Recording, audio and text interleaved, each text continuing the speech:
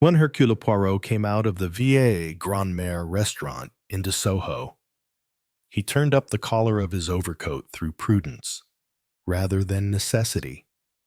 Since the night was not cold, but at my age, one takes no risks. Poirot was wont to declare.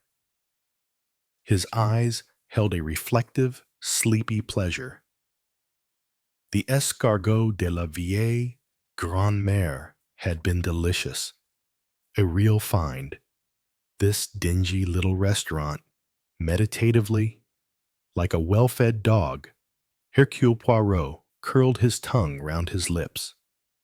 Drawing his handkerchief from his pocket, he dabbed his luxuriant mustaches. Yes, he had dined well.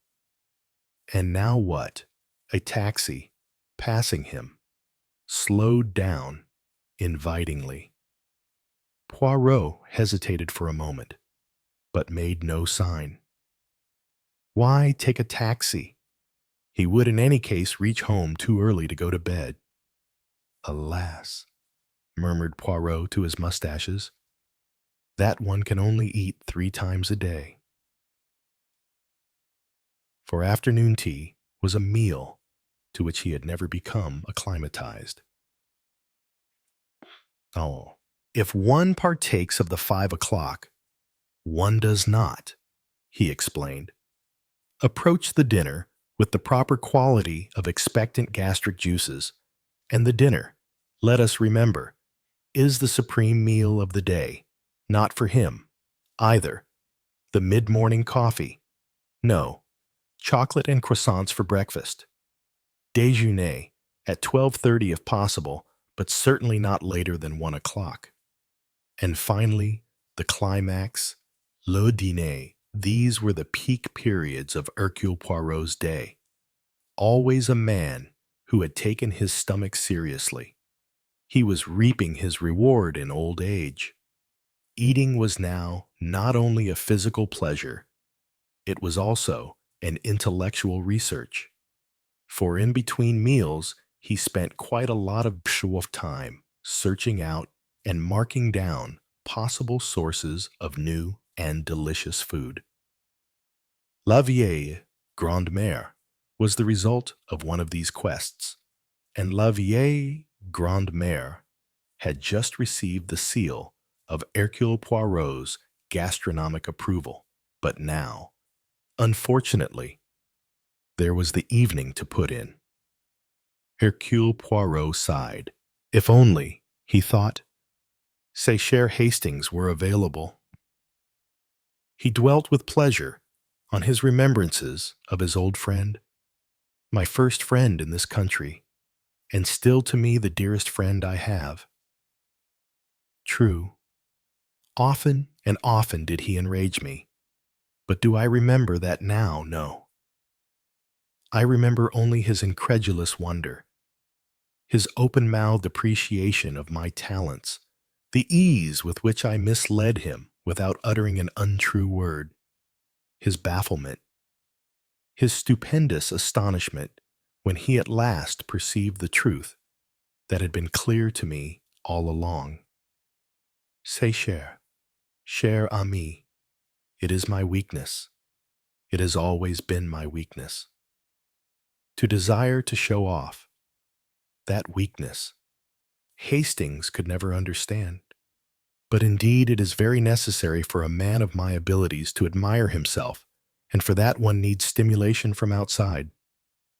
I cannot, truly I cannot, sit in a chair all day, reflecting how truly admirable I am. One needs the human touch. One needs, as they say nowadays, the stooge. Hercule Poirot sighed. He turned into Shaftesbury Avenue. Should he cross it and go on to Leicester Square and spend the evening at a cinema? Frowning slightly, he shook his head. The cinema, more often than not, enraged him by the looseness of its plots, the lack of logical continuity in the argument, even the photography which, raved over by some, to Hercule Poirot seemed often no more than the portrayal of scenes and objects so as to make them appear totally different from what they were in reality. Everything, Hercule Poirot decided, was too artistic nowadays. Nowhere was there the love of order and method that he himself prized so highly. And seldom was there any appreciation of subtlety. Scenes of violence and crude brutality were the fashion. And as a former police officer, Poirot was bored by brutality. In his early days, he had seen plenty of crude brutality. It had been more the rule than the exception. He found it fatiguing and unintelligent. And the truth is, Poirot reflected as he turned his steps homeward, I am not in tune with the modern world, and I am, in a superior way, a slave. As other men are slaves, my work has enslaved me, just as their work enslaves them. When the hour of leisure arrives, they have nothing with which to fill their leisure. The retired financier takes up golf. The little merchant puts bulbs in his garden. Me, I eat. But there it is. I come round to it again. One can only eat 3 times a day, and in between are the gaps. He passed a newspaper seller and scanned the bill. Result of McGinty trial. Verdict. It stirred no interest in him.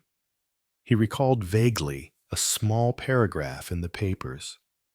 It had not been an interesting murder. Some wretched old woman knocked on the head for a few pounds, all part of the senseless, crude brutality of these days. Poirot turned into the courtyard of his block of flats. As always, his heart swelled in approval. He was proud of his home, a splendid symmetrical building.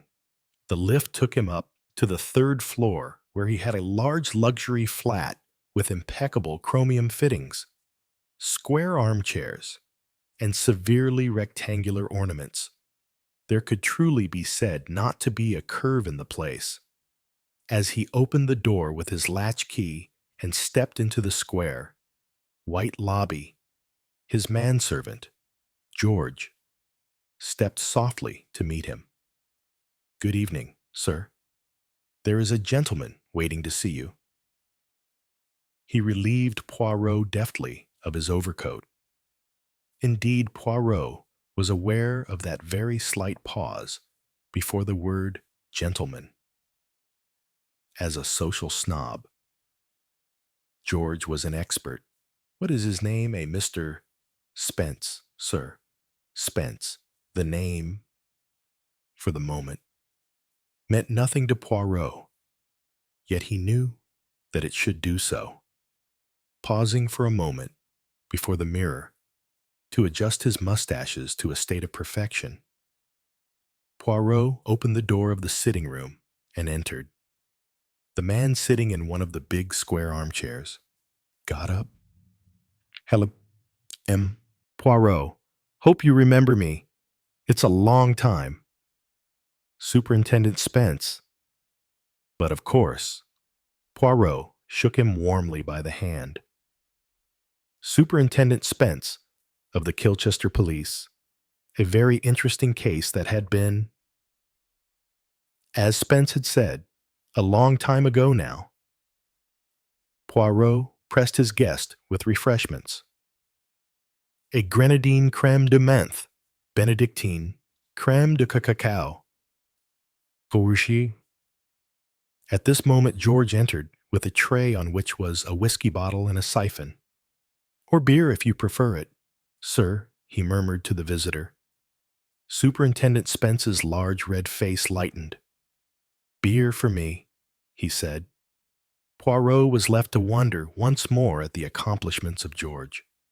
He himself had had no idea that there was beer in the flat, and it seemed incomprehensible to him that it could be preferred to a sweet liqueur. When Spence had his foaming tankard, Poirot poured himself out a tiny glass of gleaming green creme de menthe. "But it is charming of you to look me up," he said. "Charming. You have come up from Kilchester. I'll be retired in about 6 months. Actually, I was due for retirement 18 months ago. They asked me to stop on, and I did." "You were wise," said Poirot with feeling. "You were very wise."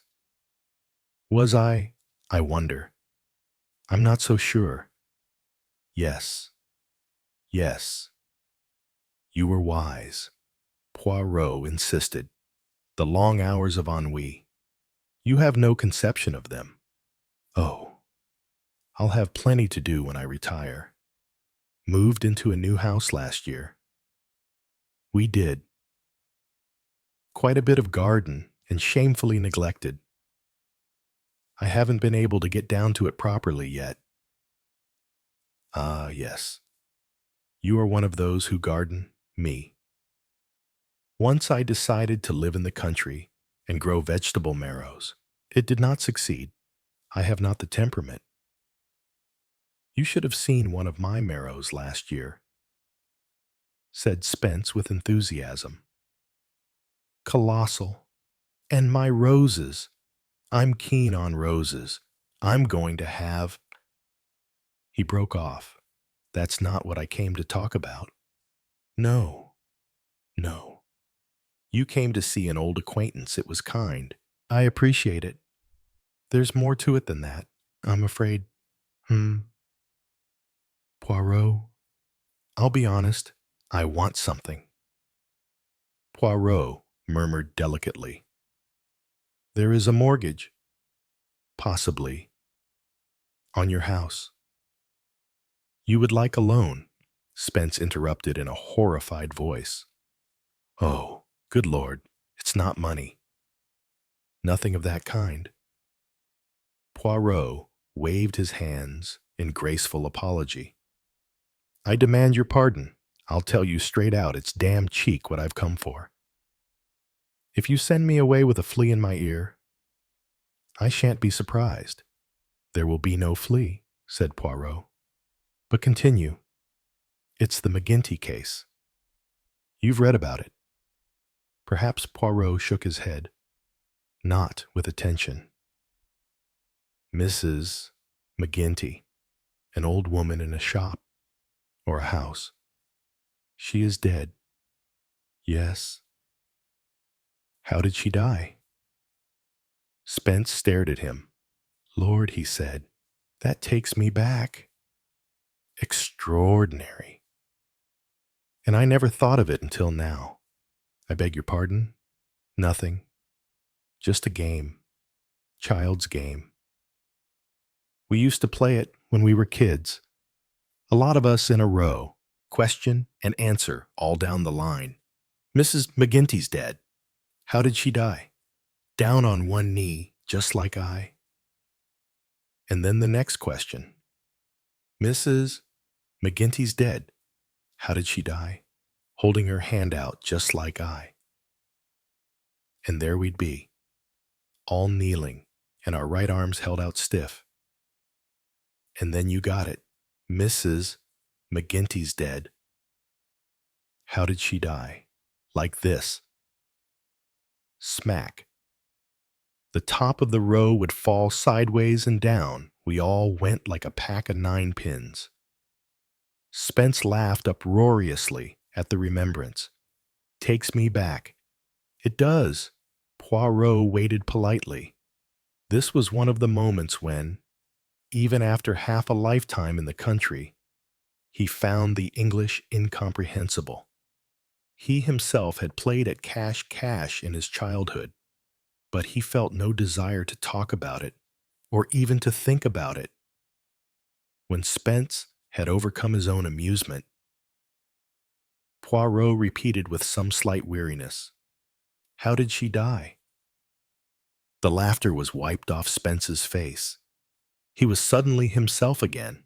She was hit on the back of her head with some sharp, heavy implement.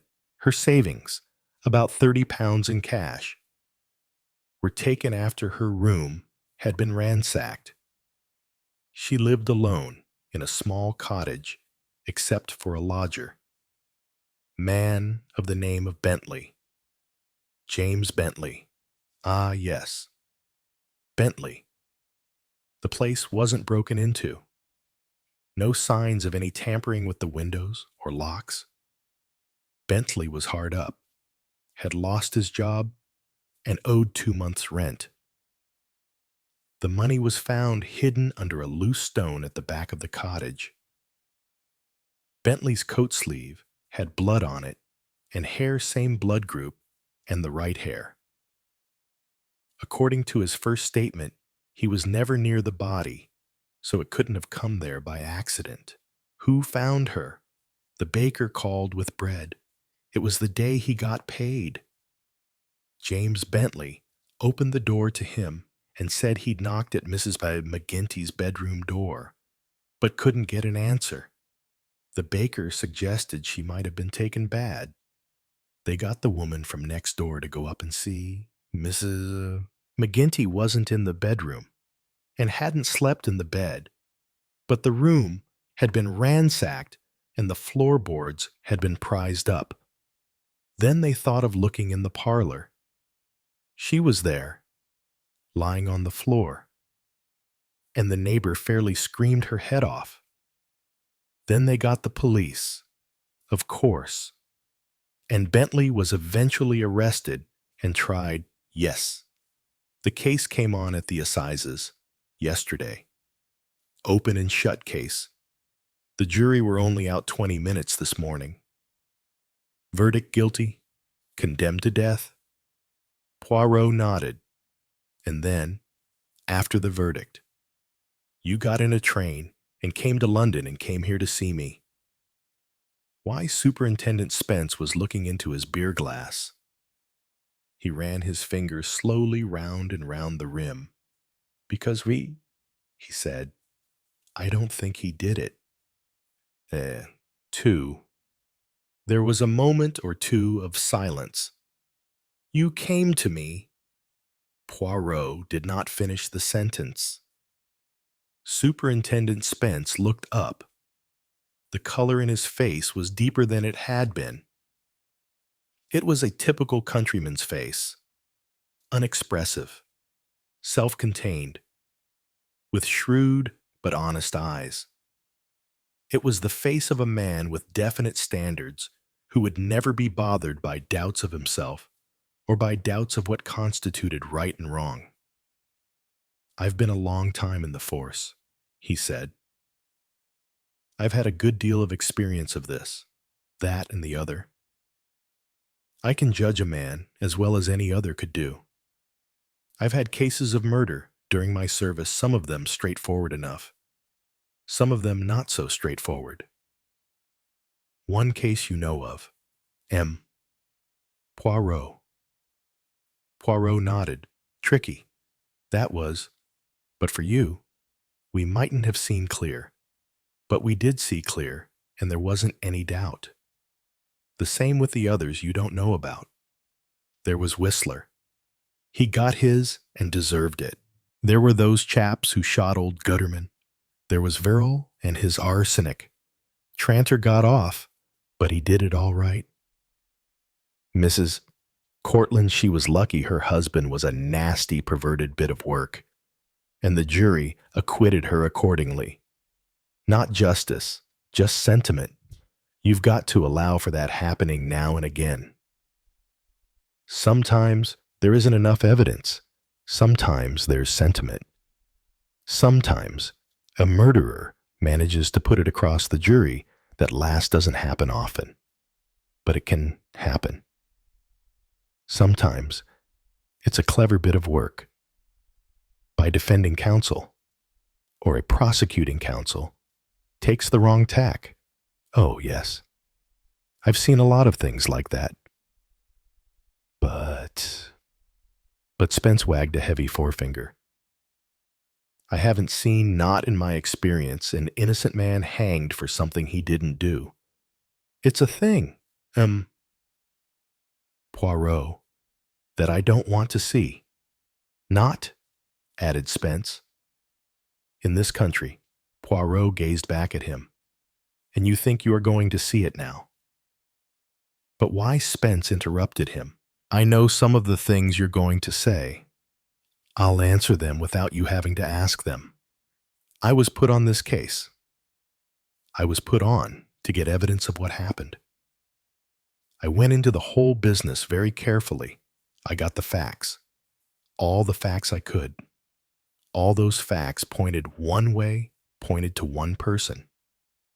When I'd got all the facts, I took them to my superior officer. After that, it was out of my hands.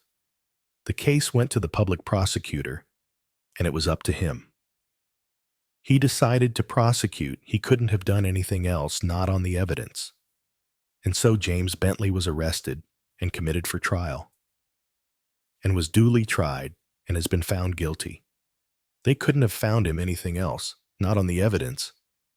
And evidence is what a jury have to consider. Didn't have any qualms about it either. I should say, no. I should say, they were all quite satisfied he was guilty. But you are not, no. Why? Superintendent Spence sighed. He rubbed his chin thoughtfully with his big hand. I don't know. What I mean is, I can't give a reason, a concrete reason. To the jury, I dare say he looked like a murderer. To me, he didn't. And I know a lot more about murderers than they do. Yes, yes, you are an expert.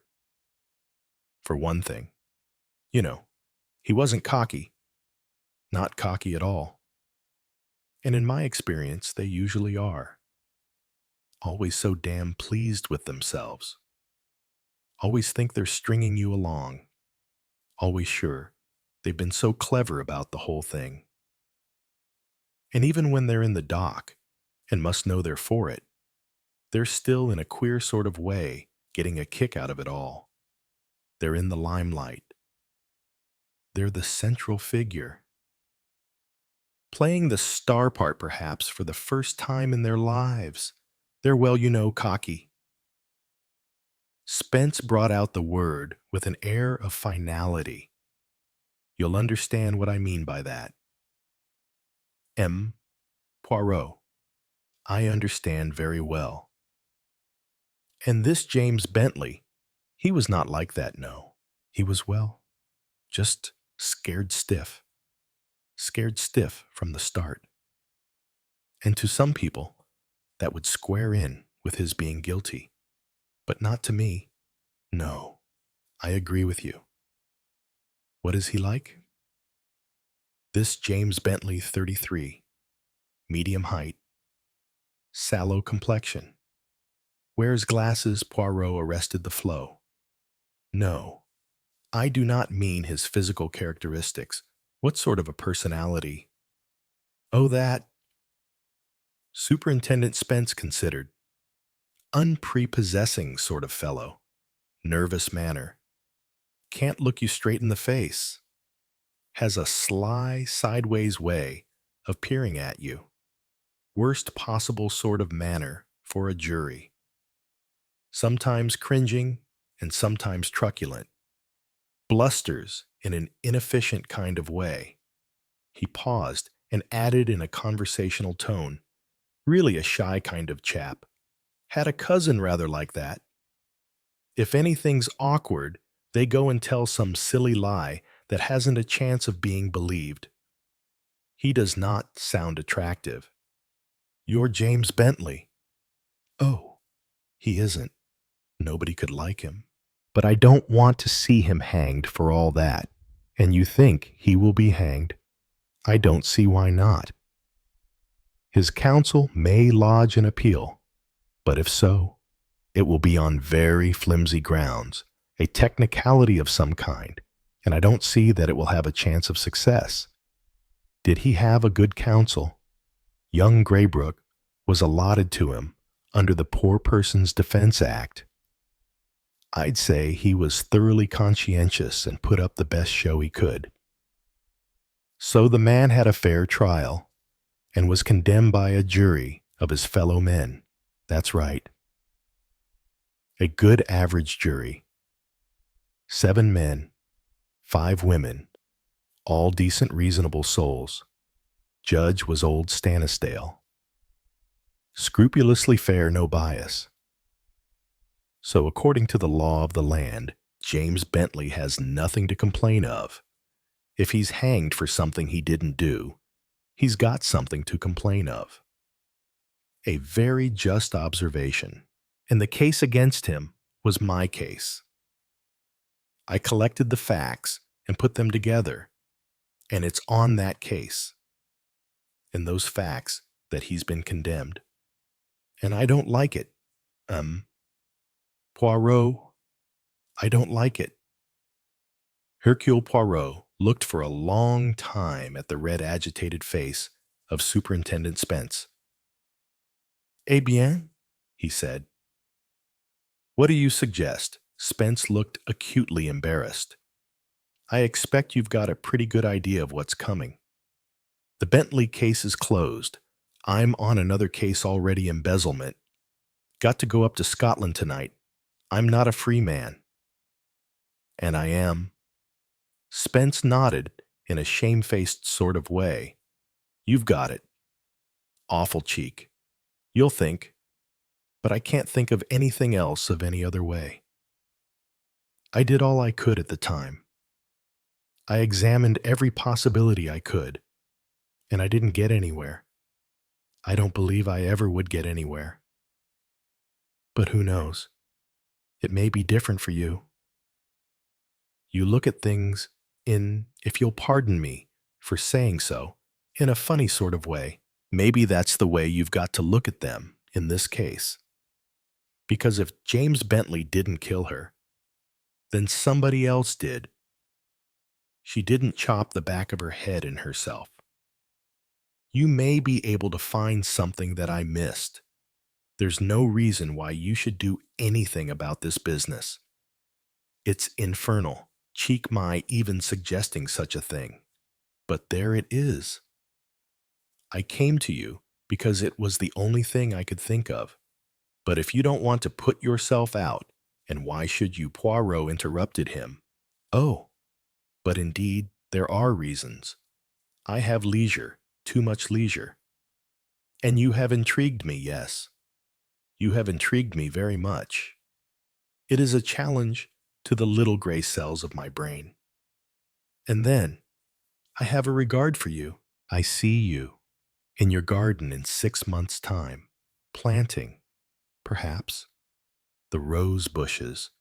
And as you plant them, it is not with the happiness you should be feeling, because behind everything, there is an unpleasantness in your brain, a recollection that you try to push away.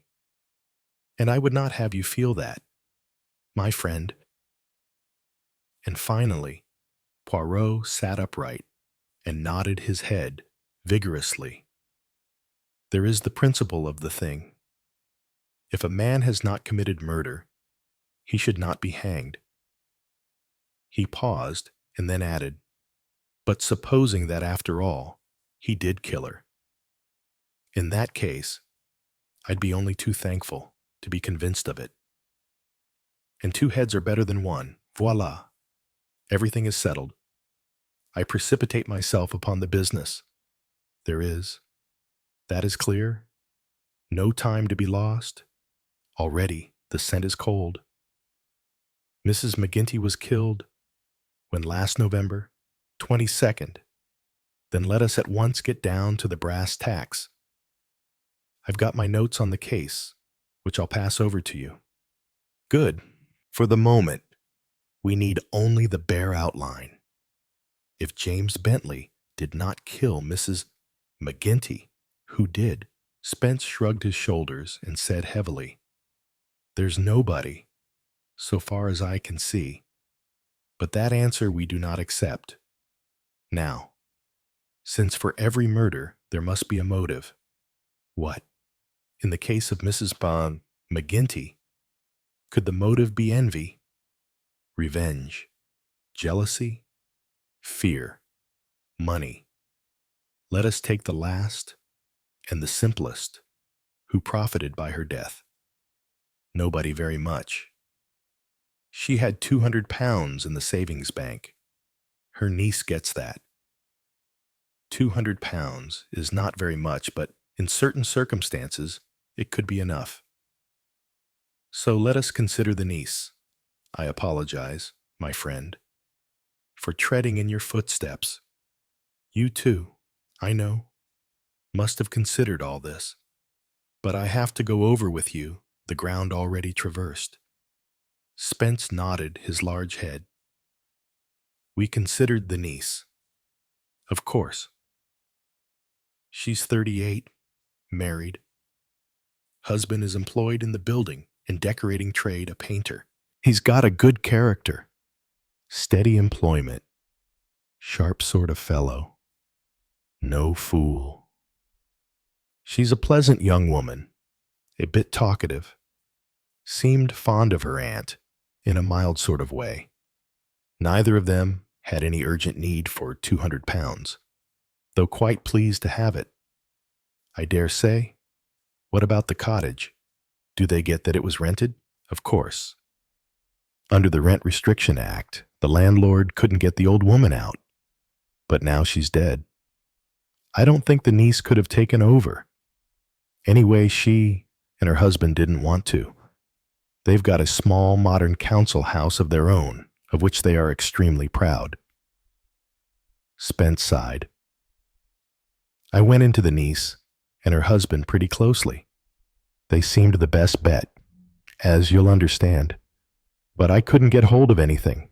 Bien. Now let us talk about Mrs. McGinty herself. Describe her to me, and not only in physical terms, if you please. Spence grinned. Don't want a police description. Well, she was 64, widow. Husband had been employed in the drapery department of Hodges and Kilchester. He died about 7 years ago. Pneumonia. Since then, Mrs. McGinty has been going out daily to various houses round about. Domestic chores. Whodunit's a small village which has lately become residential. 1 or 2 retired people.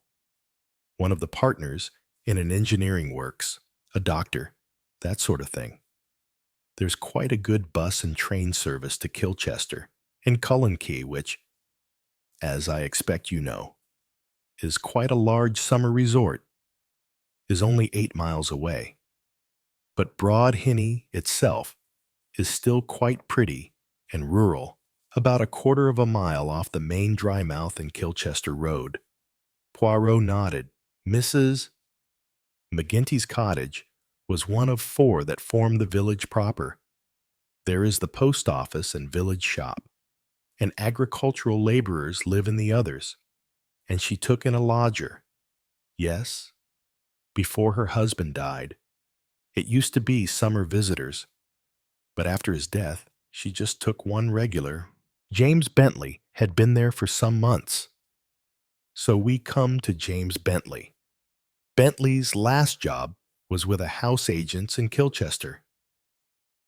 Before that, he lived with his mother in Cullenkey. She was an invalid, and he looked after her and never went out much. Then she died, and an annuity she had died with her. He sold the little house and found a job, well-educated man, but no special qualifications or aptitudes, and, as I say, an unprepossessing manner. Didn't find it easy to get anything. Anyway, they took him on at Breather and Scuttles. Rather a second-rate firm. I don't think he was particularly efficient or successful. They cut down staff, and he was the one to go. He couldn't get another job, and his money ran out. He usually paid Mrs. McGinty every month for his room. She gave him breakfast and supper and charged him £3 a week, quite reasonable. All things considered. He was 2 months behind in paying her, and he was nearly at the end of his resources. He hadn't got another job, and she was pressing him for what he owed her. And he knew that she had 30 pounds in the house. Why did she have 30 pounds in the house? By the way, since she had a savings bank account, because she didn't trust the government, said they'd got 200 pounds of her money, but they wouldn't get any more. She'd keep that where she could lay her hands on it any minute. She said that to 1 or 2 people. It was under a loose board in her bedroom floor, a very obvious play. James Bentley admitted he knew it was there. Very obliging of him. And did niece and husband know that too? Oh yes. Then we have now arrived back at my first question to you. How did Mrs. McGinty die? She died on the night of November 22nd. Police surgeon put the time of death as being between 7 and 10 m. She'd had her supper, a kipper and bread and margarine. And according to all accounts, she usually had that about 6:30. If she adhered to that on the night in question, then by the evidence of digestion, she was killed about 8:30 or 9 o'clock. James Bentley, by his own account, was out walking that evening from 7:15 to about 9. He went out and walked most evenings after dark. According to his own story, he came in at about 9 o'clock. He had his own key and went straight upstairs to his room. Mrs. McGinty had had wash basins fixed in the bedrooms because of summer visitors. He read for about half an hour and then went to bed. He heard and noticed nothing out of the way. Next morning, he came downstairs and looked into the kitchen, but there was no one there and no signs of breakfast being prepared. He says he hesitated a bit and then knocked on Mrs.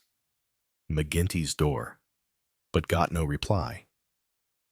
He thought she must have overslept, but didn't like to go on knocking.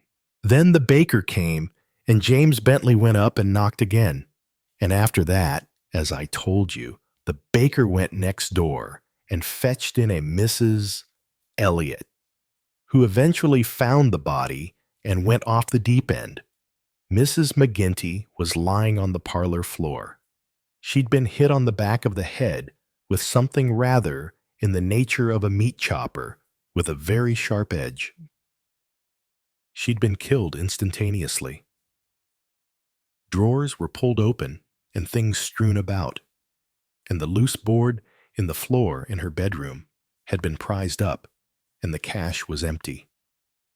All the windows were closed and shuttered on the inside, no signs of anything being tampered with or of being broken into from outside. Therefore, said Poirot, either James Bentley must have killed her, or else she must have admitted her killer herself whilst Bentley was out. Exactly. It wasn't any hold-up or burglar. Now who would she be likely to let in one of the neighbors, or her niece, or her niece's husband? It boils down to that. We eliminated the neighbors. Niece and her husband were at the pictures that night. It is possible, just possible, that one or other of them left the cinema unobserved, bicycled 3 miles, killed the old woman, hid the money outside the house, and got back into the cinema unnoticed. We looked into that possibility, but we didn't find any confirmation of it. And why hide the money outside McGinty's house if so difficult place to pick it up later? Why not somewhere along the 3 miles back? No. The only reason for hiding it where it was hidden, Poirot finished the sentence for him, would be because you were living in that house, but didn't want to hide it in your room or anywhere inside. In fact, James Bentley, that's right, everywhere, every time, You came up against Bentley. Finally, there was the blood on his cuff. How did he account for that? Said he remembered brushing up against a butcher's shop the previous day. Baloney. It wasn't animal blood, and he stuck to that story. Not likely. At the trial, he told a completely different tale. You see, there was a hair on the cuff as well, a blood-stained hair, and the hair was identical with Mrs. McGinty's hair. That had got to be explained away. He admitted then that he had gone into the room the night before when he came back from his walk. He'd gone in, he said, after knocking, and found her there, on the floor, dead. He'd bent over and touched her, he said, to make sure. And then he'd lost his head. He'd always been very much affected by the sight of blood. He said he went to his room in a state of collapse and more or less fainted. In the morning, he couldn't bring himself to admit he knew what had happened. A very fishy story, commented Poirot. Yes, indeed. And yet, you know, said Spence thoughtfully, it might well be true. It's not the sort of thing that an ordinary man or a jury can believe. But I've come across people like that. I don't mean the collapse story. I mean people who are confronted by a demand for responsible action and who simply can't face up to it. Shy people. He goes in, say, and finds her. He knows that he ought to do something, get the police, go to a neighbor, do the right thing, whatever it is. And he funks it. He thinks, I don't need to know anything about it. I needn't have come in here tonight. I'll go to bed, just as if I hadn't come in here at all. Behind it, of course, there's fear. Fear that he may be suspected of having a hand in it. He thinks he'll keep himself out of it as long as possible. And so the silly Juggins goes and puts himself into it up to his neck. Spence paused. It could have been that way. It could, said Poirot thoughtfully. Or again, it may have been just the best story his counsel could think up for him, but I don't know. The waitress in the cafe in Kilchester, where he usually had lunch, said that he always chose a table where he could look into a wall or a corner and not see people. He was that kind of a chap, just a bit screwy, but not screwy enough to be a killer. He'd no persecution complex or anything of that kind. Spence looked hopefully at Poirot, but Poirot did not respond. He was frowning. The two men sat silent for a while. 3. At last, Poirot roused himself with a sigh. Eh bien, he said, we have exhausted the motive of money. Let us pass to other theories. Had Mrs. McGinty an enemy? Was she afraid of anyone? No evidence of it. What did her neighbors have to say? Not very much. They wouldn't to the police, perhaps, but I don't think they were holding anything back. She kept herself to herself, they said, but that's regarded as natural enough. Our villages, you know, and Poirot aren't friendly. Evacuees found that during the war, Mrs. McGinty passed the time of day with the neighbors, but they weren't intimate. How long had she lived there? Matter of 18 or 20 years, I think. In the 40 years before that, there's no mystery about her. Farmer's daughter from North Devon. She and her husband lived near Ilfracombe for a time, and then moved to Kilchester. Had a cottage the other side of it, but found it damp. So they moved to Husband seems to have been a quiet, decent man. Delicate, didn't go to the pub much. All very respectable and above board. No mysteries anywhere. Nothing to hide. And yet she was killed. And yet she was killed. The niece didn't know of anyone who had a grudge against her aunt. She says not. Poirot rubbed his nose in an exasperated fashion. You comprehend? My dear friend, it would be so much easier if Mrs.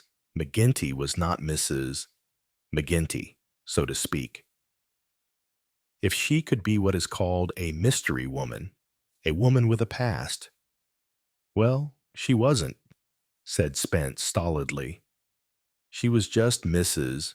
McGinty, a more or less uneducated woman who let rooms and went out charring, thousands of them, all over England. But they do not all get murdered. No, I grant you that. So why should Mrs. McGinty get murdered? The obvious answer we do not accept. What remains? A shadowy and improbable niece, an even more shadowy and improbable stranger. Facts, let us stick to facts. What are the facts? An elderly charwoman is murdered. A shy and uncouth young man is arrested and convicted of the murder. Why was James Bentley arrested? Spence stared. The evidence against him. I've told you. Yes, evidence. But tell me, my Spence, was it real evidence or was it contrived? Contrived, yes. Granted the premise that James Bentley is innocent. Two possibilities remain. The evidence was manufactured deliberately to throw suspicion upon him, or else he was just the unfortunate victim of circumstances. Spence considered. Yes, I see what you're driving at. There is nothing to show that the former was the case. But again, there is nothing to show that it was not so. The money was taken and hidden outside the house in a place easily found. To have actually hidden it in his room would have been a little too much for the police to swallow. The murder was committed at a time when Bentley was taking a lonely walk, as he often did. Did the bloodstain come on his sleeve as he said it did at his trial? Or was that too contrived? Did someone brush against him in the darkness and smear telltale evidence on his sleeve? I think that's going a bit far. Poirot. Perhaps. Perhaps. But we have got to go far. I think that in this case, we have got to go so far that the imagination cannot as yet see the path clearly. For, you see, mon cher Spence, if Mrs. McGinty is just an ordinary charwoman, it is the murderer who must be extraordinary. Yes, that follows clearly. It is in the murderer and not the murdered that the interest of this case lies. That is not the case in most crimes. Usually, it is in the personality of the murdered person that the crux of the situation lies. It is the silent dead in whom I am usually interested. Their hates, their loves, their actions. And when you really know the murdered victim, then the victim speaks. And those dead lips utter and name the name you want to know. Spence looked rather uncomfortable. Those foreigners, he seemed to be saying to himself. But here, continued Poirot, it is the opposite. Here we guess, at a veiled personality, a figure still hidden in darkness. How did Mrs. McGinty die? Why did she die? The answer is not to be found in studying the life of Mrs. McGinty. The answer is to be found in the personality of the murderer. You agree with me there, I suppose so. said Superintendent Spence cautiously. Someone who wanted what? To strike down Mrs. McGinty, or to strike down James Bentley. The superintendent gave a doubtful, yes, yes. That is one of the first points to be decided. Who is the real victim? Who was intended to be the victim? Spence said incredulously. You really think someone would bump off a perfectly inoffensive old woman in order to get someone else hanged for murder? One cannot make an omelet, they say, without breaking eggs. Mrs. McGinty, then, may be the egg, and James Bentley is the omelet. So let me hear. Now, what you know of James Bentley? Nothing much. Father was a doctor, died when Bentley was 9 years old. He went to one of the smaller public schools, unfit for the army, had a weak chest, was in one of the ministries during the war, and lived with a possessive mother. Well, said Poirot, there are certain possibilities there, more than there are in the life history of Mrs. McGinty. Do you seriously believe what you are suggesting? No. I do not believe anything, as yet. But I say that there are two distinct lines of research, and that we have to decide, very soon, which is the right one to follow. How are you going to set about things? Poirot, is there anything I can do first? I should like an interview with James Bentley. That can be arranged. I'll get on to his solicitors.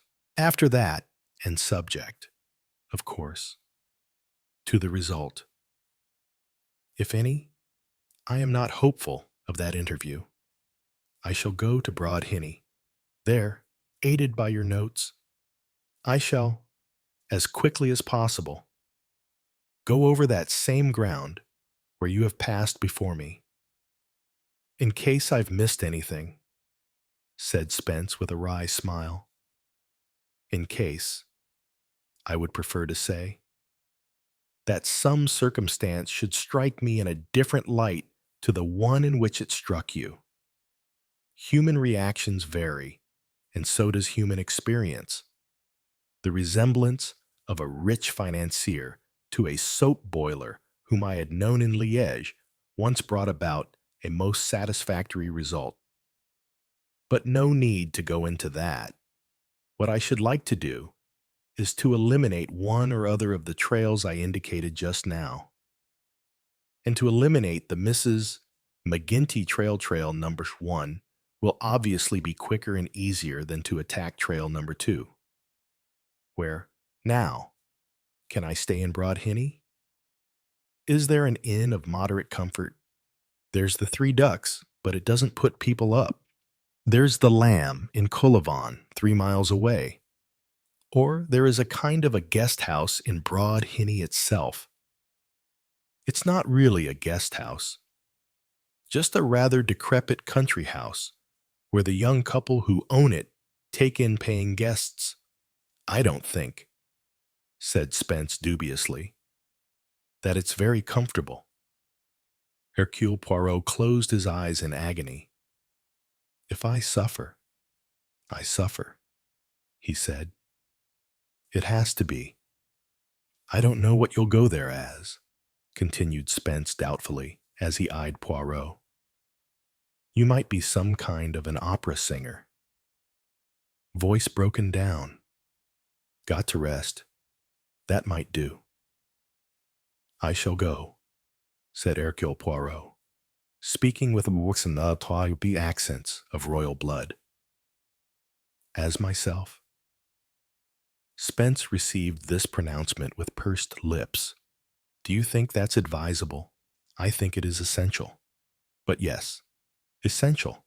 Consider, cher ami. It is time we are up against. What do we know? Nothing.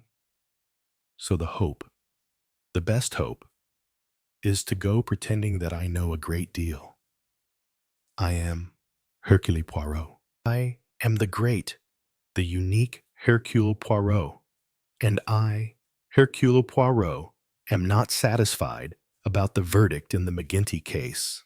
I, Hercule Poirot, have a very shrewd suspicion of what really happened. There is a circumstance that I, alone, estimate at its true value. You see, and then, having made my effect, I observe the reactions. For there should be reactions, very definitely. There should be reactions. Superintendent Spence looked uneasily at the little man. Look here, M. Poirot, he said. Don't go sticking out your neck. I don't want anything to happen to you. But if it does, you would be proved right beyond the shadow of doubt. Is it not so? I don't want it proved the hard way, said Superintendent Spence. 4. With great distaste, Hercule Poirot looked round the room in which he stood. It was a room of gracious proportions, but there its attraction ended. Poirot made an eloquent grimace as he drew a suspicious finger along the top of a bookcase. As he had suspected dust, he sat down gingerly on a sofa, and its broken springs sagged depressingly under him. The 2 faded armchairs were, as he knew, little better. A large, fierce-looking dog, whom Poirot suspected of having mange, growled from his position on a moderately comfortable 4th chair. The room was large, and had a faded Morris wallpaper. Steel engravings of unpleasant subjects hung crookedly on the walls, with 1 or 2 good oil paintings. The chair covers were both faded and dirty. The carpet had holes in it and had never been of a pleasant design. A good deal of miscellaneous bric-a-brac was scattered haphazard here and there. Tables rocked dangerously owing to absence of casters. One window was open, and no power on earth could, apparently, shut it again. The door, temporarily shut, was not likely to remain so. The latch did not hold, and with every gust of wind it burst open, and whirling gusts of cold wind eddied round the room. I suffer, said Hercule Poirot to himself in acute self-pity. Yes, I suffer. The door burst open, and the wind and Mrs. Summerhays came in together. She looked round the room, shouted, "What?" to someone in the distance, and went out again. Mrs. Summerhays had red hair and an attractively freckled face, and was usually in a distracted state of putting things down, or else looking for them. Hercule Poirot sprang to his feet and shut the door. A moment or 2 later, it opened again, and Mrs. Summerhays reappeared. This time, she was carrying a large enamel basin and a knife. A man's voice from some way away called out, "Out, Maureen. That cat's been sick again. What shall I do, Mrs.?" Summerhays called, "I'm coming." "Darling, hold everything." She dropped the basin and the knife and went out again. Poirot got up again and shut the door. He said decidedly, "I suffer." A car drove up. The large dog leaped from the chair and raised its voice in a crescendo of barking. He jumped on a small table by the window, and the table collapsed with a crash. "Enfin," said Hercule Poirot. "C'est insupportable." The door burst open. The wind surged round the room. The dog rushed out, still barking. Maureen's voice came, upraised loud and clear. "Johnny, why the hell did you leave the back door open? Those bloody hens are in the larder." "And for this," said Hercule Poirot with feeling, I pay 7 guineas a week." The door banged to with a crash. Through the window came the loud squawking of irate hens. Then the door opened again, and Maureen Summerhays came in and fell upon the basin with a cry of joy. "Couldn't think where I'd left it. Would you mind frightfully, Mr. I mean, would it bother you if I sliced the beans in here? The smell in the kitchen is too frightful." "Madame, I should be enchanted." It was not, perhaps, the exact phrase, but it was near enough. It was the first time in 24 hours that Poirot had seen any chance of a conversation of more than 6 seconds' duration. "Mrs." Summerhays flung herself down in a chair and began slicing beans with frenzied energy and considerable awkwardness. "I do hope," she said, "that you're not too frightfully uncomfortable. If there's anything you want altered, do say so." Poirot had already come to the opinion that the only thing in Long Meadows he could even tolerate was his hostess. "You are too kind, madam," he replied politely. "I only wish it were within my powers to provide you with suitable domestics." "Domestics, Mrs.?" Summerhays gave a squeal. "What a hope can't even get hold of a daily. Our really good one was murdered." "Just my luck. That would be Mrs. McGinty," said Poirot quickly. "Mrs. McGinty. It was. God, how I miss that woman." Of course, it was all a big thrill at the time. First murder we've ever had right in the family, so to speak. But as I told Johnny, it was a downright bit of bad luck for us. Without McGinty, I just can't cope. You were attached to her, my dear man. She was reliable. She came Monday afternoons and Thursday mornings just like a clock. Now I have that burp woman from up by the station. 5 children and a husband. Naturally, she's never here. Either the husband's taken queer, or the old mother, or the children have some foul disease or other, with old McGinty. At least it was only she herself who came over queer, and I must say she hardly ever did. And you found her always reliable and honest. You had trust in her. Oh, she'd never pinch anything, not even food. Of course she snooped a bit, had a look at one's letters and all that, but one expects that sort of thing.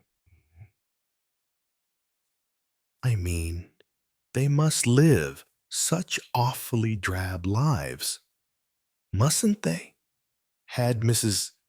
McGinty had a drab life? Ghastly, I expect, said Mrs.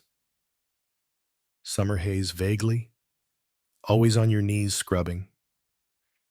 And then piles of other people's washing up, waiting for you on the sink when you arrive in the morning. If I had to face that every day, I'd be positively relieved to be murdered. I really would. The face of Major Summerhays appeared at the window. Mrs. Summerhays sprang up, upsetting the beans, and rushed across to the window, which she opened to the fullest extent. That damn dog's eaten the hen's food again. Maureen. Oh, damn. Now he'll be sick. Look here. John Summerhays displayed a colander full of greenery. Is this enough spinach? Of course not. Seems a colossal amount to me. It'll be about a teaspoonful when it's cooked. Don't you know by now what spinach is like? Oh, Lord, has the fish come? Not a sign of it. Hell, we'll have to open a tin of something.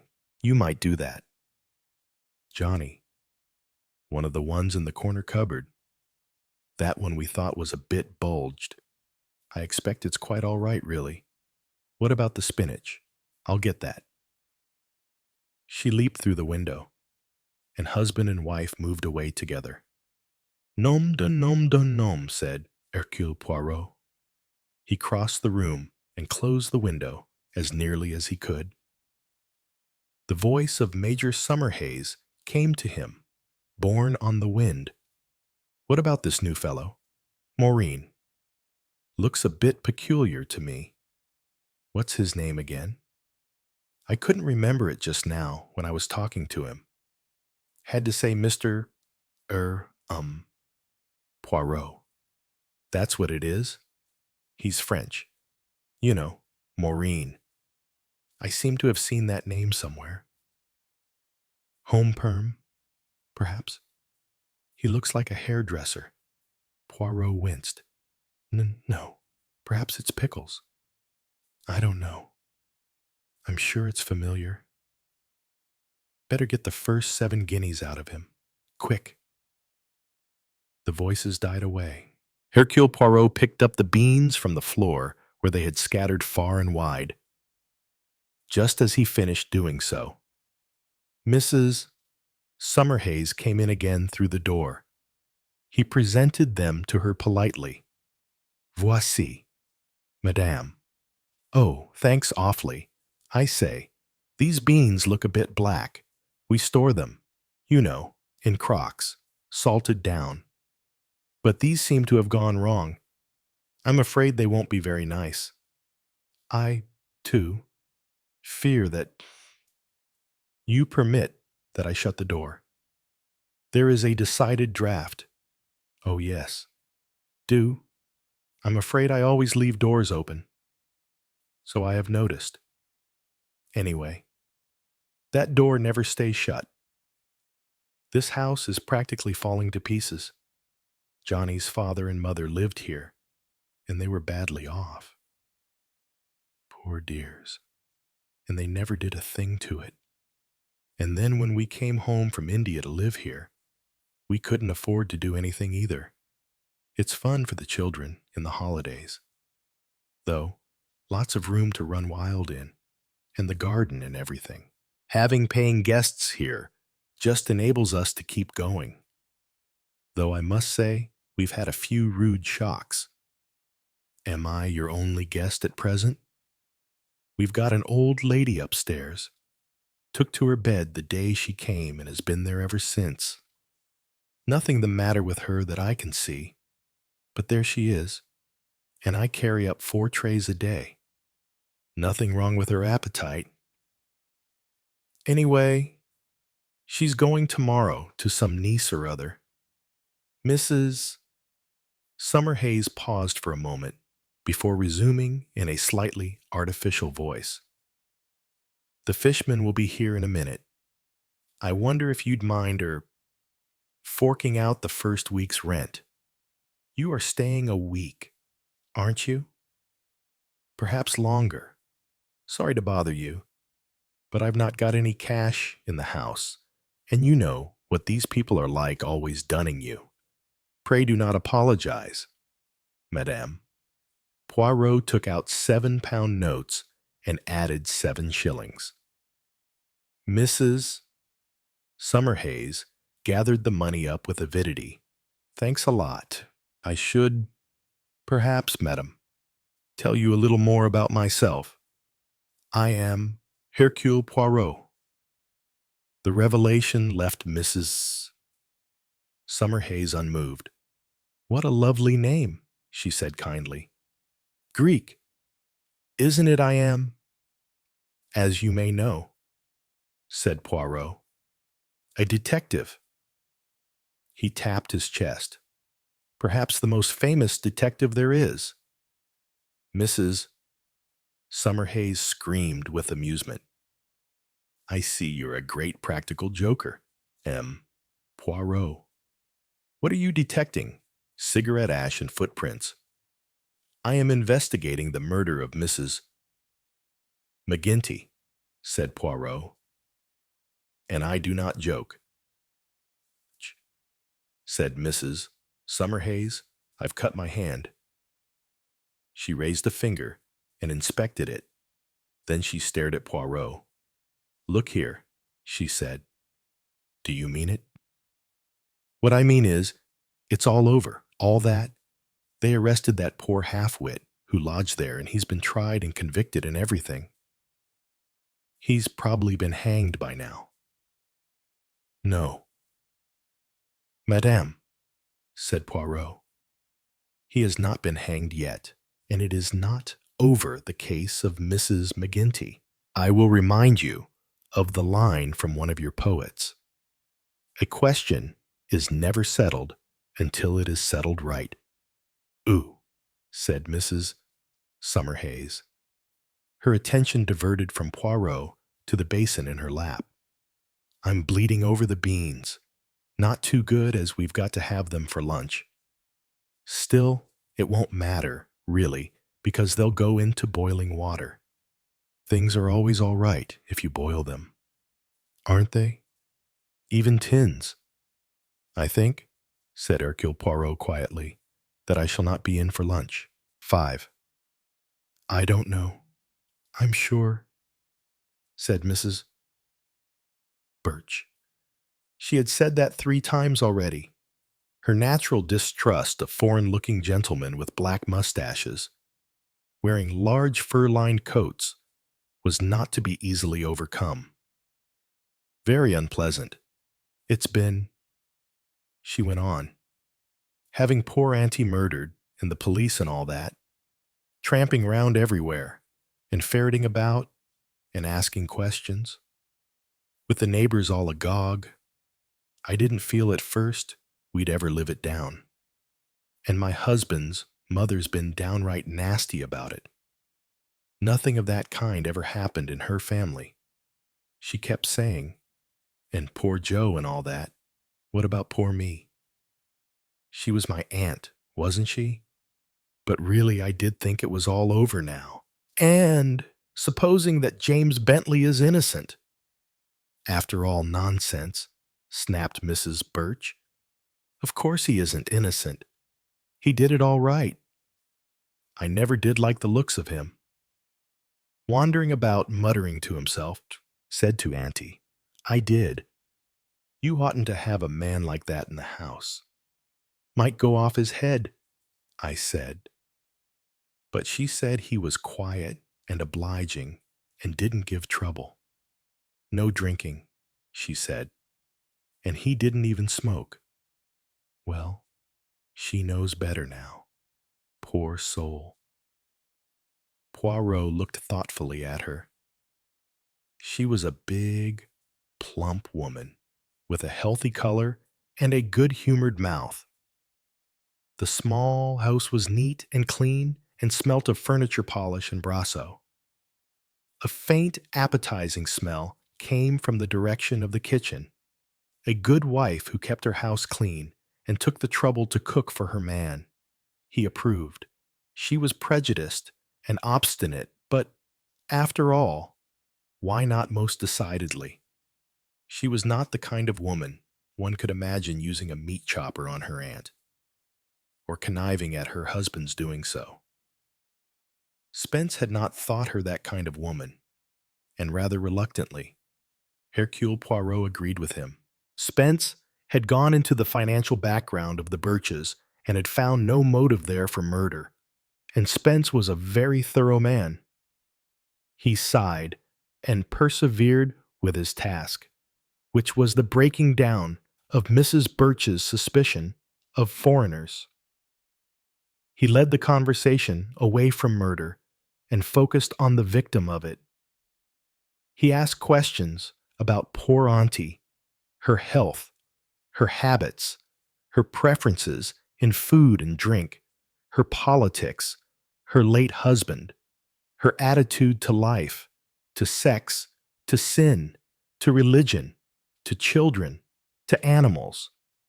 Whether any of this irrelevant matter would be of use, he had no idea. He was looking through a haystack to find a needle. But, incidentally, he was learning something about Bessie Birch. Bessie did not really know very much about her aunt. It had been a family tie, honored as such, but without intimacy. Now and again, once a month or so, she and Joe had gone over on a Sunday to have midday dinner with Auntie, and more rarely, Auntie had come over to see them. They had exchanged presents at Christmas. They'd known that Auntie had a little something put by, and that they'd get it when she died. But that's not to say we were needing it. Mrs. Birch explained with rising color, "We've got something put by ourselves. And we buried her beautiful. A real nice funeral it was. Flowers and everything." Auntie had been fond of knitting. She didn't like dogs. They messed up a place. But she used to have a cat, a Ginger. It strayed away, and she hadn't had one since. But the woman at the post office had been going to give her a kitten. Kept her house very neat and didn't like litter. Kept brass a treat and washed down the kitchen floor every day. She made quite a nice thing of going out to work. 1 shilling and 10 pence an hour, 2 shillings from Homely. That was Mr. Carpenter's of the works house. Rolling in money. The Carpenters tried to get Auntie to come more days in the week, but Auntie wouldn't disappoint her other ladies because she'd gone to them before. She went to Mr. Carpenter's, and it wouldn't have been right. Poirot mentioned Mrs. Summerhays at Long Meadows. Oh, yes. Auntie went to her 2 days a week. They'd come back from India, where they'd had a lot of native servants, and Mrs. Summerhays didn't know a thing about a house. They tried to market garden, but they didn't know anything about that either. When the children came home for the holidays, the house was just pandemonium. But Mrs. Summerhays was a nice lady, and Auntie liked her, so the portrait grew. Mrs. McGinty knitted and scrubbed floors and polished brass. She liked cats and didn't like dogs. She liked children, but not very much. She kept herself to herself. She attended church on Sunday, but didn't take part in any church activities. Sometimes, but rarely.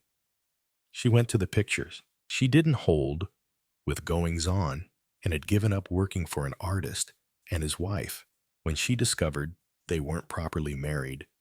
She didn't read books, but she enjoyed the Sunday paper, and she liked old magazines when her ladies gave them to her. Although she didn't go much to the pictures, she was interested in hearing about film stars and their doings. She wasn't interested in politics, but voted conservative like her husband had always done. Never spent much on clothes, but got quite a lot given her from her ladies, and was of a saving disposition. Mrs. McGinty was, in fact, very much the Mrs. McGinty that Poirot had imagined she would be. And Bessie Birch, her niece, was the Bessie Birch of Superintendent Spence's notes. Before Poirot took his leave, Joe Birch came home for the lunch hour, a small, shrewd man, less easy to be sure about than his wife. There was a faint nervousness in his manner. He showed less signs of suspicion and hostility than his wife. Indeed, he seemed anxious to appear cooperative. And that, Poirot reflected, was very faintly out of character. For why should Joe Birch be anxious to placate an importunate foreign stranger? The reason could only be that the stranger had brought with him a letter from Superintendent Spence of the county police. So Joe Birch was anxious to stand in well with the police. Was it that he couldn't afford, as his wife could, to be critical of the police? A man, perhaps, with an uneasy conscience. Why was that conscience uneasy? There could be so many reasons, none of them connected with Mrs. McGinty's death. Or was it that, somehow or other, the cinema alibi had been cleverly faked, and that it was Joe Birch who had knocked on the door of the cottage, had been admitted by Auntie, and who had struck down the unsuspecting old woman. He would pull out the drawers and ransack the rooms to give the appearance of robbery. He might hide the money outside, cunningly, to incriminate James Bentley. The money that was in the savings bank was what he was after. £200 coming to his wife, which, for some reason unknown, he badly needed. The weapon, Poirot remembered, had never been found. Why had that not also been found on the scene of the crime? Any moron knew enough to wear gloves or rub off fingerprints. Why then had the weapon, which must have been a heavy one with a sharp edge, been removed? Was it because it could easily be identified as belonging to the Birch menage? Was that same weapon, washed and polished, here in the house now? Something in the nature of a meat chopper, the police surgeon had said. But not, it seemed, actually a meat chopper. Something, perhaps a little unusual, a little out of the ordinary, easily identified. The police had hunted for it, but not found it. They had searched woods, dragged ponds. There was nothing missing from Mrs. McGinty's kitchen, and nobody could say that James Bentley had had anything of that kind in his possession.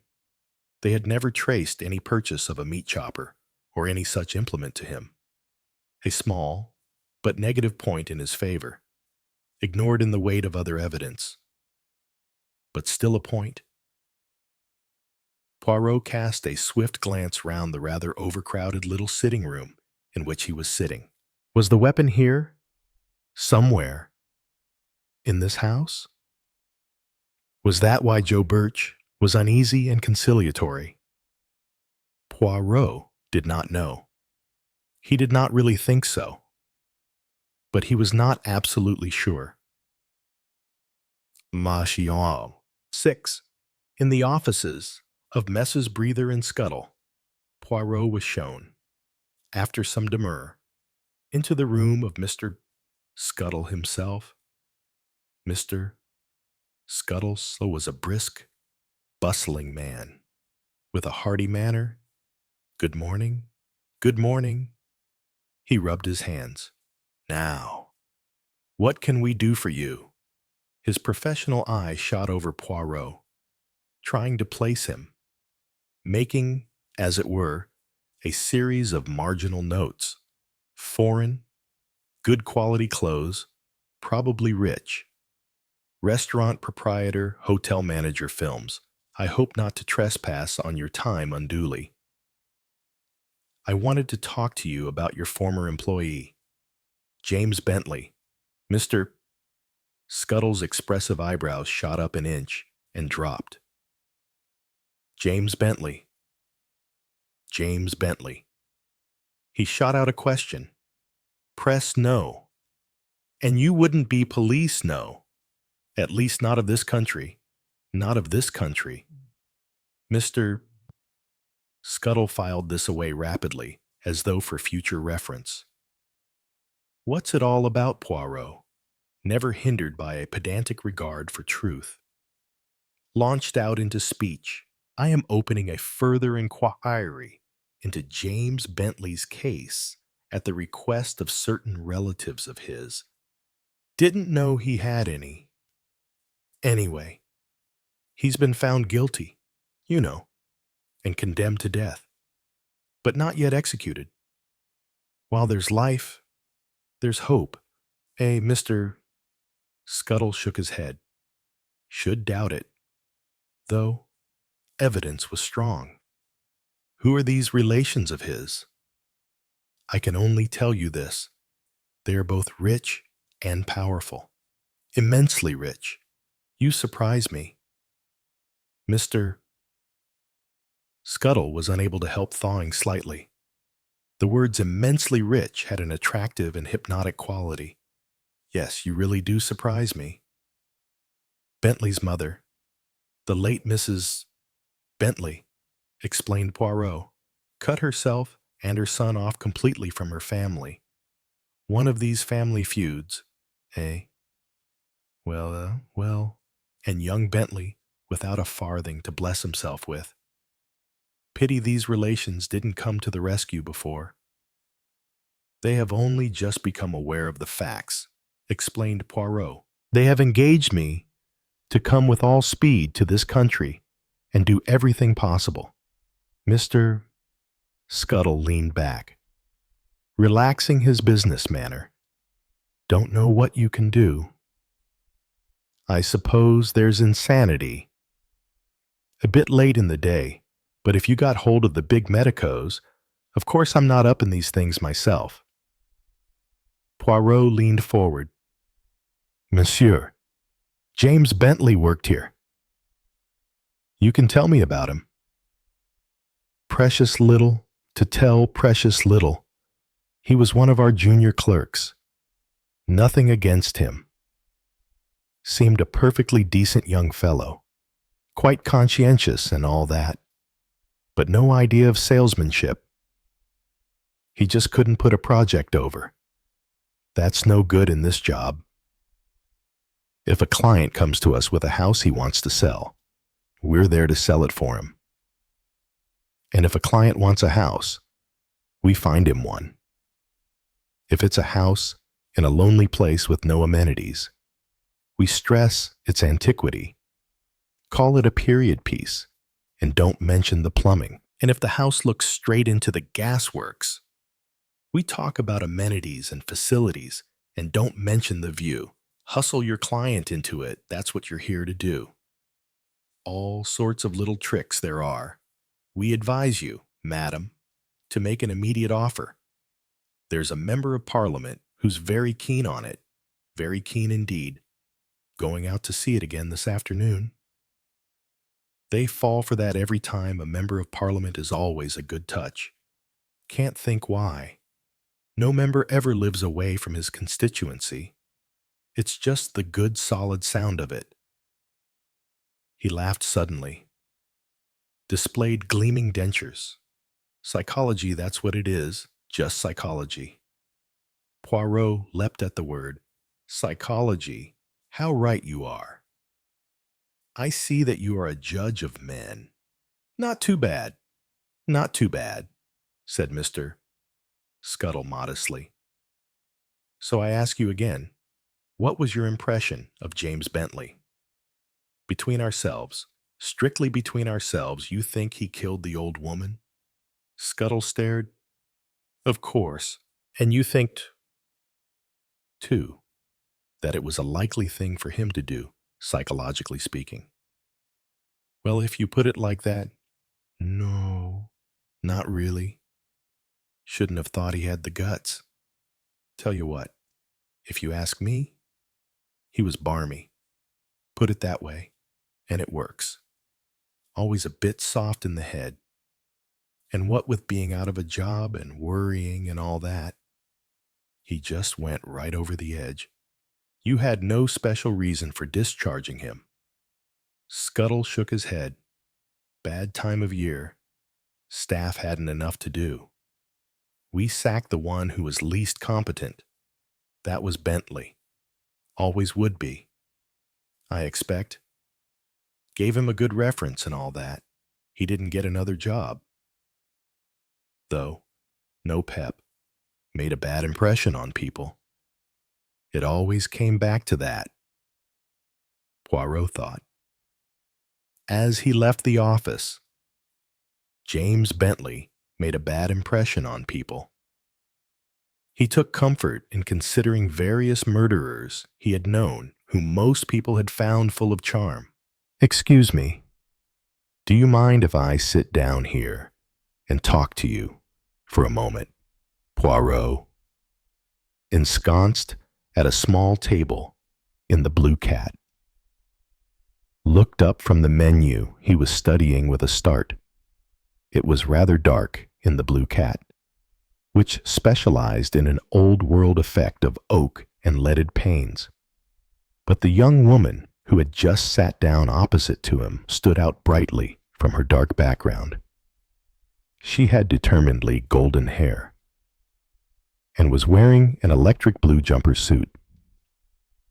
Moreover, Hercule Poirot was conscious of having noticed her somewhere only a short time previously. She went on. I couldn't help. You see, hearing something of what you were saying to Mr. Scuttle. Poirot nodded. He had realized that the partitions in the offices of Breather and Scuttle were made for convenience rather than privacy. That had not worried him, since it was chiefly publicity that he desired. You were typing, he said, to the right of the back window. She nodded. Her teeth shone white in an acquiescing smile.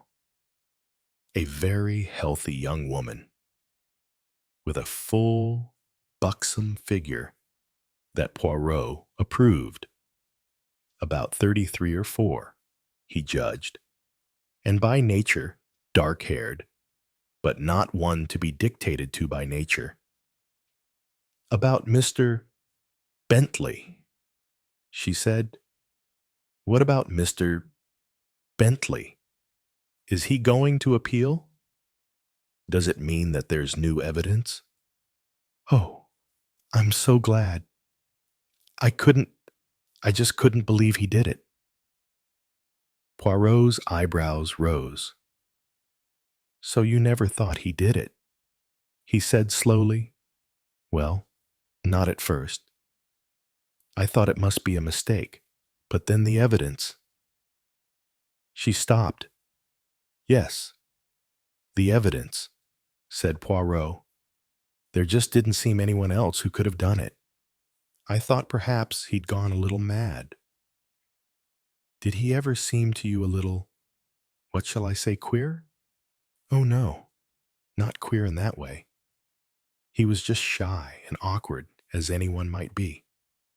The truth was, he didn't make the best of himself. He hadn't confidence in himself.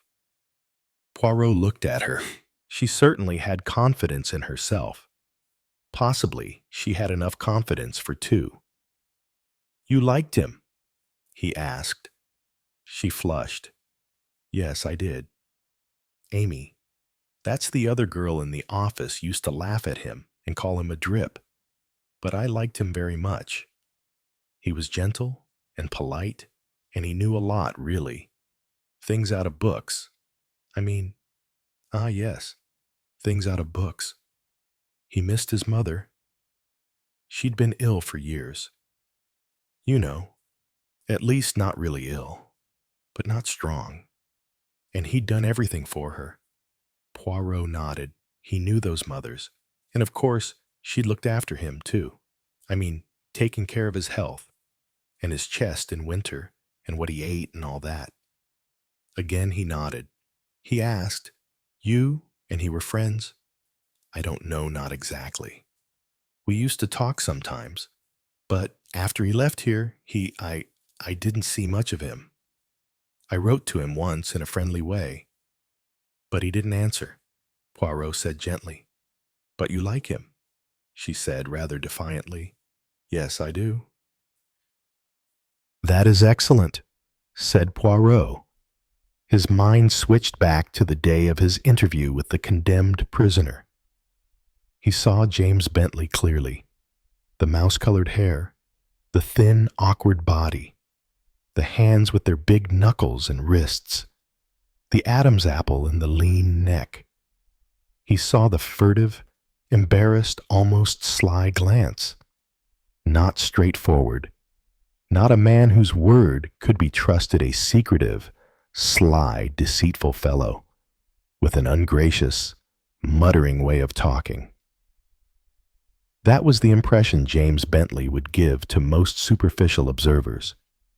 It was the impression he had given in the dock. The sort of fellow who would tell lies, and steal money, and hit an old woman over the head. But on Superintendent Spence, who knew men, he had not made that impression, nor on Hercule Poirot. And now, here was this girl. "What is your name?" "Mademoiselle," he asked. "Maud Williams. Is there anything I could do to help?" "I think there is, there are people who believe, Miss Williams, that James Bentley is innocent. They are working to prove that fact. I am the person charged with that investigation, and I may tell you that I have already made considerable progress. Yes, considerable progress." He uttered that lie without a blush. To his mind, it was a very necessary lie. Someone, somewhere, had got to be made uneasy. Maud Williams would talk, and talk was like a stone in a pond. It made a ripple that went on spreading outwards. He said, "You tell me that you and James Bentley talked together. He told you about his mother and his home life. Did he ever mention anyone with whom he, or perhaps his mother, was on bad terms?" Maud Williams reflected. "No, not what you'd call bad terms. His mother didn't like young women much. I gather mothers of devoted sons never like young women. No, I mean more than that. Some family feud, some enmity, someone with a grudge." She shook her head. "He never mentioned anything of that kind. Did he ever speak of his landlady, Mrs. McGinty?" She shivered slightly. "Not by name. He said once that she gave him kippers much too often, and once he said his landlady was upset because she had lost her cat. Did he ever, you must be honest, please mention that he knew where she kept her money?" Some of the color went out of the girl's face, but she threw up her chin defiantly. "Actually, he did.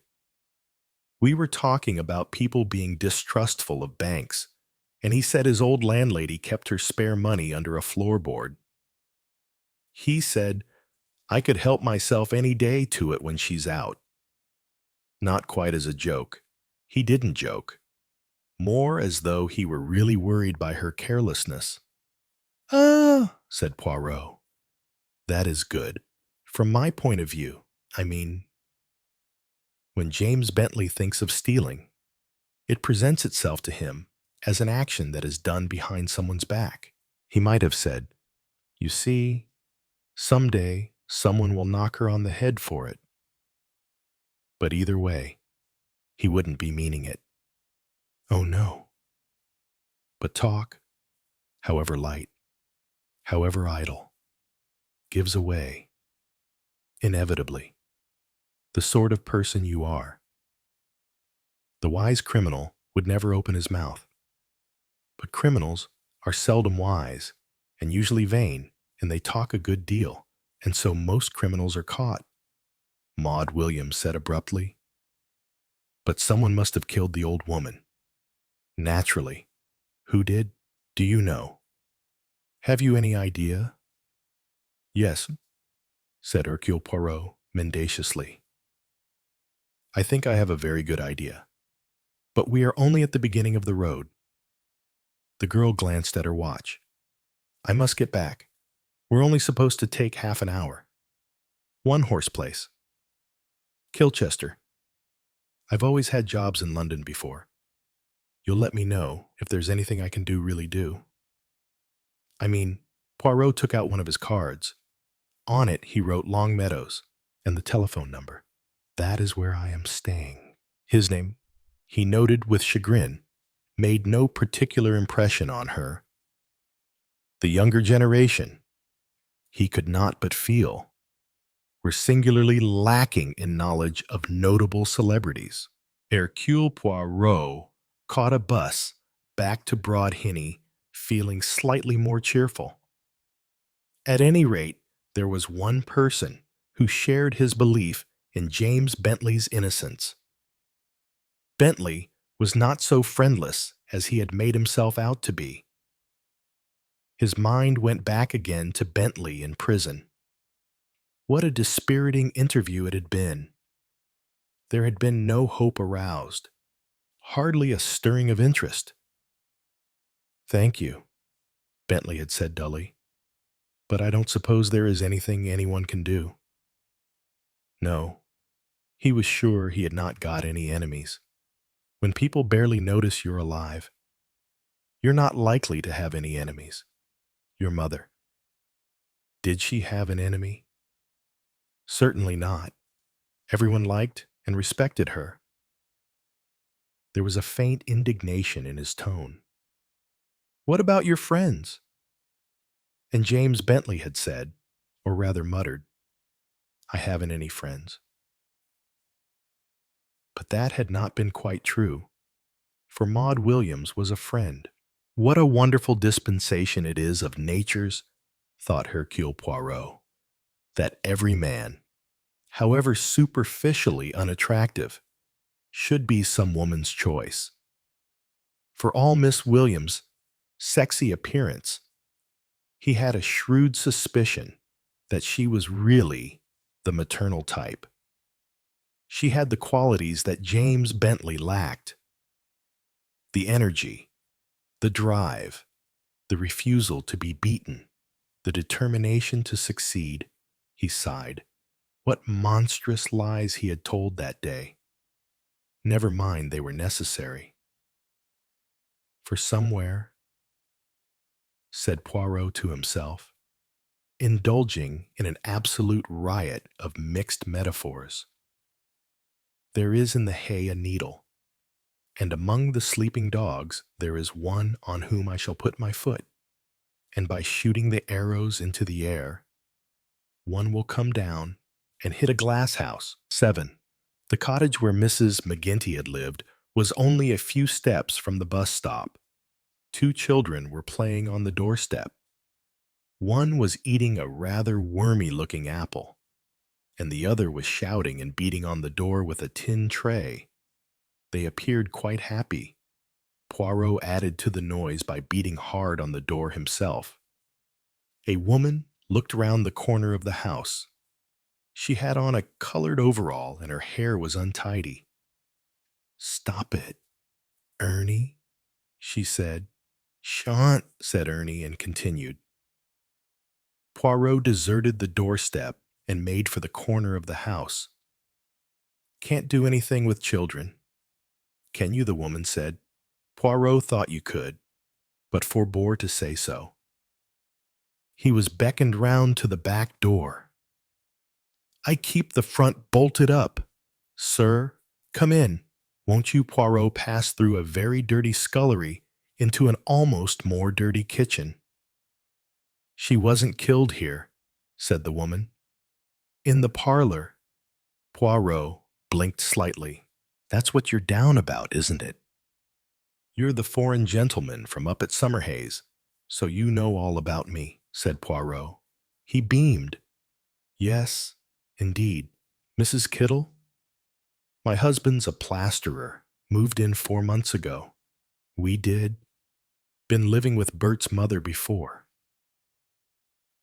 Some folks said you'd never go into a house where there's been a murder. Surely.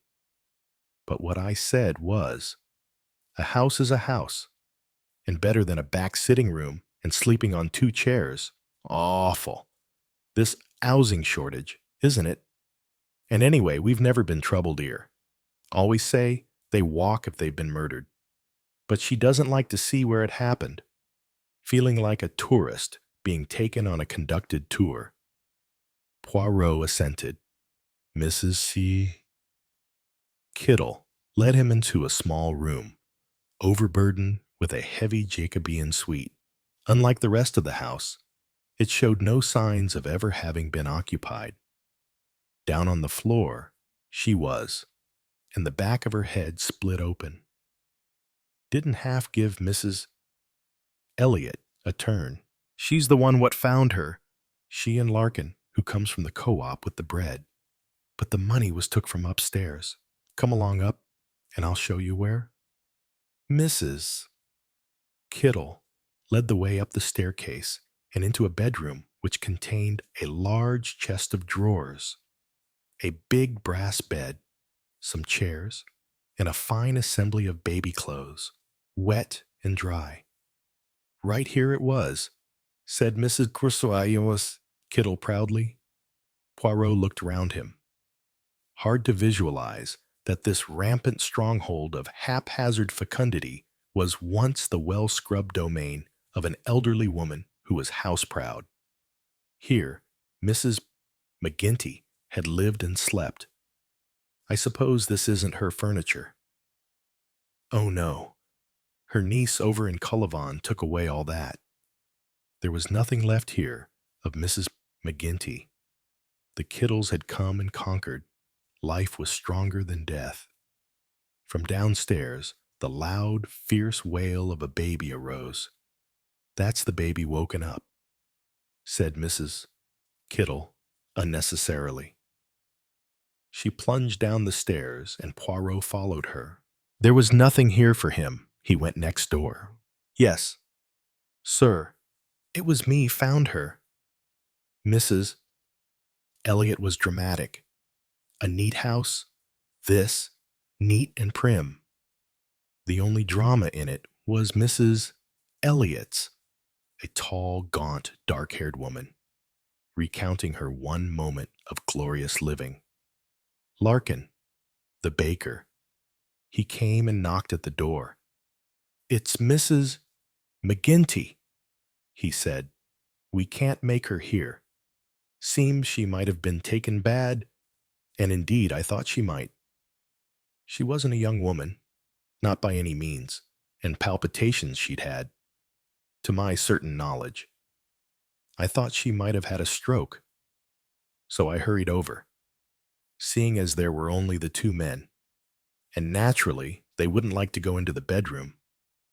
Poirot accepted this piece of propriety with an assenting murmur, hurried up the stairs. I did. He was on the landing. Pale as death he was. Not that I ever thought at the time, well, of course. Then I didn't know what had happened. I knocked on the door loud, and there wasn't any answer. So I turned the handle and I went in. The whole place messed about, and the board and the floor up. It's robbery, I said. But where's the poor soul herself? And then we thought to look in the sitting room, and there she was, down on the floor with her poor head stove in. Murder.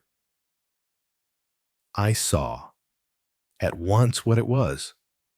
Murder. Couldn't be anything else. Robbery and murder.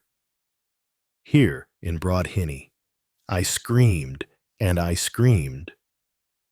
Quite a job they had with me. Come over all faint. I did. They had to go and get me brandy from the Three Ducks, and even then I was all of a shiver for hours and hours. Don't you take on so, mother. That's what the sergeant said to me when he came. Don't you take on so. You go home and make yourself a nice cup of tea. And so I did. And when Elliot came home, why, whatever's happened, he says, staring at me. Now, still all of a tremble I was, always was sensitive from a child. Poirot dexterously interrupted this thrilling personal narrative. Yes, one can see that. Yes. And when was the last time you had seen poor Mrs. McGinty? Must have been the day before, when she'd stepped out into the back garden to pick a bit of mint. I was just feeding the chickens. Did she say anything to you? Just good afternoon. And were they laying any better? And that's the last time you saw her. You didn't see her on the day she died. No. I saw him, though. Mrs. Elliot lowered her voice. About 11 o'clock in the morning. Just walking along the road. Shuffling his feet, the way he always did, Poirot waited, but it seemed that there was nothing to add. He asked, "Were you surprised when the police arrested him?" "Well, I was, and I wasn't. Mind you, I'd always thought he was a bit daft, and no doubt about it. These daft ones do turn nasty. Sometimes, my uncle had a feeble-minded boy, and he could go very nasty sometimes as he grew up. That was, didn't know his strength. Yes, that Bentley was daft all right, and I shouldn't be surprised if they don't hang him when it comes to it, but sends him to the asylum instead. Why? Look at the place he hid the money. No one would hide money in a place like that unless he wanted it to be found. Just silly and simple like. That's what he was. Unless he wanted it found, murmured Poirot. You did not, by any chance, miss a chopper or an axe? No, sir, I did not. The police asked me that. Asked all of us in the cottages here. It's a mystery still what he killed her with. Hercule Poirot walked towards the post office. The murderer had wanted the money found, but he had not wanted the weapon to be found. For the money would point to James Bentley, and the weapon would point to whom? He shook his head.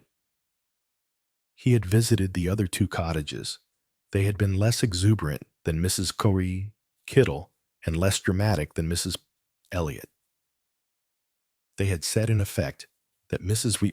McGinty was a very respectable woman who kept herself to herself, that she had a niece over at Colivon, that nobody but the said niece ever came to see her, that nobody, so far as they knew, disliked her or bore a grudge against her. That was it true, that there was a petition being got up for James Bentley, and would they be asked to sign it? I get nowhere, said Poirot to himself. There is nothing no little gleam. I can well understand the despair of Superintendent Spence. But it should be different for me. Superintendent Spence. He is a good and painstaking police officer. But me, I am Hercule Poirot. For me, there should be illumination. One of his patent leather shoes slopped into a puddle, and he winced. He was the great, the unique Hercule Poirot. But he was also a very old man, and his shoes were tight. He entered the post office. The right-hand side was given to the business of His Majesty's mails. The left-hand side displayed a rich assortment of varied merchandise, comprising sweets, groceries, toys, hardware, stationery, birthday cards, knitting wool, and children's underclothes. Poirot proceeded to a leisurely purchase of stamps. The woman who bustled forward to attend to him was middle-aged with sharp, bright eyes. Here, said Poirot to himself, is undoubtedly the brains of the village of Whodunit. Her name, not inappropriately, was Mrs. Sweetman. And 12 pennies, said Mrs. Sweetman, deftly extracting them from a large book. That's 4 and 10 pence altogether. Will there be anything more? Sir? She fixed a bright, eager glance at him. Through the door at the back, a girl's head showed, listening avidly. She had untidy hair and a cold in the head. I am by way of being a stranger in these parts, said Poirot solemnly. That's right, sir, agreed Mrs. Sweetman. Come down from London. Haven't you? I expect you know my business here as well as I do, said Poirot with a slight smile. Oh no, sir, I've really no idea, said Mrs.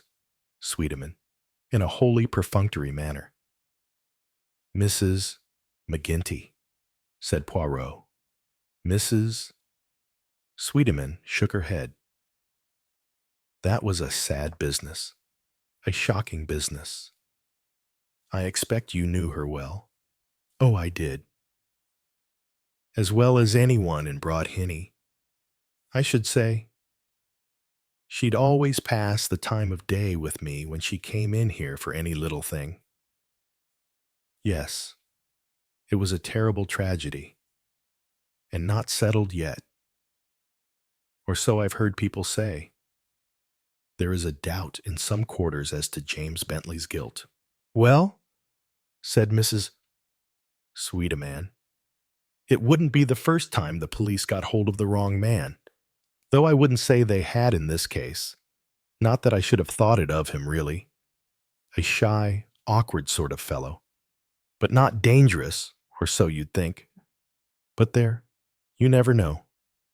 Do you? Poirot hazarded a request for notepaper. Of course, sir. Just come across the other side. Will you, Mrs. Sweetaman bustled round to take her place behind the left-hand counter. What's difficult to imagine is who it could have been if it wasn't Mr. Bentley, she remarked as she stretched up to a top shelf for notepaper and envelopes.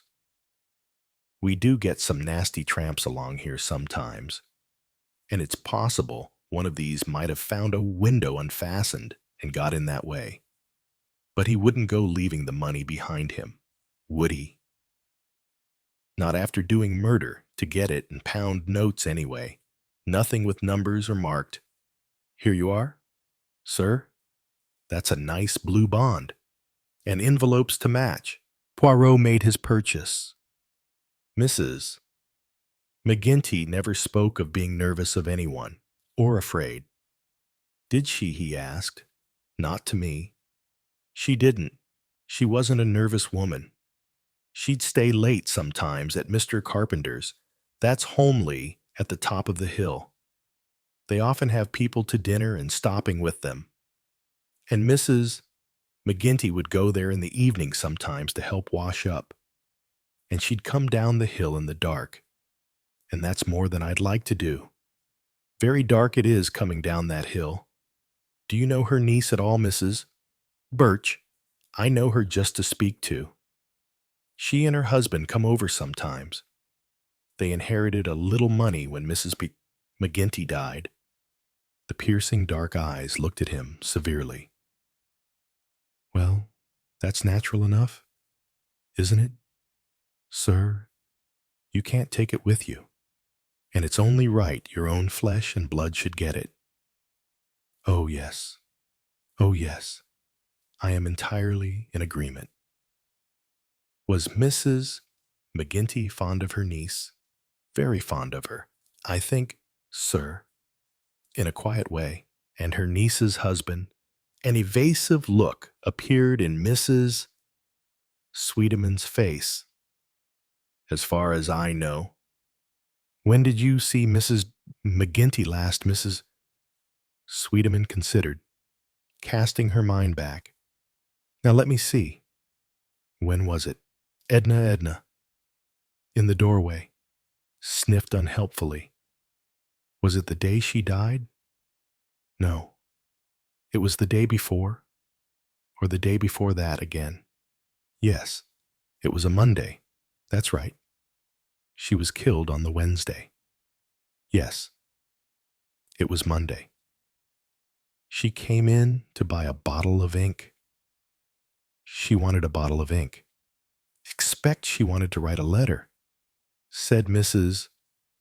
Sweetaman brightly. That seems probable. And she was quite her usual self. Then, she did not seem different in any way. No, I don't think so. The sniffing Edna shuffled through the door into the shop and suddenly joined in the conversation. She was different. She asserted. Pleased about something, well, not quite pleased, excited. Perhaps you're right, said Mrs. Sweetaman. Not that I noticed it at the time, but now that you say, so sort of spry. She was... Do you remember anything she said on that day I wouldn't ordinarily? But what with her being murdered and the police and everything, it makes things stand out. She didn't say anything about James Bentley. That I'm quite sure. Talked about the carpenters a bit, and Mrs. Upward places where she worked. You know. Oh, yes. I was going to ask you whom exactly she worked for here. Mrs. Sweetaman replied promptly. Mondays and Thursdays, she went to Mrs. Summerhays at Long Meadow. That's where you are staying, isn't it? Yes. Poirot sighed. I suppose there is not anywhere else to stay. Not right in Broad Hinny. There isn't. I suppose you aren't very comfortable at Long Meadows. Mrs. Summerhays is a nice lady, but she doesn't know the first thing about a house. These ladies don't who come back from foreign parts. Terrible mess there always was there to clean up. Or so Mrs. McGinty used to say. Yes, Monday afternoons and Thursday mornings, Mrs. Summerhays. Then Tuesday mornings, Dr. Rendell's, Gigi's, and afternoons, Mrs. Upward at Laburnum's. Wednesday was Mrs. Weatherby at Hunter's Close, and Friday Mrs. Selkirk. Mrs. Carpenter, she is now. Mrs. Upward's an elderly lady who lives with her son. They've got a maid, but she's getting on. And Mrs. McGinty used to go once a week to give things a good turnout. Mr. and Mrs. Weatherby never seem to keep any help long. She's rather an invalid. Mr. and Mrs. Carpenter have a beautiful home and do a lot of entertaining. They're all very nice people. It was with this final pronouncement on the population of Broad Hinny that Poirot went out into the street again. He walked slowly up the hill towards Long Meadows. He hoped devoutly that the contents of the bulged tin and the blood-stained beans had been duly eaten for lunch and had not been saved for a supper treat for him. But possibly there were other doubtful tins. Life at Long Meadows certainly had its dangers. It had been, on the whole, a disappointing day. What had he learned? That James Bentley had a friend. That neither he nor Mrs. McGinty had had any enemies. That Mrs. McGinty had looked excited 2 days before her death and had bought a bottle of ink. Poirot stopped dead. Was that a fact? A tiny fact? At last he had asked, idly, what Mrs. McGinty should want with a bottle of ink. And Mrs. Sweetaman had replied, quite seriously, that she supposed she wanted to write a letter. There was significance there, a significance that had nearly escaped him, because to him, as to most people, writing a letter was a common, everyday occurrence. But it was not so to Mrs. McGinty. Writing a letter was to Mrs. McGinty such an uncommon occurrence that she had to go out and buy a bottle of ink if she wanted to do so. Mrs. McGinty then hardly ever wrote letters. Mrs. Sweetaman, who was the postmistress, was thoroughly cognizant of the fact. But Mrs.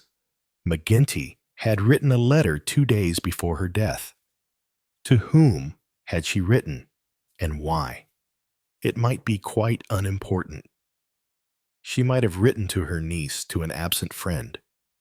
Absurd to lay such stress on a simple thing like a bottle of ink. But it was all he had got, and he was going to follow it up. A bottle of ink. Ate a letter. Bessie Birch shook her head.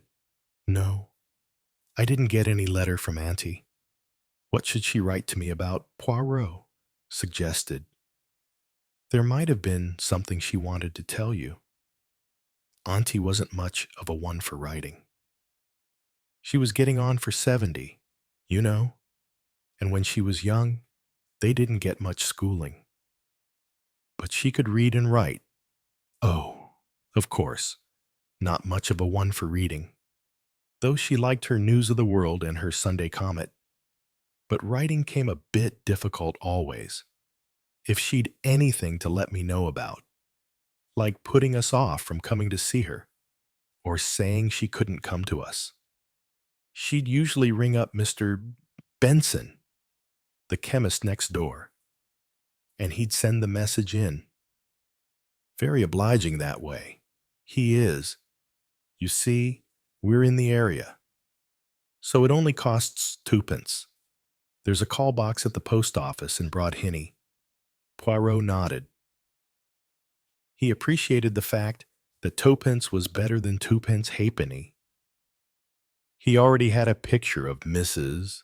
McGinty as the spare and saving kind. She had been, he thought, very fond of money. He persisted gently. But your aunt did write to you sometimes, I suppose. Well, there were cards at Christmas, and perhaps she had friends in other parts of England to whom she wrote. I don't know about that. There was her sister-in-law, but she died 2 years ago. And there was a Mrs. Birdlip, but she's dead too. So, if she wrote to someone, it would be most likely in answer to a letter she had received again. Bessie Birch looked doubtful. I don't know who'd be writing to her, I'm sure. Of course. Her face brightened. There's always the government. Poirot agreed that, in these days, communications from what Bessie loosely referred to as the government were the rule, rather than the exception. And a lot of fandangle it usually is, said Mrs. Birch. Forms to fill in, and a lot of impertinent questions, as shouldn't be asked of any decent body. So Mrs. McGinty might have got some government communication that she had to answer. If she had, she'd have brought it along to Joe. So, as he could help her with it. Those sort of things fussed her, and she always brought them to Joe. Can you remember if there were any letters among her personal possessions I couldn't say rightly? I don't remember anything. But then the police took over at first. It wasn't for quite a while they let me pack her things and take them away. What happened to those things? That chest over there is hers, good solid mahogany, and there's a wardrobe upstairs, and some good kitchen stuff. The rest we sold because we'd no room for them. I meant her own personal things. He added, such things as brushes and combs, photographs, toilet things, clothes. Oh, them. Well, tell you the truth, I packed them in a suitcase, and it's still upstairs. Didn't rightly know what to do with them. Thought I'd take the clothes to the jumble sale at Christmas. But I forgot. Didn't seem nice to take them to one of those nasty second-hand clothes people. I wonder might I see the contents of that suitcase. Welcome, I'm sure, though I don't think you'll find anything to help you. The police went through it all. You know. Oh, I know. But, all the same, Mrs. Birch led him briskly into a minute back bedroom, used, Poirot judged, mainly for home dressmaking. She pulled out a suitcase from under the bed and said, well, here you are, and you'll excuse me stopping. But I've got the stew to see to. Poirot gratefully excused her, and heard her thumping downstairs again. He drew the suitcase towards him and opened it. A waft of mothballs came out to greet him. With a feeling of pity, he lifted out the contents, so eloquent in their revelation of a woman who was dead. A rather worn long black coat, 2 woolen jumpers, a coat and skirt, stockings, no underwear. Presumably Bessie Birch had taken those for her own wear. 2 pairs of shoes wrapped up in newspaper, a brush and comb, worn but clean, an old dented silver-backed mirror, a photograph in a leather frame of a wedding pair dressed in the style of 30 years ago. A picture of Mrs. McGinty and her husband, presumably. 2 picture postcards of Margate, a china dog, a recipe torn out of a paper for making vegetable marrow jam, another piece dealing with flying saucers on a sensational note. A third clipping dealt with Mother Shipton's prophecies. There was also a Bible and a prayer book. There were no handbags or gloves. Presumably, Bessie Birch had taken these or given them away. The clothes here, Poirot judged, would have been too small for the buxom Bessie. Mrs. McGinty had been a thin, spare woman. He unwrapped one of the pairs of shoes. They were of quite good quality and not much worn. Decidedly on the small side for Bessie Birch. He was just about to wrap them up neatly again when his eye was caught by the heading on the piece of newspaper. It was the Sunday Comet, and the date was November 19th. Mrs. McGinty had been killed on November 22nd. This, then, was the paper she had bought on the Sunday preceding her death. It had been lying in her room, and Bessie Birch had used it in due course to wrap up her aunt's things. Sunday, November 19th, and on Monday, Mrs. McGinty had gone into the post office to buy a bottle of ink. Could that be because of something she had seen in Sunday's newspaper? He unwrapped the other pair of shoes. They were wrapped in the news of the world of the same date. He smoothed out both papers and took them over to a chair where he sat down to read them. And at once, he made a discovery. On one page of the Sunday Comet, something had been cut out. It was a rectangular piece out of the middle page. The space was too big for any of the clippings he had found. He looked through both newspapers, but could find nothing else of interest. He wrapped them round the shoes again and packed the suitcase tidily. Then he went downstairs. Mrs. Birch was busy in the kitchen. "Don't suppose you found anything," she said. "Alas, no," he added in a casual voice. "You do not remember if there was a cutting from a newspaper in your aunt's purse or in her handbag? Was there? Can't remember any. Perhaps the police took it, but the police had not taken it. That Poirot knew from his study of Spence's notes. The contents of the dead woman's handbag had been listed. No newspaper cutting was among them. "Eh bien," said Hercule Poirot to himself. "The next step is easy. It will be either the washout or else, at last, I advance."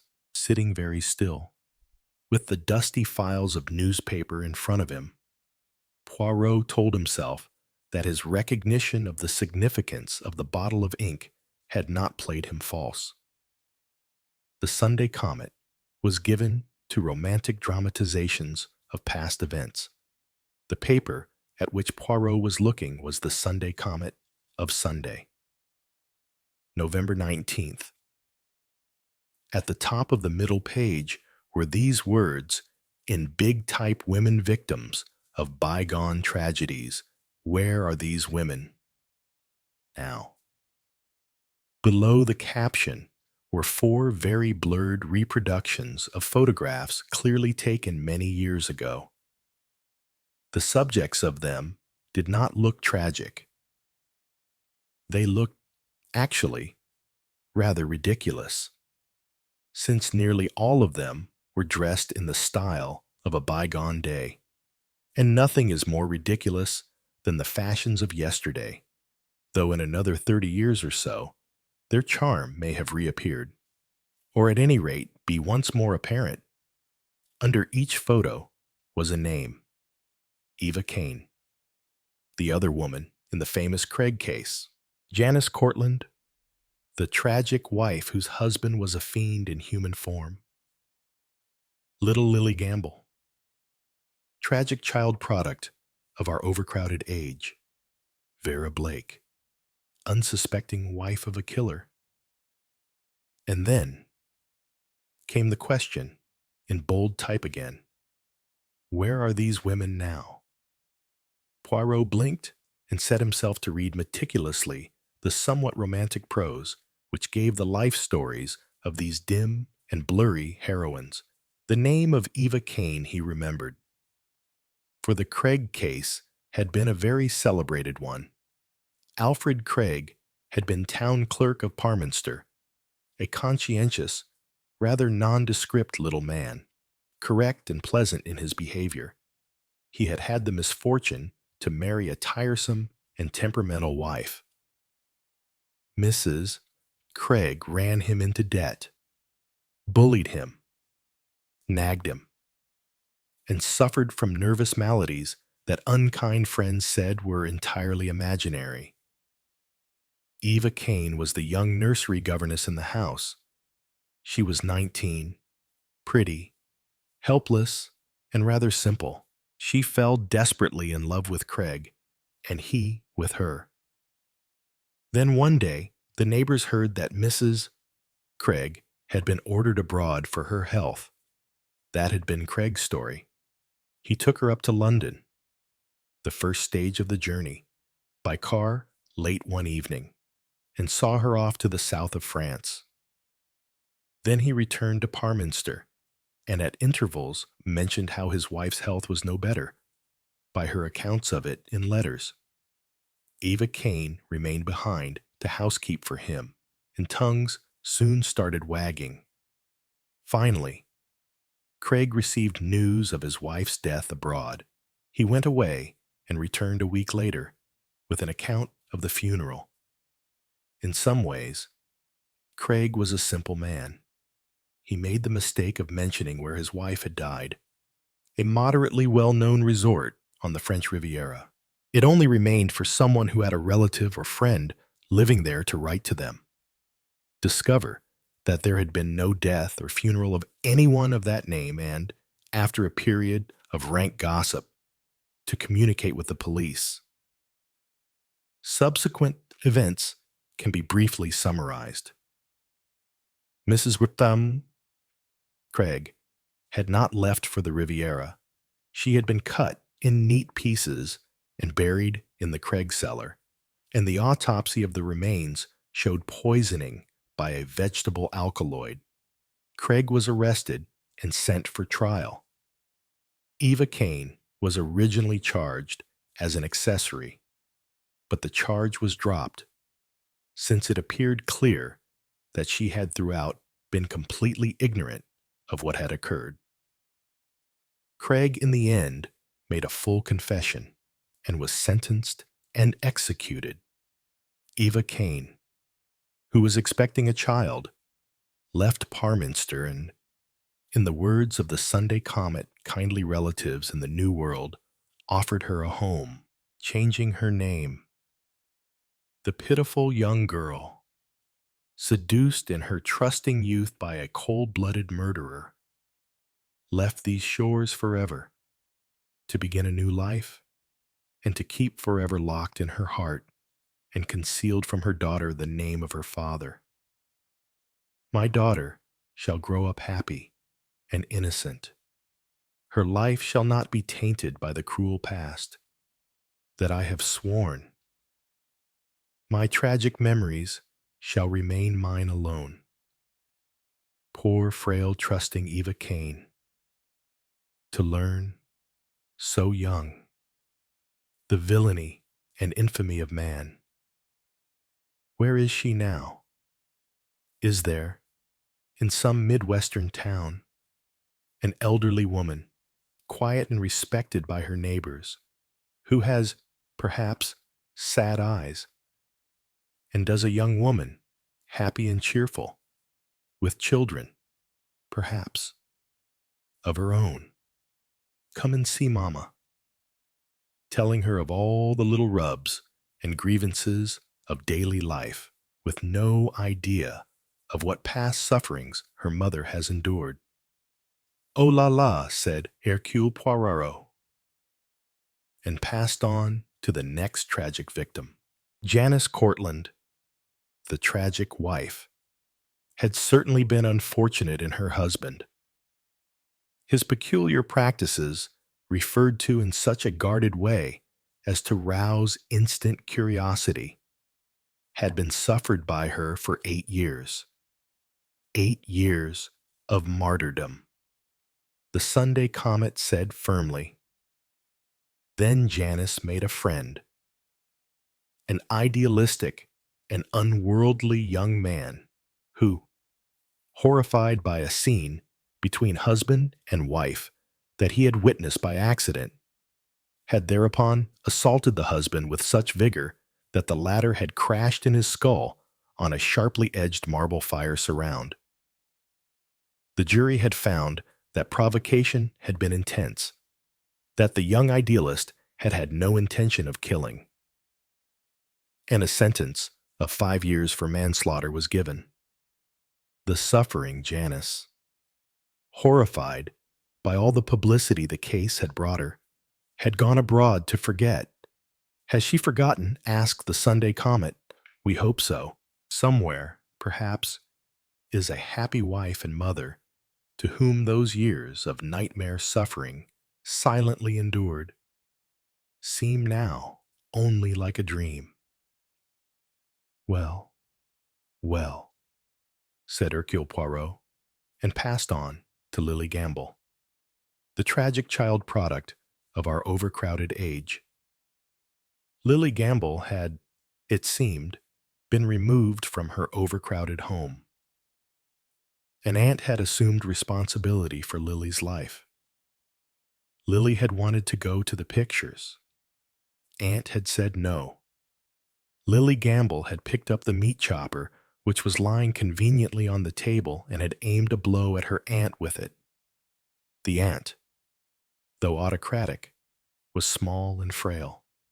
The blow killed her. Lily was a well-developed and muscular child for her 12 years.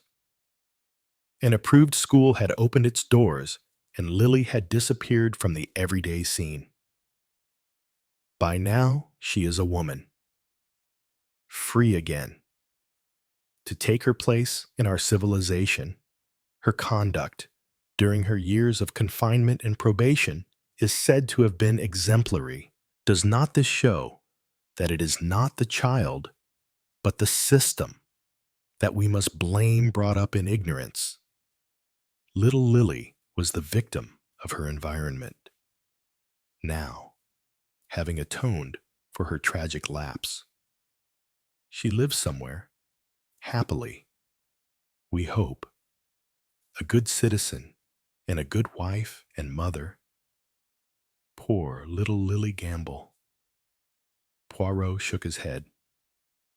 A child of 12 who took a swing at her aunt with a meat chopper and hit her hard enough to kill her was not, in his opinion, a nice child. His sympathies were, in this case, with the aunt. He passed on to Vera Blake. Vera Blake was clearly one of those women with whom everything goes wrong. She had first taken up with a boyfriend who turned out to be a gangster, wanted by the police for killing a bank watchman. She had then married a respectable tradesman who turned out to be a receiver of stolen goods. Her 2 children had likewise, in due course, attracted the attention of the police. They went with Mama to department stores and did a pretty line in shoplifting. Finally, however, a good man had appeared on the scene. He had offered tragic Vera a home in the Dominions. She and her children should leave this effete country. From henceforward, a new life awaited them. At last, after long years of repeated blows from fate, Vera's troubles are over.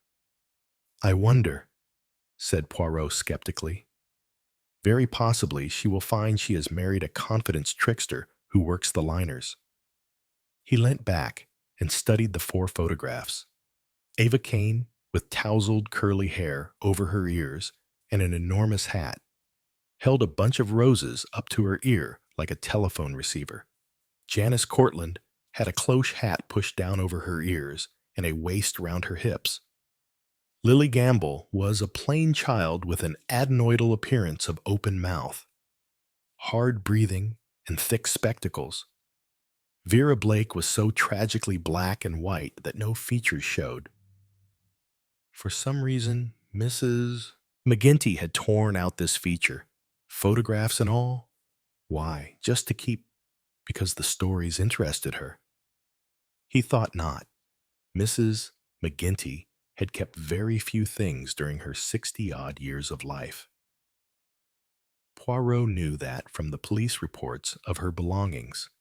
She had torn this out on the Sunday, and on the Monday she had bought a bottle of ink. And the inference was that she, who never wrote letters, was about to write a letter. If it had been a business letter, she would probably have asked Joe Birch to help her. So it had not been business. It had been what Poirot's eyes looked over the 4 photographs once again. Where? The Sunday Comet asked, "Are these women now one of them?" Poirot thought. Might have been in Whodunit last November. It was not until the following day that Poirot found himself tête-à-tête with Miss Pamela Horsfall. Miss Horsfall couldn't give him long, because she had to rush away to Sheffield. She explained. Miss Horsfall was tall, manly-looking, a hard drinker and smoker, and it would seem, looking at her, highly improbable that it was her pen which had dropped such treacly sentiment in the Sunday Comet. Nevertheless, it was so. "Cough it up, cough it up," said Miss Horsfall impatiently to Poirot. "I've got to be going." "It is about your article in the Sunday Comet, last November. The series about tragic women. Oh, that series. Pretty lousy, weren't they?" Poirot did not express an opinion on that point. He said, "I refer, in particular, to the article on women associated with crime that appeared on November 19th. It concerned Eva Kane, Vera Blake, Janice Cortland, and Lily Gamble." Miss Horsfall grinned. "Where are these tragic women now I remember? I suppose you sometimes get letters after the appearance of these articles." "You bet I do. Some people seem to have nothing better to do than write letters. Somebody once saw the murderer Craig walking down the street. Somebody would like to tell me the story of her life, far more tragic than anything I could ever imagine. Did you get a letter after the appearance of that article from a Mrs. McGinty of Whodunit?" "My dear man, how on earth should I know? I get buckets of letters. How should I remember one particular name I thought you might remember?" said Poirot, "because a few days later, Mrs. McGinty was murdered. Now you're talking." Miss Horsfall forgot to be impatient to get to Sheffield, and sat down astride a chair. McGinty. I do remember the name. Conked on the head by her lodger. Not a very exciting crime from the point of view of the public. No sex appeal about it. You say the woman wrote to me. She wrote to the Sunday Comet. I think same thing. It would come on to me. And with the murder and her name being in the news, surely I should remember." She stopped. "Look here. It wasn't from Whodunit. It was from Broadway." "So you do remember?" "Well, I'm not sure. But the name. Comic name." Isn't it McGinty? Yes, atrocious writing and quite illiterate. If I'd only realized, but I'm sure it came from Broadway. Poirot said, "You say yourself the writing was bad. Broadway and Broad Hinny, they could look alike." Yes, might be so. After all, one wouldn't be likely to know these queer rural names. McGinty. Yes, I do remember definitely. Perhaps the murder fixed the name for me. Can you remember what she said in her letter? Something about a photograph. She knew where there was a photograph, like in the paper, and would we pay her anything for it and how much? And you answered, "My dear man, we don't want anything of that kind." We sent back the standard reply, polite thanks, but nothing doing. But as we sent it to Broadway, I don't suppose she'd ever get it. She knew where there was a photograph. Into Poirot's mind, there came back a remembrance. Maureen Summerhay's careless voice sang. Of course, she snooped round a bit. Mrs. McGinty had snooped. She was honest, but she liked to know about things. And people kept things foolish. Meaningless things from the past. Kept them for sentimental reasons. Or just overlooked them and didn't remember they were there. Mrs. McGinty had seen an old photograph, and later she had recognized it reproduced in the Sunday Comet. And she had wondered if there was any money in it. He rose briskly. "Thank you, Miss Horsfall. You will pardon me, but those notes on the cases that you wrote, were they accurate, I notice? For instance, that the year of the Craig trial is given wrongly. It was actually a year later than you say. And in the Cortland case, the husband's name was Herbert. I seem to remember. Not Hubert. Lily Gamble's aunt lived in Buckinghamshire, not Berkshire." Miss Horsfall waved a cigarette. "My dear man, no point in accuracy. Whole thing was a romantic farrago from beginning to end. I just mugged up the facts a bit and then let fly with a lot of ho-ha. What I am trying to say is that even the characters of your heroines are not, perhaps, quite as represented." Pamela let out a neighing sound like a horse. "Course they weren't. What do you think? I've no doubt that Eva Kane was a thorough little bitch, and not an injured innocent at all. And as for the Cortland woman, why did she suffer in silence for 8 years with a sadistic pervert because he was rolling in money? And the romantic boyfriend hadn't any, and the tragic child, Lily Gamble. I wouldn't care to have her gambling about me with a meat chopper." Poirot ticked off on his fingers. They left the country. They went to the new world abroad, to the Dominions, to start a new life. And there is nothing to show, is there, that they did not subsequently come back to this country? "Not a thing," agreed Miss Horsfall. "And now I really must fly." Later that night, Poirot rang up Spence. "I've been wondering about you." "Poirot, have you got anything?" "Anything at all." "I have made my inquiries," said Poirot grimly. "Yes, and the result of them is this. The people who live in Broad Hinny are all very nice people." "What do you mean by that, M. Poirot?" "Oh, my friend, consider, very nice people. That has been, before now, a motive for murder." 9. "All very nice people," murmured Poirot, as he turned in at the gate of Crossways. Near the station, a brass plate in the doorpost announced that Dr. Rendell, M.D., lived there. Dr. Rendell was a large, cheerful man of 40. He greeted his guest with definite empressement. "Our quiet little village is honored," he said, "by the presence of the great Hercule Poirot." "Ah," said Poirot. He was gratified. "You have, then, heard of me?" "Of course we have heard of you. Who hasn't?" The answer to that would have been damaging to Poirot's self-esteem.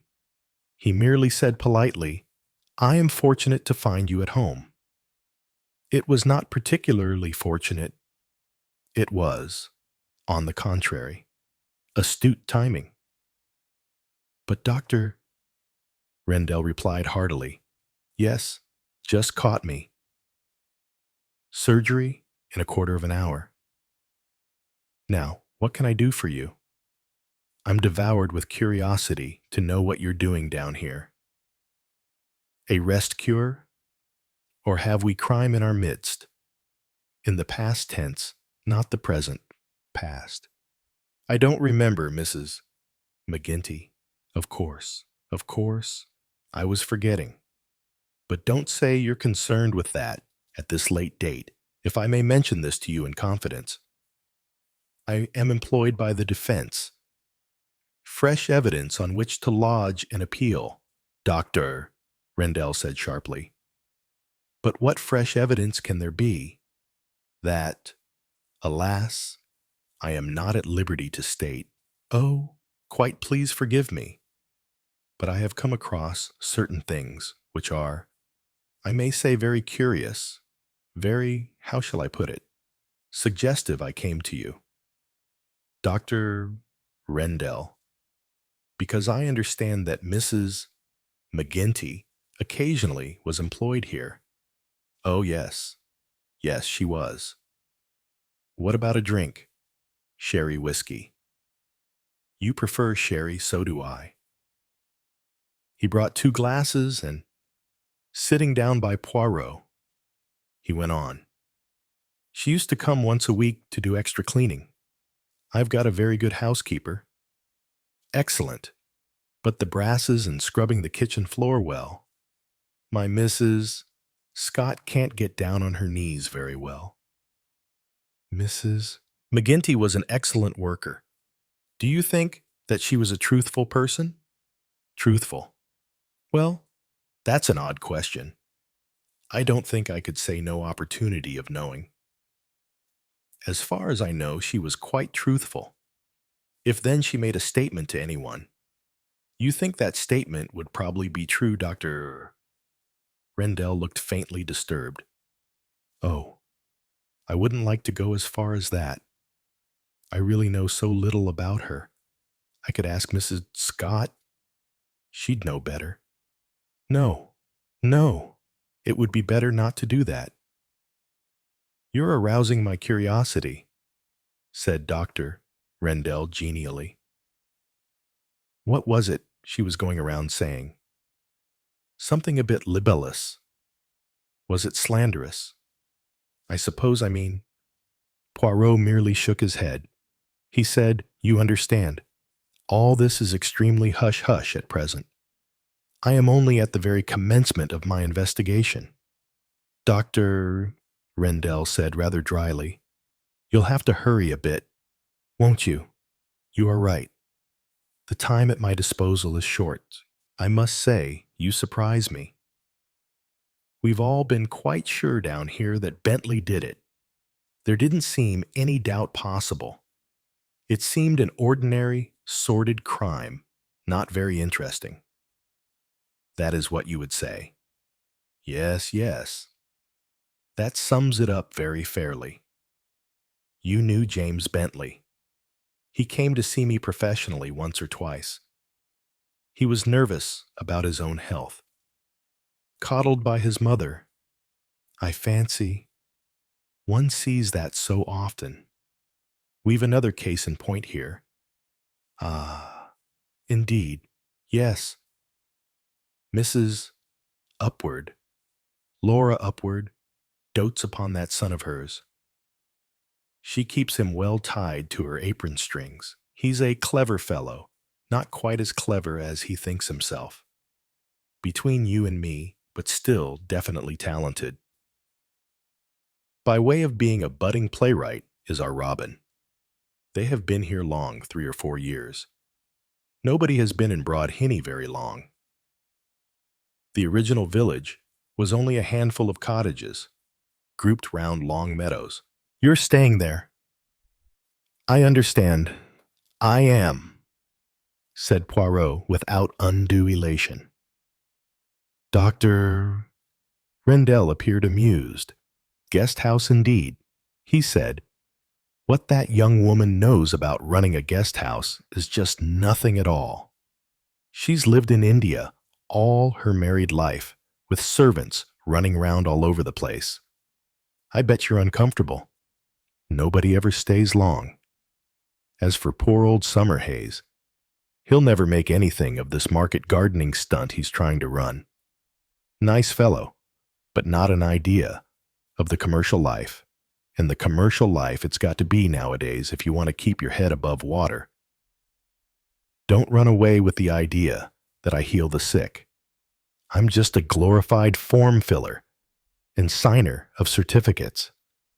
I like the Summerhays, though she's a charming creature. And though Summerhays has a devilish temper and is inclined to be moody, he's one of the old gang. Out of the top drawer, all right. You should have known old Colonel Summerhays, a regular tartar, proud as the devil. That was Major Summerhays' father. Yet, there wasn't much money when the old boy died, and of course, there have been death duties to cripple these people. But they're determined to stick to the old place. One doesn't know whether to admire them, or whether to say, silly fools. He looked at his watch. I must not keep you, said Poirot. I've got a few minutes still. Besides, I'd like you to meet my wife. I can't think where she is. She was immensely interested to hear you were down here. We're both very crime-minded. Read a lot about it. Criminology, fiction, or the Sunday papers, asked Poirot, smiling. All three? Do you descend as low as the Sunday comet? Rendell laughed. What would Sunday be without it? They had some interesting articles about 5 months ago. One in particular about women who had been involved in murder cases and the tragedy of their lives. Yes, I remember the one you mean. All a lot of hooey. Though, you think that, well, of course, the Craig case, I only know from reading about it. But one of the others, Cortlandt case, well, I can tell you, that woman was no tragic innocent. Regular, vicious bit of goods. I know because an uncle of mine attended the husband. He was certainly no beauty, but his wife wasn't much better. She got hold of that young greenhorn and egged him on to murder. Then he goes to prison for manslaughter, and she goes off, a rich widow, and marries someone else. The Sunday Comet did not mention that. Do you remember whom she married? Rendell shook his head. Don't think I ever heard the name. But someone told me that she'd done pretty well for herself. One wondered in reading the article where those 4 women were now. Mused Poirot. I know. One may have met one of them at a party last week. I bet they all keep their past pretty dark. You'd certainly never recognize any of them from those photographs. My word, they looked a plain lot. The clock chimed, and Poirot rose to his feet. I must detain you no longer. You have been most kind. Not much help, I'm afraid. The mere man barely knows what his Charlotte looks like. But half a second. You must meet the wife. She'd never forgive me. He preceded Poirot out into the hall, calling loudly, Sheila, Sheila. A faint answer came from upstairs. Come down here. I've got something for you. A thin, Fair-haired pale woman ran lightly down the stairs. "Here's Hercule Poirot." "Sheila, what do you think of that, Mrs. Rendell appeared to be startled out of speaking. Her very pale blue eyes stared at Poirot apprehensively. "Madame," said Poirot, bowing over her head in his most foreign manner. "We heard that you were here," said Sheila Rendell, "but we didn't know." She broke off. Her light eyes went quickly to her husband's face. "It is from him she takes the Greenwich time," said Poirot to himself. He uttered a few florid phrases and took his leave. An impression remained with him of a genial Dr. Rendell and a tongue-tied, apprehensive Mrs. von Rendell. So much for the Rendells, where Mrs. McGinty had gone to work on Tuesday mornings. Hunter's Close was a solidly built Victorian house approached by a long, untidy drive, overgrown with weeds. It had not originally been considered a big house, but was now big enough to be inconvenient domestically. Poirot inquired of the foreign young woman who opened the door for Mrs. Weatherby. She stared at him and then said, "I do not know. Please to come." "Miss Henderson, perhaps." She left him standing in the hall. It was in an estate agent's phrase, fully furnished, with a good many curios from various parts of the world. Nothing looked very clean or well dusted. Presently the foreign girl reappeared.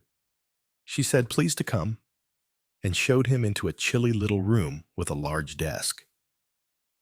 On the mantelpiece was a big and rather evil-looking copper coffee pot with an enormous hooked spout like a large hooked nose. The door opened behind Poirot, and a girl came into the room.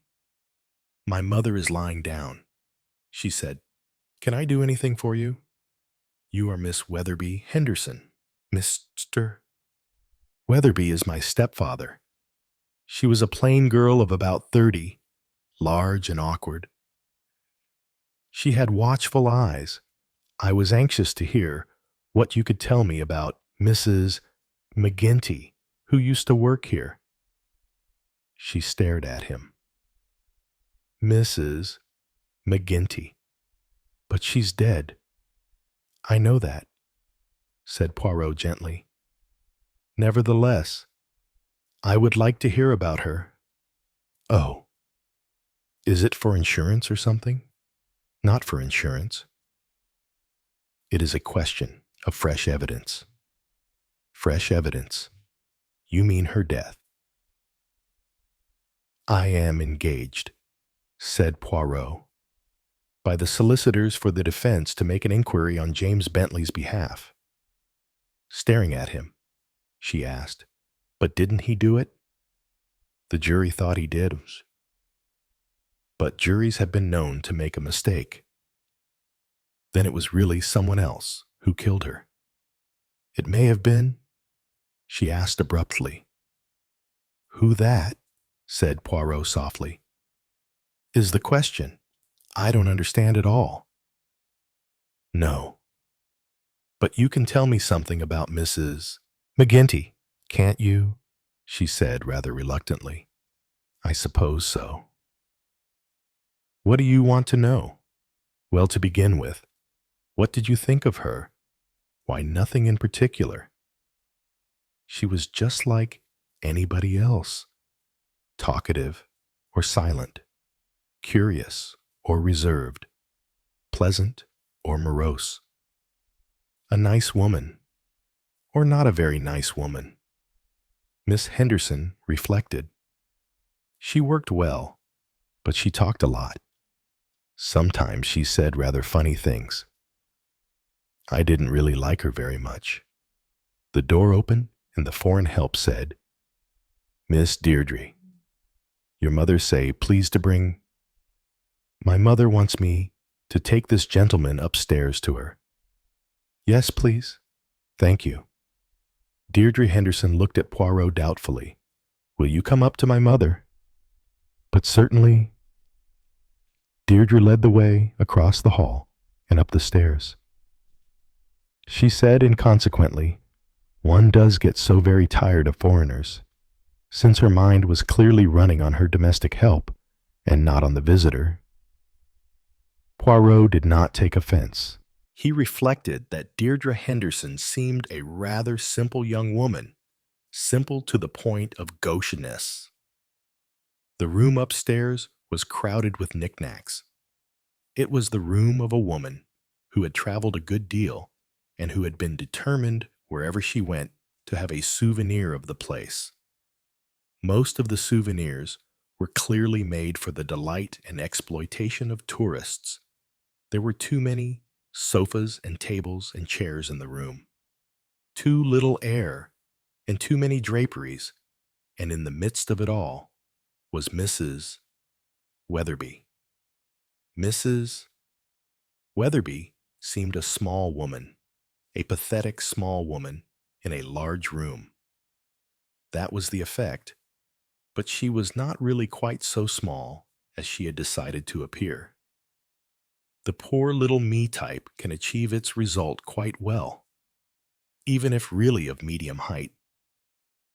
She was reclining very comfortably on a sofa, and near her were books and some knitting and a glass of orange juice and a box of chocolates. She said brightly, "You must forgive me not getting up, but the doctor does so insist on my resting every day, and everyone scolds me if I don't do what I'm told." Poirot took her extended hand and bowed over it with the proper murmur of homage. Behind him, uncompromising. Deirdre said, "He wants to know about Mrs. McGinty." The delicate hand that had lain passively in his tightened, and he was reminded for a moment of the talon of a bird, not really a piece of delicate Dresden china, a scratchy predatory claw. Laughing slightly, "Mrs. Weatherby said, 'How ridiculous you are.' Deirdre, darling, who is Mrs. McGinty?" "Oh, Mummy, you do remember, really. She worked for us. You know, the one who was murdered, Mrs. Weatherby closed her eyes and shivered. "Don't, darling. It was all so horrid. I felt nervous for weeks afterwards. Poor old woman, but so stupid to keep money under the floor. She ought to have put it in the bank. Of course, I remember all that I'd just forgotten her name," Deirdre said stolidly. "He wants to know about her. Now do sit down, M. Poirot, I'm quite devoured by curiosity. Mrs. Rendell just rang up, and she said we had a very famous criminologist down here, and she described you. And then, when that idiot Frida described a visitor, I felt sure it must be you, and I sent down word for you to come up. Now tell me, what is all this? It is, as your daughter says. I want to know about Mrs. McGinty. She worked here. She came to you. I understand. On Wednesdays. And it was on a Wednesday she died. So she had been here that day. Had she not? I suppose so. Yes, I suppose so. I can't really tell now. So long ago. Yes. Several months. And she did not say anything that day, anything special. That class of person always talks a lot, said Mrs. Weatherby with distaste. One doesn't really listen. And anyway, she couldn't tell she was going to be robbed and killed that night, could she? There is cause and effect, said Poirot. Mrs. Weatherby wrinkled her forehead. I don't see what you mean. Perhaps I do not see myself not yet. One works through darkness towards light. Do you take in the Sunday papers? Mrs. Weatherby. Her blue eyes opened very wide. "Oh, yes, of course. We have the Observer and the Sunday Times. Why, I wondered." Mrs. McGinty took the Sunday Comet and the News of the World. He paused, but nobody said anything. Mrs. Weatherby sighed and half closed her eyes. She said, "It was all very upsetting, that horrible lodger of hers. I don't think, really, he can have been quite right in the head. Apparently he was quite an educated man, too. That makes it worse, doesn't it?" "Does it?" "Oh, yes, I do think so. Such a brutal crime. A meat chopper. Ugh!" "The police never found the weapon," said Poirot. "I expect he threw it in a pond or something." "They dragged the ponds," said Deirdre. "I saw them." "Darling." Her mother sighed. "Don't be morbid. You know how I hate thinking of things like that. My head." Fiercely, the girl turned on Poirot. "You mustn't go on about it," she said. "It's bad for her. She's frightfully sensitive. She can't even read detective stories." "My apologies," said Poirot. He rose to his feet. "I have only one excuse. A man is to be hanged in 3 weeks' time. If he did not do it, Mrs. Weatherby raised herself on her elbow. Her voice was shrill. "But of course he did it." She cried. "Of course he did." Poirot shook his head. "I am not so sure." He left the room quickly. As he went down the stairs, the girl came after him. She caught up with him in the hall. "What do you mean?" she asked. "What I said." "Mademoiselle?" "Yes." But she stopped. Poirot said nothing. Deirdre Henderson said slowly, "You've upset my mother. She hates things like that, robberies and murders and violence. It must be have been a great shock to her when a woman who had actually worked here was killed." Oh, yes, it was." "She was prostrated, yes. She wouldn't hear anything about it. We tried to spare her things. All the beastliness." "What about the war?" "Luckily, we never had any bombs near here." "What was your part in the war, mademoiselle?" "Oh, I did vad work in Kilchester and some driving for the WVS. I couldn't have left home, of course. Mother needed me, as it was. She minded my being out so much. It was all very difficult. And then servants naturally. Mother's never done any housework. She's not strong enough. And it was so difficult to get anyone at all. That's why Mrs. McGinty was such a blessing. That's when she began coming to us. She was a splendid worker, but of course nothing anywhere is like it used to be." "And do you mind that so much, mademoiselle?" "Oh, no." She seemed surprised. "But it's different for Mother. She lives in the past a lot."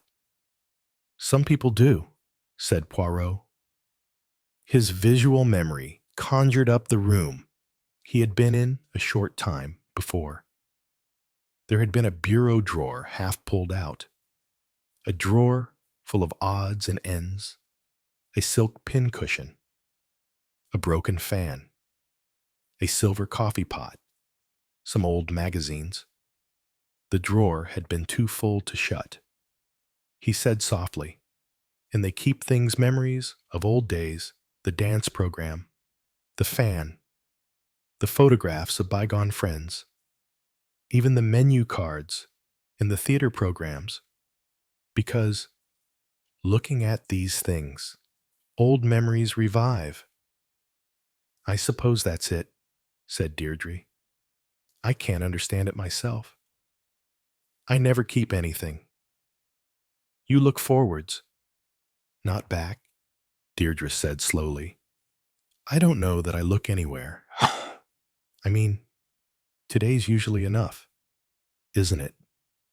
The front door opened, and a tall, spare, elderly man came into the hall. He stopped dead as he saw Poirot. He glanced at Deirdre, and his eyebrows rose in interrogation. "This is my stepfather," said Deirdre. I don't know your name. I am Hercule Poirot," said Poirot, with his usual embarrassed air of announcing a royal title. Mr. Weatherby seemed unimpressed. He said, "Ah," and turned to hang up his coat. Deirdre said he came to ask about Mrs. McGinty. Mr. Weatherby remained still for a second. Then he finished his adjustment of the coat on the peg. "That seems to me rather remarkable," he said. "The woman met her death some months ago, and, although she worked here, we have no information concerning her or her family. If we had done, we should already have given it to the police." There was finality in his tone. He glanced at his watch. "Lunch, I presume, will be ready in a quarter of an hour. I'm afraid it may be rather late today." Mr. Weatherby's eyebrows rose again. "Indeed. Why, may I ask? Frida has been rather busy. My dear Deirdre, I hate to remind you, but the task of running the household devolves on you. I should appreciate a little more punctuality." Poirot opened the front door and let himself out. He glanced over his shoulder. There was cold dislike in the gaze that Mr. Weatherby gave his stepdaughter. There was something very like hate in the eyes that looked back at him, and Poirot left his third call until after luncheon. Luncheon was understewed oxtail, watery potatoes, and what Maureen hoped optimistically might turn out to be pancakes. They were very peculiar. Poirot walked slowly up the hill. Presently, on his right, he would come to Laburnum's. 2 cottages knocked into one and remodeled to modern taste. Here lived Mrs. Upward and that promising young playwright, Robin Upward. Poirot paused a moment at the gate to pass a hand over his mustaches. As he did so, a car came twisting slowly down the hill, and an apple core directed with force struck him on the cheek. Startled, Poirot let out a yelp of protest. The car halted, and a head came through the window. "I'm so sorry." "Did I hit you?" Poirot paused in the act of replying. He looked at the rather noble face, the massive brow, the untidy billows of gray hair, and a chord of memory stirred. The apple core, too, assisted his memory. "But surely," he exclaimed, "it is Mrs. Oliver." It was indeed that celebrated detective story writer. Exclaiming, "Why, it's Poirot." The authoress attempted to extract herself from the car. It was a small car, and Mrs. Oliver was a large woman. Poirot hastened to assist, murmuring in an explanatory voice, "Stiff after the long drive." Mrs. Oliver suddenly arrived out on the road, rather in the manner of a volcanic eruption. Large quantities of apples came, too, and rolled merrily down the hill. "Bags burst," explained Mrs. Oliver. She brushed a few stray pieces of half-consumed apple from the jutting shelf of her bust, and then shook herself rather like a large Newfoundland dog. The last apple, concealed in the recesses of her person, joined its brothers and sisters. "Pity the bag burst," said Mrs. Oliver. "They were Coxes. Still, I suppose there will be lots of apples down here in the country. Or, aren't there? Perhaps they all get sent away. Things are so odd nowadays. I find, well, how are you? Poirot. You don't live here, do you? No, I'm sure you don't. Then I suppose it's murder, not my hostess? I hope. Who is your hostess? In there, said Mrs. Oliver, nodding her head. That's to say, if that's a house called Laburnum's, halfway down the hill on the left side after you pass the church. Yes, that must be it. What's she like? You do not know her. No, I've come down professionally, so to speak. A book of mine is being dramatized by Robin Upward. We're supposed to sort of get together over it. My felicitations, madam. It's not like that at all, said Mrs. Oliver. So far, it's pure agony.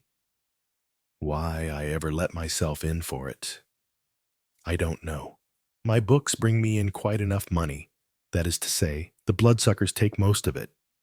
And if I made more, they'd take more. So I don't overstrain myself. But you've no idea of the agony of having your characters taken and made to say things that they never would have said, and do things that they never would have done. And if you protest, all they say is that it's good theater. That's all Robin Upward thinks of. Everyone says he's very clever. If he's so clever, I don't see why he doesn't write a play of his own and leave my poor unfortunate Finn alone. He's not even a Finn any longer. He's become a member of the Norwegian resistance movement. She ran her hands through her hair. What have I done with my hat? Poirot looked into the car. I think, madam, that you must have been sitting on it. It does look like it, agreed Mrs. Oliver, surveying the wreckage. Oh well, she continued cheerfully. I never liked it much, but I thought I might have to go to church on Sunday. And although the Archbishop has said one needn't, I still think that the more old-fashioned clergy expect one to wear a hat. But tell me about your murder, or whatever it is. Do you remember our murder? Very well indeed. Rather fun, wasn't it? Not the actual murder. I didn't like that at all. But afterwards, who is it this time? Not so picturesque a person as Mr. Shaitana? An elderly charwoman who was robbed and murdered 5 months ago. You may have read about it. Mrs. McGinty. A young man was convicted and sentenced to death, and he didn't do it. But you know who did, and you're going to prove it, said Mrs. Oliver rapidly. Splendid! You go too fast, said Poirot with a sigh. I do not yet know who did it, and from there it will be a long way to prove it. Men are so slow, said Mrs. Oliver disparagingly. I'll soon tell you who did it. Someone down here. I suppose, give me a day or two to look round, and I'll spot the murderer. A woman's intuition. That's what you need. I was quite right over the Shaitana case. Wasn't I? Poirot gallantly forebode to remind Mrs. Oliver of her rapid changes of suspicion on that occasion. You men, said Mrs. Oliver indulgently. Now, if a woman were the head of Scotland Yard, she left this well-worn theme hanging in the air as a voice hailed them from the door of the cottage. Hello, said the voice, an agreeable light tenor. Is that Mrs. Oliver? Here I am, called Mrs. Oliver. To Poirot she murmured, Don't worry, I'll be very discreet. No, no, madam, I do not want you to be discreet. On the contrary, Robin Upward came down the path and through the gate. He was bareheaded and wore very old gray flannel trousers and a disreputable sports coat. But for a tendency to embonpoint, he would have been good-looking. Ariadne, my precious, he exclaimed, and embraced her warmly. He stood away, his hands on her shoulders. My dear, I've had the most marvelous idea for the second act. Have you said Mrs. Oliver without enthusiasm? This is Hercule Poirot. Splendid, said Robin. Have you got any luggage? Yes, it's in the back. Robin hauled out a couple of suitcases. Such a bore, he said. We've no proper servants, only old Janet, and we have to spare her all the time. That's such a nuisance, don't you think? How heavy your cases are. Have you got bombs in them? He staggered up the path, calling out over his shoulder. Come in and have a drink. He means you, said Mrs. Oliver, removing her handbag, a book, and a pair of old shoes from the front seat. Did you actually say, just now, that you wanted me to be indiscreet? The more indiscreet, the better. I shouldn't tackle it that way myself, said Mrs. Oliver, but it's your murder. I'll help all I can. Robin reappeared at the front door. Come in, he called. We'll see about the car later. Madre is dying to meet you. Mrs. Oliver swept up the path, and Hercule Poirot followed her. The interior of Laburnum's was charming. Poirot guessed that a very large sum of money had been spent on it, but the result was an expensive and charming simplicity. Each small piece of cottage oak was a genuine piece. In a wheeled chair by the fireplace of the living room, Laura Upward smiled a welcome. She was a vigorous-looking woman of 60-odd, with iron-gray hair and a determined chin. I'm delighted to meet you, Mrs. Oliver, she said.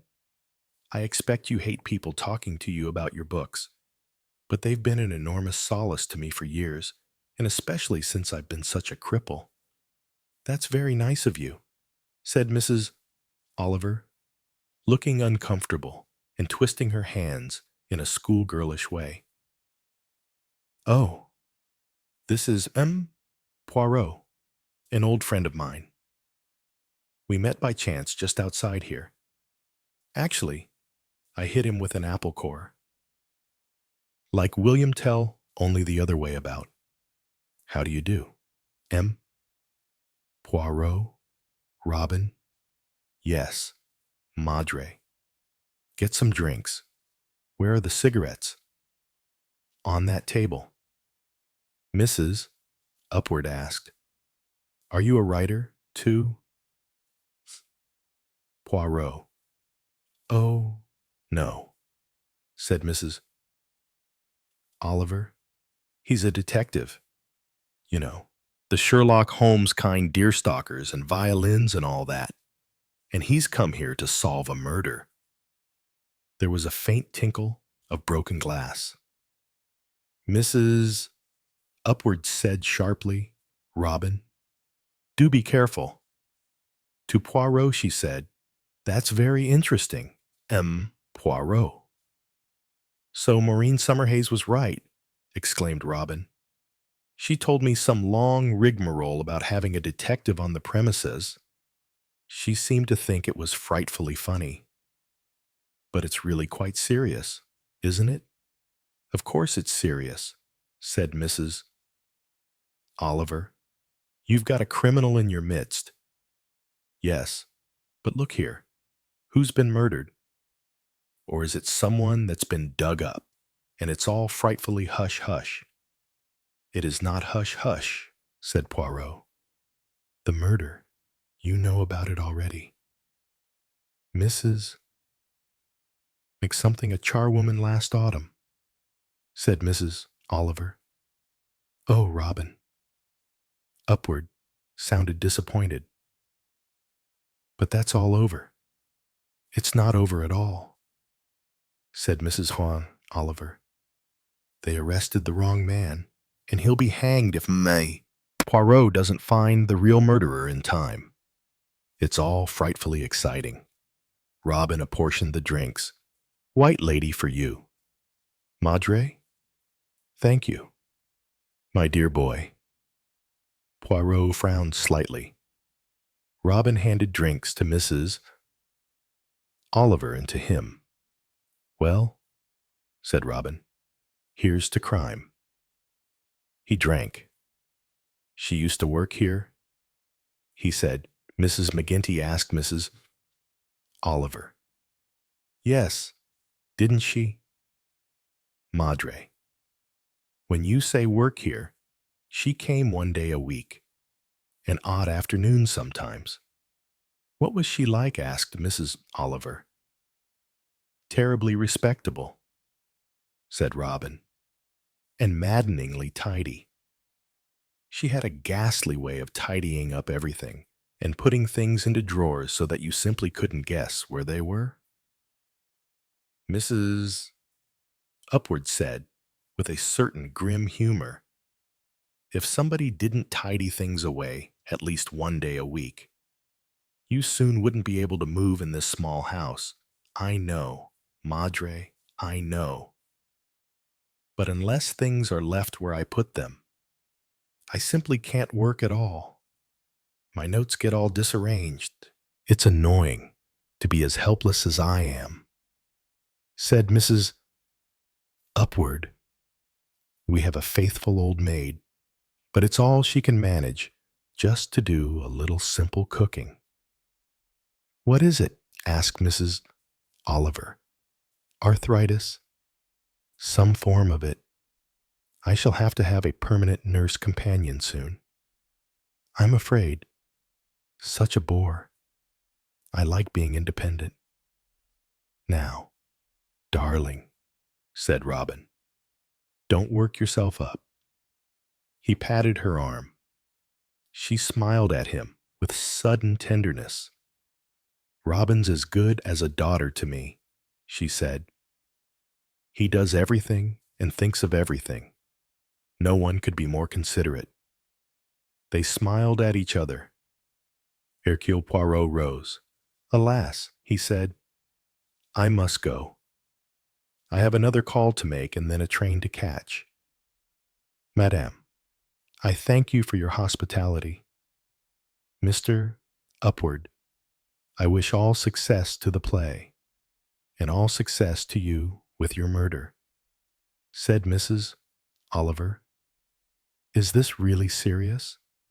M. Poirot asked Robin Upward. Or is it a terrific hoax? Of course it isn't a hoax, said Mrs. Oliver. It's deadly serious. He won't tell me who the murderer is, but he knows. Don't you? No, madam. Poirot's protest was just sufficiently unconvincing. I told you that as yet. No, I do not know. That's what you said, but I think you do know, really. But you're so frightfully secretive, aren't you, Mrs. Upward said sharply. Is this really true? It's not a joke, it is not a joke. Madame, said Poirot. He bowed and departed. As he went down the path, he heard Robin Upward's clear tenor voice. But Ariadne, darling, he said, it's all very well. But with that mustache and everything, how can one take him seriously? Do you really mean he's good? Poirot smiled to himself. Good indeed. About to cross the narrow lane, he jumped back just in time. The Summerhays station wagon, lurching and bumping, came racing past him. Summerhays was driving. Sorry, he called, got to catch train, and faintly, from the distance, Covent Garden. Poirot also intended to take a train, the local train to Kilchester, where he had arranged a conference with Superintendent Spence. He had time, before catching it, for just one last call. He went to the top of the hill and through the gates and up a well-kept drive to a modern house of frosted concrete with a square roof and a good deal of window. This was the home of Mr. and Mrs. Carpenter. Guy Carpenter was a partner in the big Carpenter Engineering Works, a very rich man who had recently taken to politics. He and his wife had only been married a short time. The Carpenter's front door was not opened by foreign help or an aged faithful. An imperturbable manservant opened the door and was loath to admit Hercule Poirot. In his view, Hercule Poirot was the kind of caller who was left outside. He clearly suspected that Hercule Poirot had come to sell something. Mr. and Mrs. Carpenter are not at home. Perhaps, then, I might wait. I couldn't say when they will be in. He closed the door. Poirot did not go down the drive. Instead, he walked round the corner of the house and almost collided with a tall young woman in a mink coat. "Hello," she said. "What the hell do you want?" Poirot raised his hat with gallantry. "I was hoping," he said, "that I could see Mr. or Mrs. Carpenter. Have I the pleasure of seeing Mrs. Carpenter? I'm Mrs. Carpenter." She spoke ungraciously, but there was a faint suggestion of appeasement behind her manner. "My name is Hercule Poirot." Nothing registered.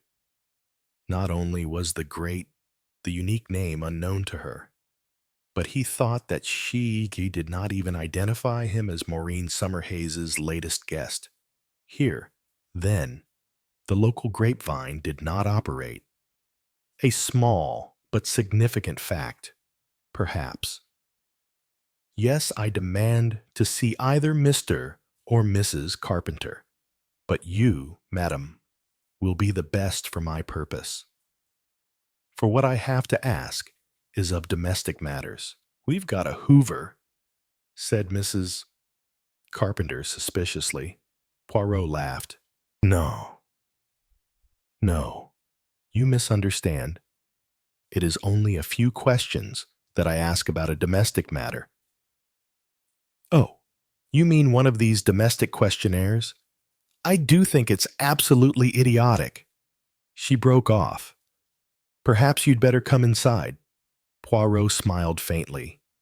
She had just stopped herself from uttering a derogatory comment. With her husband's political activities.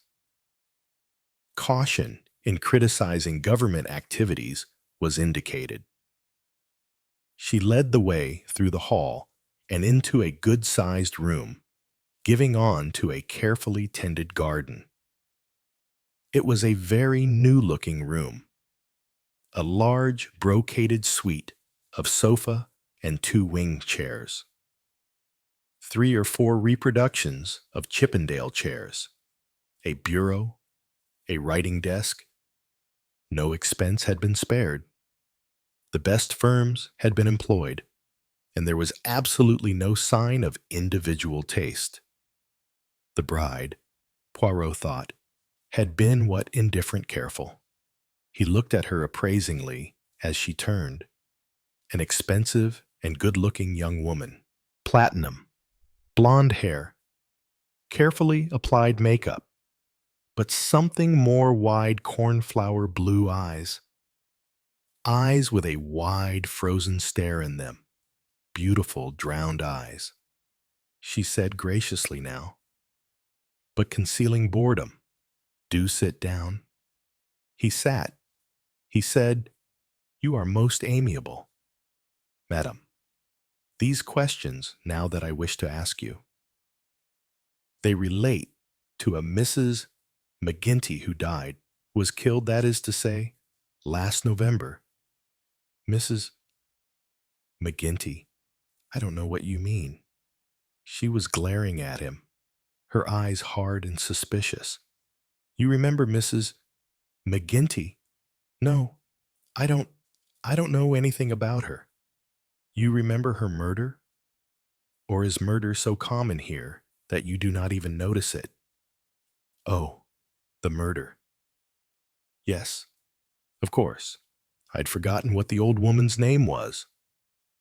Although she worked for you in this house, she didn't. I wasn't living here then. Mr. Carpenter and I were only married 3 months ago. But she did work for you on Friday mornings. I think it was. You were then Mrs. Selkirk and you lived in Rose Cottage. She said sulkily, if you know the answers to everything, I don't see why you need to ask questions. Anyway, what's it all about? I am making an investigation into the circumstances of the murder. Why? What on earth for? Anyway, why come to me? You might know something that would help me. I don't know anything at all. Why should I? She was only a stupid old charwoman. She kept her money under the floor, and somebody robbed and murdered her for it. It was quite disgusting, beastly. The whole thing, like things you read in the Sunday papers. Poirot took that up quickly. Like the Sunday papers. Yes, like the Sunday Comet. You read, perhaps, the Sunday Comet. She jumped up and made her way, blunderingly, towards the opened French windows. So uncertainly did she go that she actually collided with the window frame.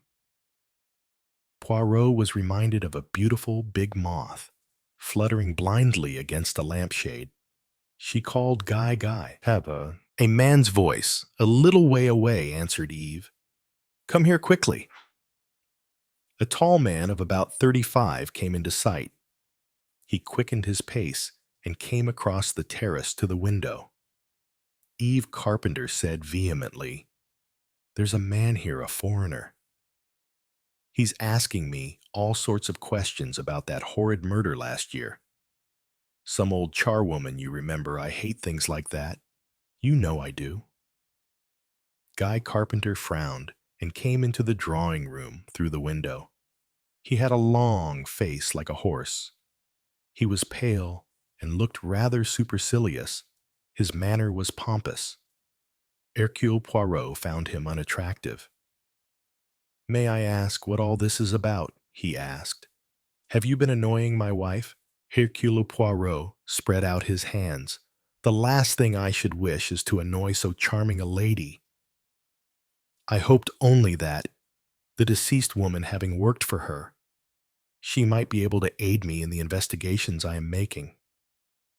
But what are these investigations? Yes, ask him that, urged his wife. A fresh inquiry is being made into the circumstances of Mrs. McGinty's death. Nonsense. The case is over. No. There you are in error. It is not over. A fresh inquiry. You say Guy Carpenter frowned. He said suspiciously, By the police, nonsense. You're nothing to do with the police. That is correct. I am working independently of the police. It's the press. Eve Carpenter broke in. Some horrid Sunday newspaper. He said so. A gleam of caution came into Guy Carpenter's eye. In his position, he was not anxious to antagonize the press. He said, more amicably, My wife is very sensitive. Murders and things like that upset her. I'm sure it can't be necessary for you to bother her. She hardly knew this woman. Eve said vehemently, She was only a stupid old charwoman. I told him so. she added. And she was a frightful liar, too. Ah, that is interesting. Poirot turned a beaming face from one to the other of them. So she told lies. She told Deaad. That may give us a very valuable lead. I don't see how, said Eve sulkily. The establishment of motive, said Poirot. That is the line I am following up. She was robbed of her savings, said Carpenter sharply. That was the motive of the crime. Ah, said Poirot softly. But was it? He rose like an actor who had just spoken a telling line. I regret if I have caused Madame any pain, he said politely. These affairs are always rather unpleasant. The whole business was distressing, said Carpenter quickly. Naturally, my wife didn't like being reminded of it. I'm sorry we can't help you with any information. Oh, but you have— I beg your pardon, Poirot said softly. Mrs. McGinty told lies. A valuable fact. What lies? Exactly. Did she tell, Madame? He waited politely for Eve Carpenter to speak. She said at last, Oh, nothing particular.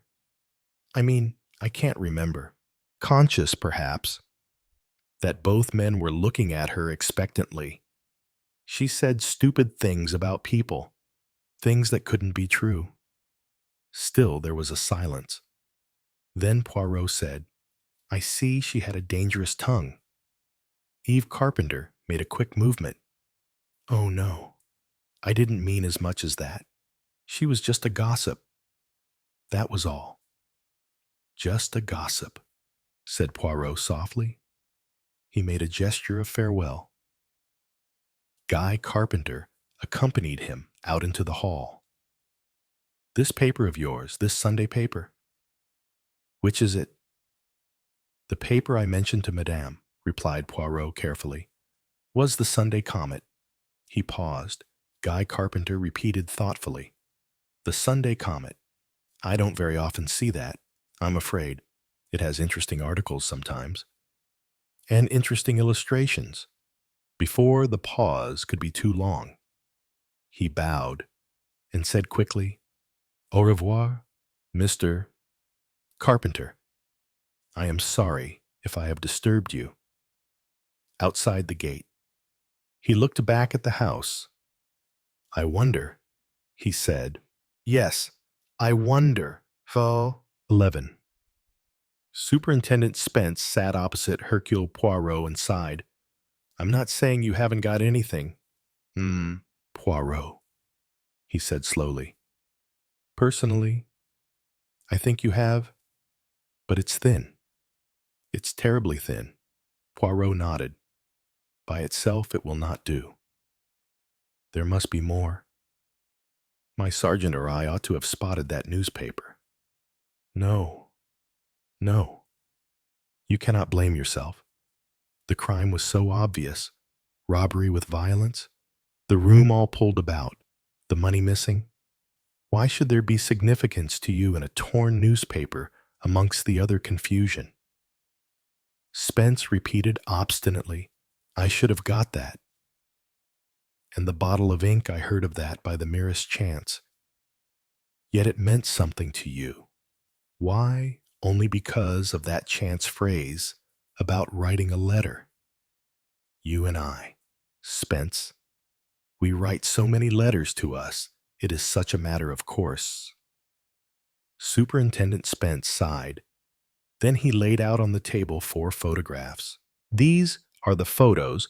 You asked me to get the original photos that the Sunday Comet used.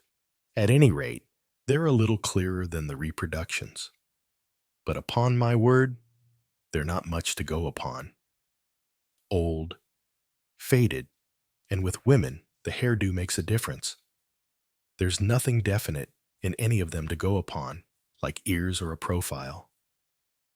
That cloche hat, and that arty hair, and the roses doesn't give you a chance. You agree with me that we can discard Vera Blake? I should think so. If Vera Blake was in Broad Hinny, everyone would know. It telling the sad story of her life seems to have been her speciality. What can you tell me about the others? I've got what I could for you in the time. Eva Kane left the country after Craig was sentenced, and I can tell you the name she took. It was Hope. Symbolic. Perhaps Poirot murmured, yes. Yes, the romantic approach. Beautiful Evelyn Hope is dead. A line from one of your poets. I dare say she thought of that. Was her name Evelyn, by the way? Yes. I believe it was. But Eva was what she was known as always. And by the way, M. Poirot. Now that we're on the subject, the police opinion of Eva Kane doesn't quite square with this article here. Very far from it. Poirot smiled. What the police think it is not evidence, but it is usually a very sound guide. What did the police think of Eva Kane, that she was by no means the innocent victim that the public thought her? I was quite a young chap at the time, and remember hearing it discussed by my old chief and Inspector Trail, who was in charge of the case. Trail believed no evidence. Mind you, that the pretty little idea of putting Mrs. Craig out of the way was all Eva Kane's idea, and that she not only thought of it, but she did it. Craig came home one day and found his little friend had taken a shortcut. She thought it would all pass off as natural death, I dare say. But Craig knew better. He got the wind up and disposed of the body in the cellar and elaborated the plan of having Mrs. Craig die abroad. Then, when the whole thing came out, he was frantic in his assertions that he'd done it alone, that Eva Kane had known nothing about it. Well, Superintendent Spence shrugged his shoulders. Nobody could prove anything else. The stuff was in the house. Either of them could have used it. Pretty Eva Kane was all innocence and horror. Very well she did it. Too, a clever little actress. Inspector Trail had his doubts, but there was nothing to go upon. I'm giving you that for what it's worth, M.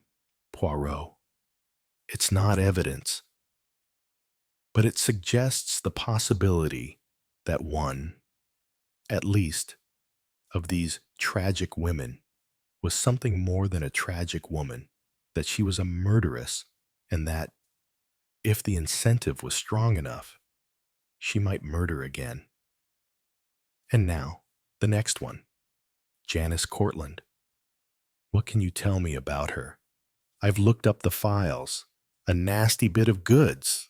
If we hanged Edith Thompson, we certainly ought to have hanged Janice Cortland. An unpleasant pair. She and her husband, nothing to choose between them. And she worked on that young man until she had him all up in arms. But all the time, mark you, there was a rich man in the background, and it was to marry him. She wanted her husband out of the way. Did she marry him? Spence shook his head. No idea. She went abroad, and then Spence shook his head. She was a free woman. She'd not been charged with anything. Whether she married or what happened to her, we don't know. One might meet her at a cocktail party any day, said Poirot. Thinking of Dr. Rendell's remark? Exactly. Poirot shifted his gaze to the last photograph. And the child, Lily Gamble. Too young to be charged with murder. She was sent to an approved school. Good record there. Was taught shorthand and typing, and was found a job under probation. Did well. Last heard of in Ireland. I think we could wash her out. You know, M. Poirot. Same as Vera Blake.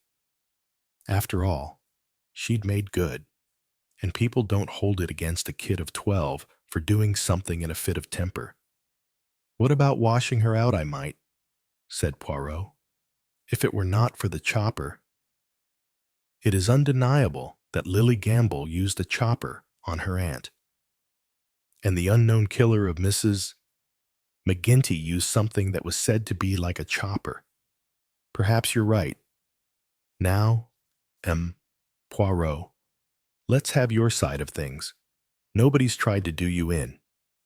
I'm glad to see— No, said Poirot, with a momentary hesitation. I don't mind telling you, I've had the wind up about you once or twice since that evening in London. Now, what are the possibilities? Amongst the residents of Whodunit, Poirot opened his little notebook. Eva Kane, if she is still alive, would be now approaching 60. Her daughter, of whose adult life our Sunday comet paints such a touching picture, would be now in the 30s. Lily Gamble would also be about that age. Janice Cortland would now be not far short of 50. Spence nodded agreement. So, we come to the residents of Whodunit, with a special reference to those for whom Mrs. McGinty worked. That last is a fair assumption. I think, yes. It is complicated by the fact that Mrs. McGinty did occasional odd work here and there. But we will assume for the time being that she saw whatever she did see, presumably a photograph, at one of her regular houses. Agreed. Then, as far as age goes, that gives us as possibles first the Weatherbys, where Mrs. McGinty worked on the day of her death. Mrs. Weatherby is the right age for Eva Kane, and she has a daughter of the right age to be Eva Kane's daughter. A daughter said to be by a previous marriage. And as regards the photograph, mon cher, no positive identification from that is possible.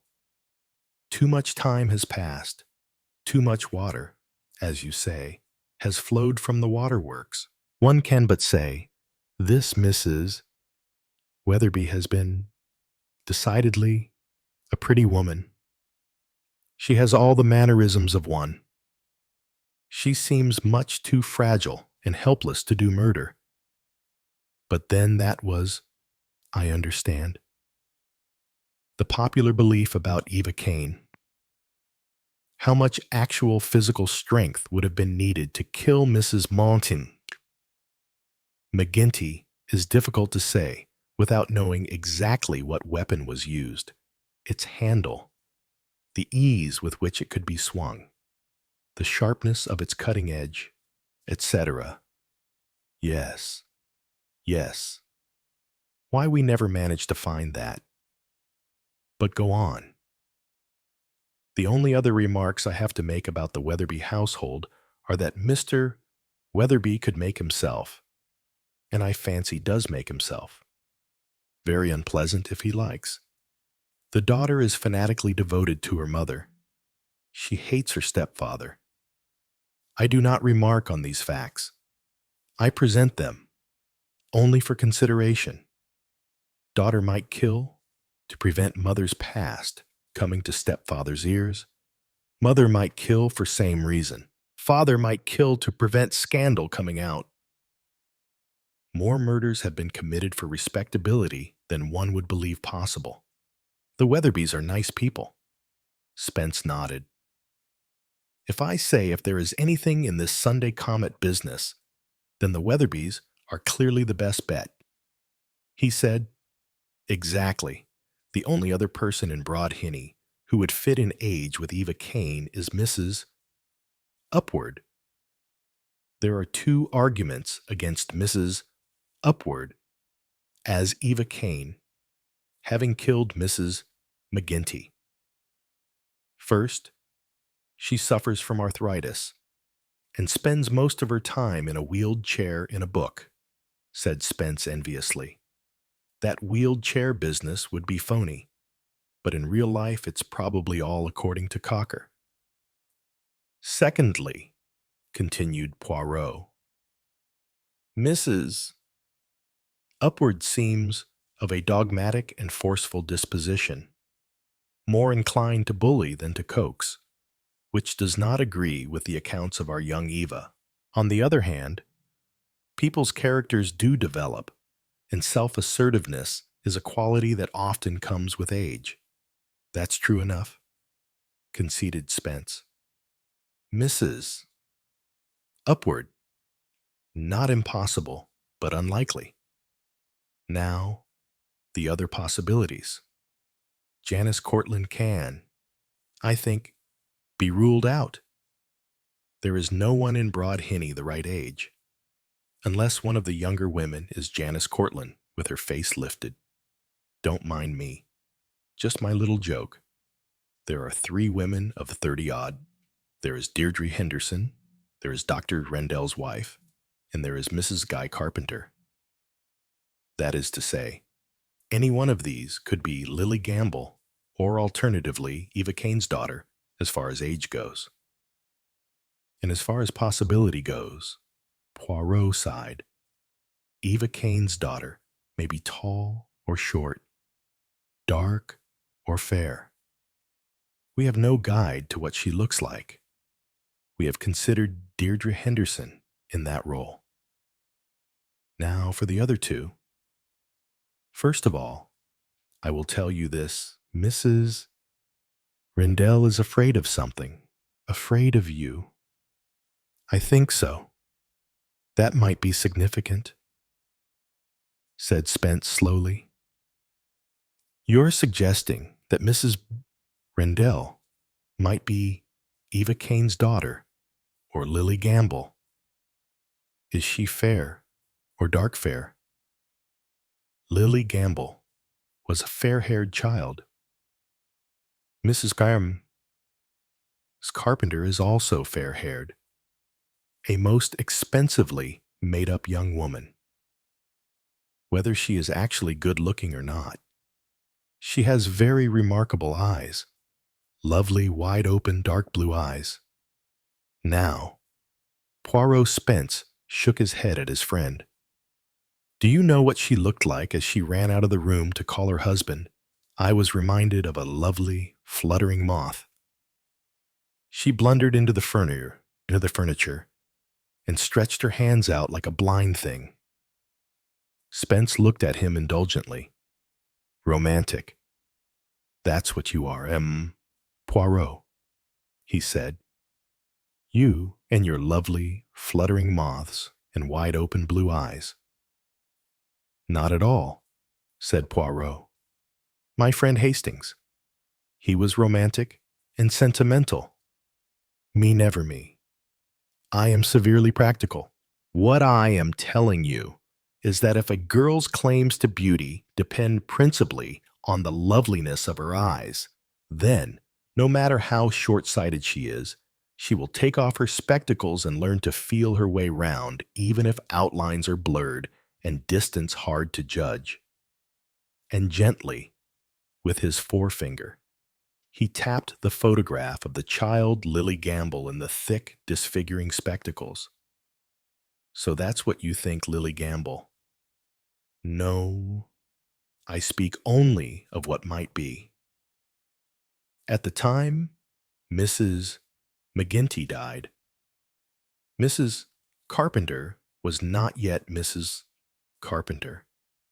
She was a young war widow, very badly off, living in a laborer's cottage. She was engaged to be married to the rich man of the neighborhood, a man with political ambitions and a great sense of his own importance.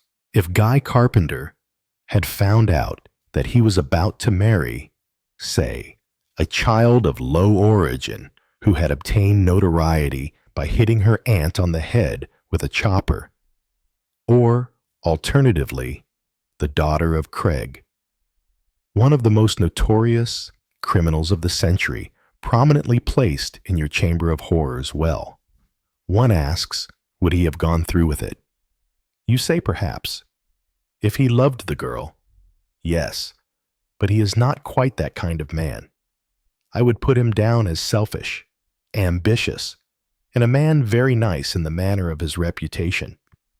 I think that if young Mrs. Selkirk, as she was then, was anxious to achieve the match, she would have been very, very anxious that no hint of an unfortunate nature got to her fiancé's ears.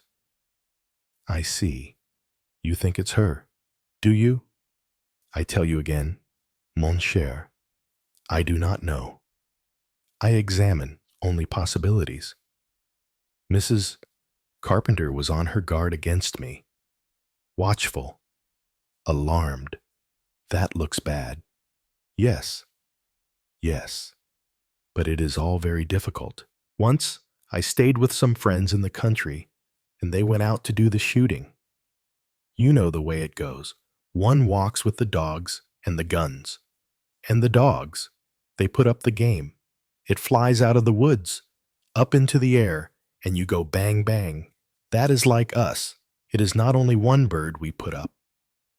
Perhaps. There are other birds in the covert. Birds, perhaps, with which we have nothing to do.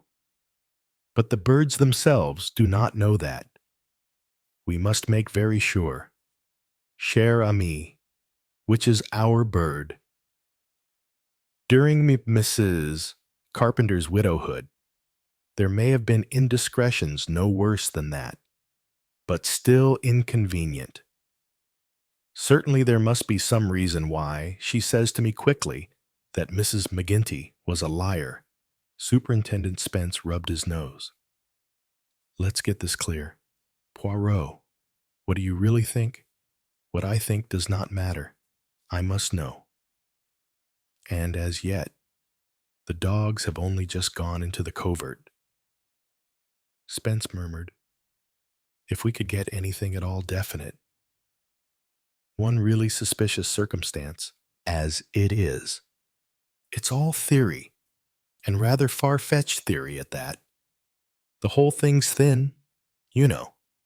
As I said, does anyone really murder for the reasons we've been considering? That depends, said Poirot. It depends on a lot of family circumstances we do not know. But the passion for respectability is very strong. These are not artists or bohemians. Very nice people live in Broad Hinny. My postmistress said so. And nice people like to preserve their niceness. Years of happy married life, maybe. No suspicion that you were once a notorious figure in one of the most sensational murder trials. No suspicion that your child is the child of a famous murderer. One might say, I would rather die than have my husband know. Or, I would rather die than have my daughter discover who she is. And then you would go on to reflect that it would be better, perhaps, if Mrs. McGinty died. Spence said quietly. So you think it's the Weatherbys? No, they fit the best, perhaps, but that is all. In actual character, Mrs. Upward is a more likely killer than Mrs. Weatherby. She has determination and willpower, and she fairly dotes on her son. To prevent his learning of what happened before she married his father and settled down to respectable married bliss, I think she might go far. Would it upset him so much? Personally, I do not think so. Young Robin has a modern skeptical point of view, is thoroughly selfish, and in any case is less devoted, I should say, to his mother than she to him.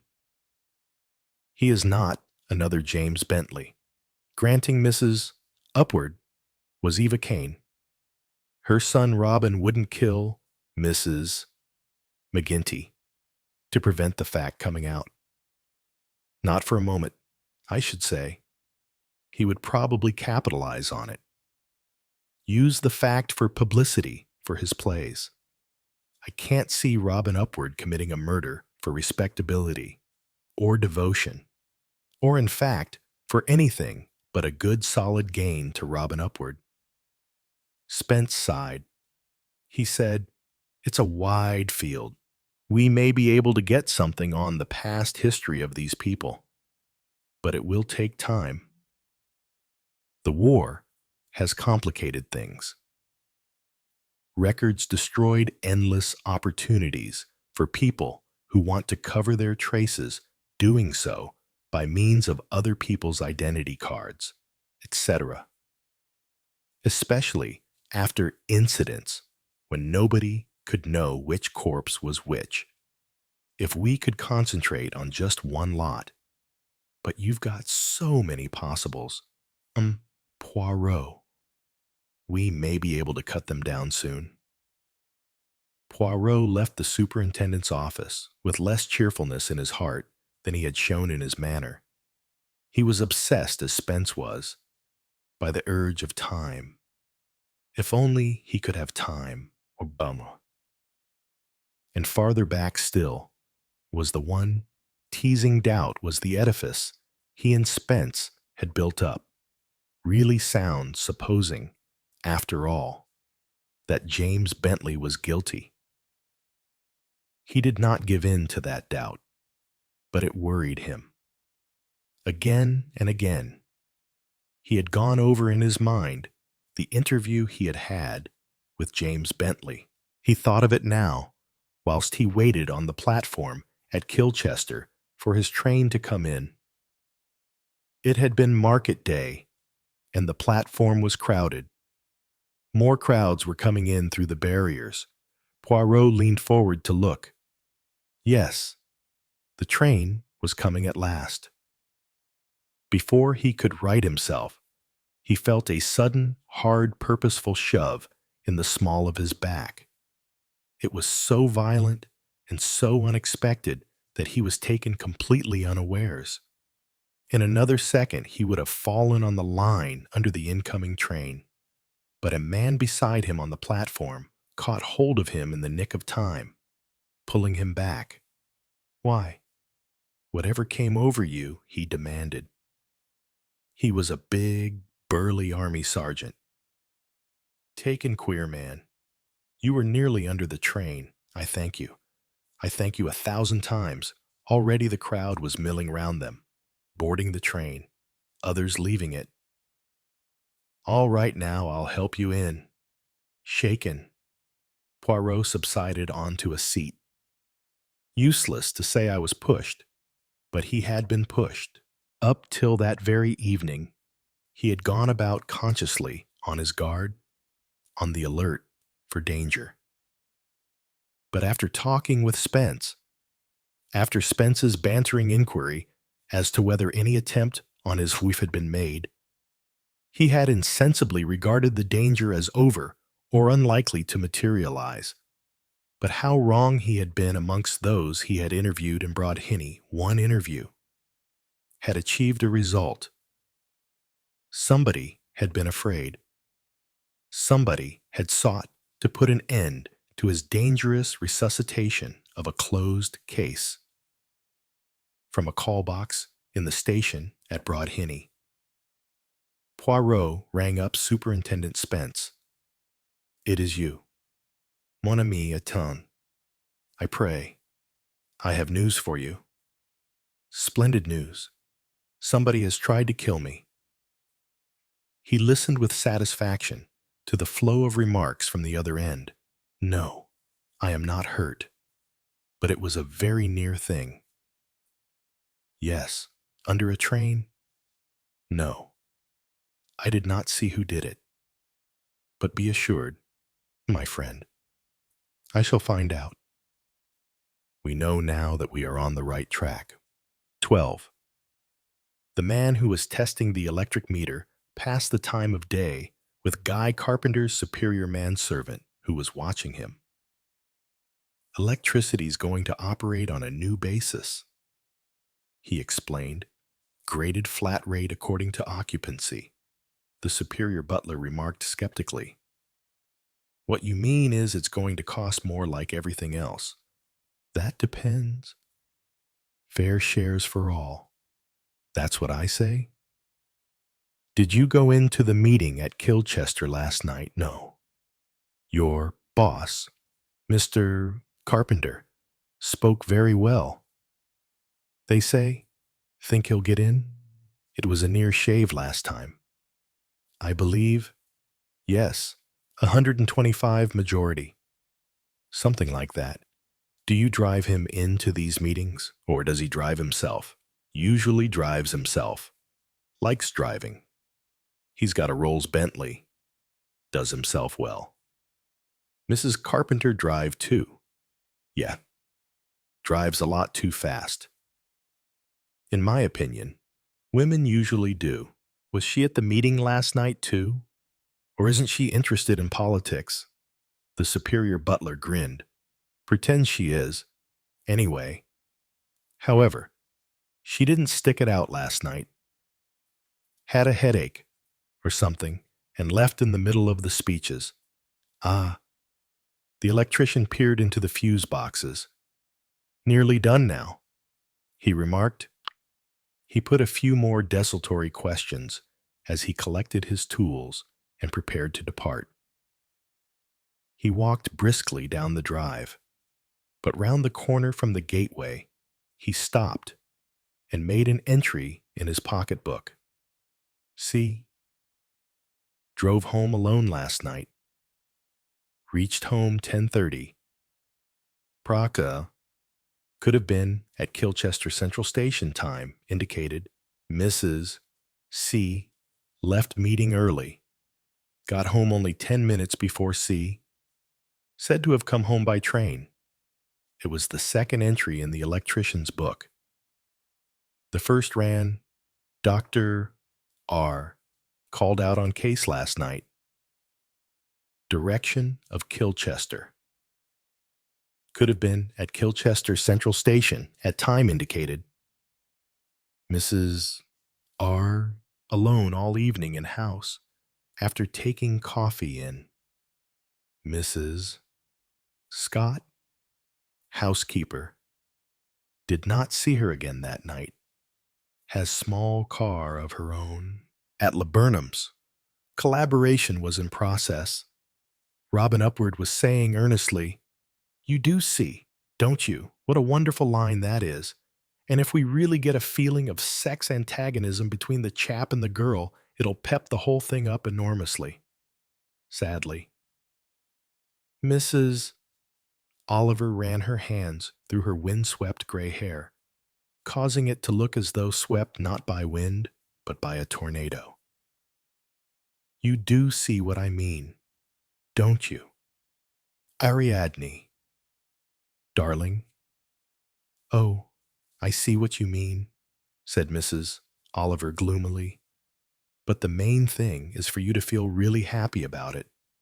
Nobody but a really determined self-deceiver could have thought that Mrs. Oliver looked happy. Robin continued blithely, "What I feel is, here's that wonderful young man." Parachuted down, Mrs. Oliver interrupted. "He's 60. Oh, no. He is. I don't see him like that. 35, not a day older. But I've been writing books about him for 30 years. And he was at least 35 in the first one. But, darling, if he's 60, you can't have the tension between him and the girl. What's her name, Ingrid? I mean, it would make him just a nasty old man." It certainly would. So you see, he must be 35, said Robin triumphantly. Then he can't be Sven Yersin. Just make him a Norwegian young man who's in the resistance movement. But darling Ariadne, the whole point of the play is Sven Yersin.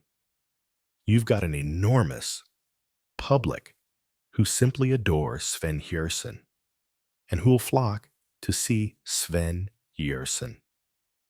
He's box office, darling. But people who read my books know what he's like.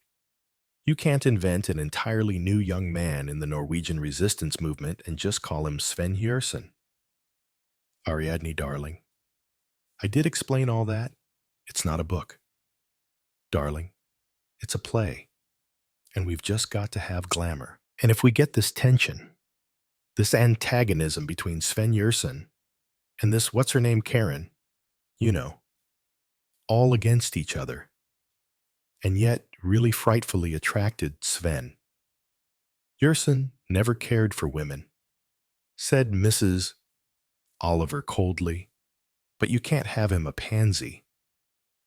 Darling, not for this sort of play. I mean, it's not Green Bay trees or anything like that. It's thrills and murders and clean open-air fun. The mention of open air had its effect. I think I'm going out, said Mrs. Oliver abruptly. I need air. I need air badly. Shall I come with you? Asked Robin tenderly. No, I'd rather go alone. Just as you like. Darling, perhaps you're right.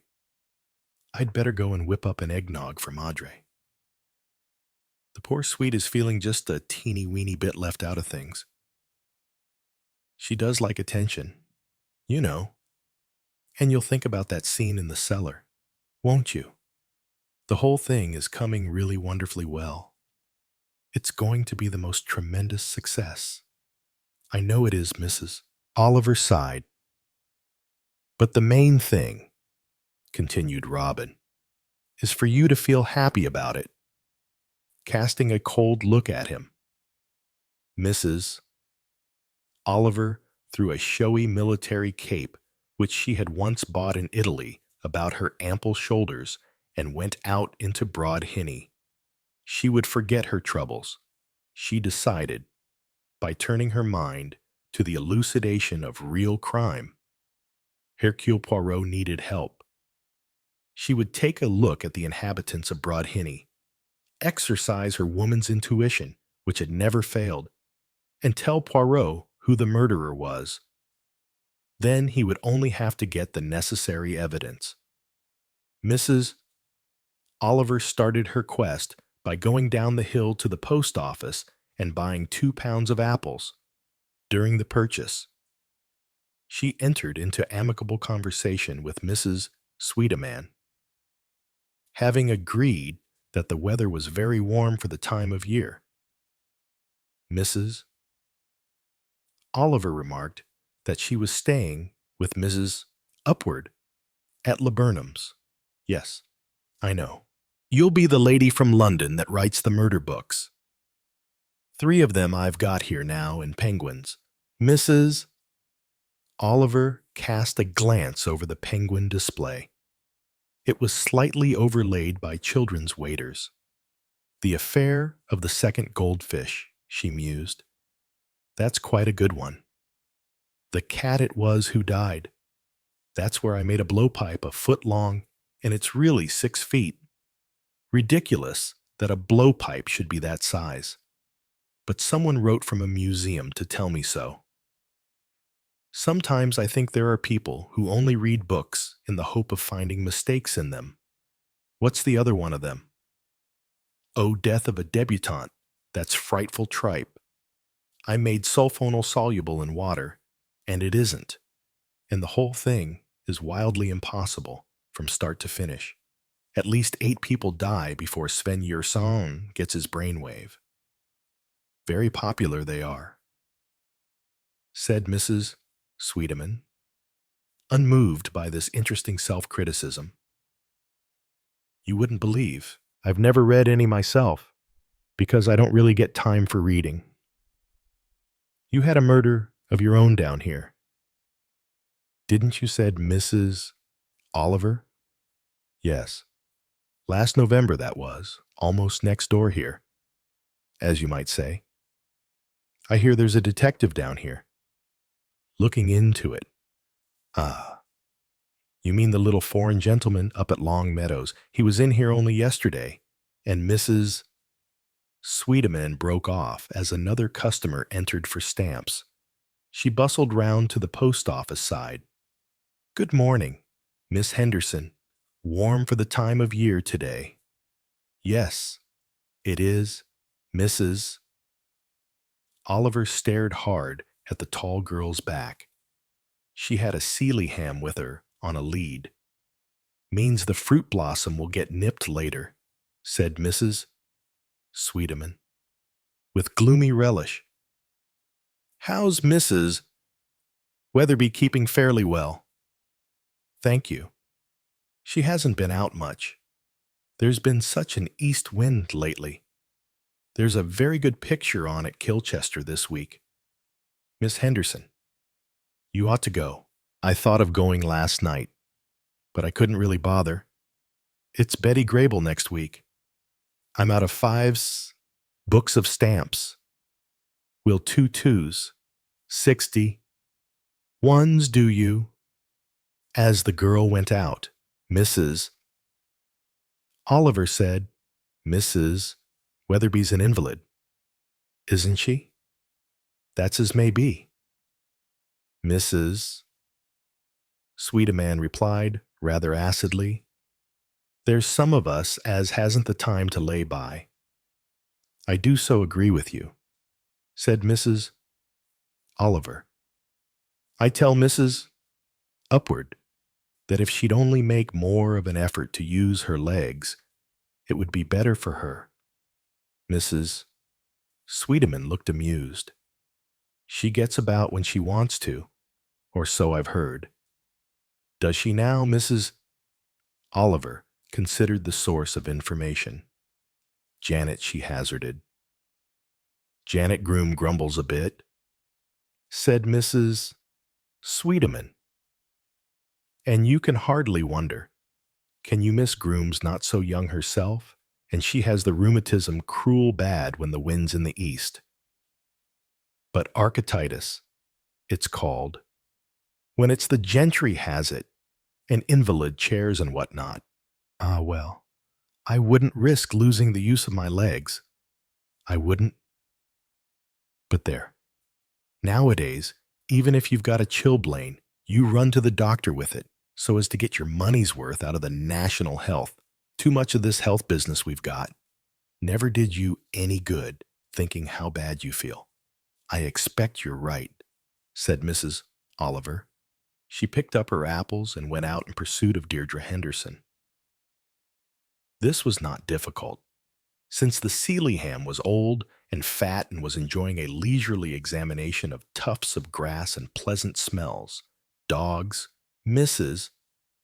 Oliver considered, were always a means of introduction. What a darling, she exclaimed. The big young woman with the plain face looked gratified. He is rather attractive, she said.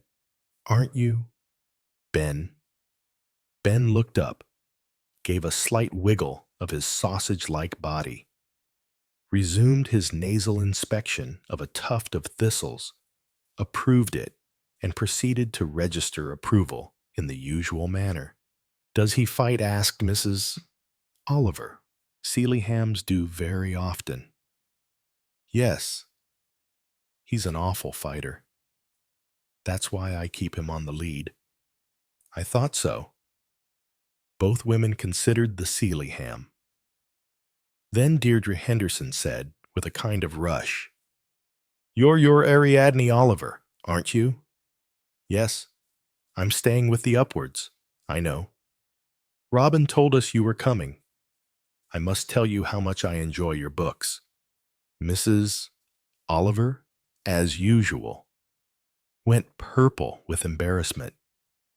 Oh, she murmured unhappily. I'm very glad, she added gloomily.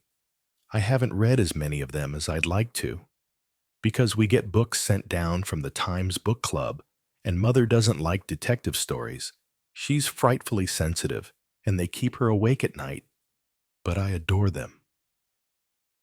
You've had a real crime down here, haven't you? Said Mrs. Oliver. Which house was it? One of these cottages. That one there. Deirdre Henderson spoke in a rather choked voice. Mrs. Oliver directed her gaze on Mrs. McGinty's former dwelling, the front doorstep of which was at present occupied by two unpleasant little kittles who were happily torturing a cat, as Mrs. Oliver stepped forward to remonstrate. The cat escaped by a firm use of its claws.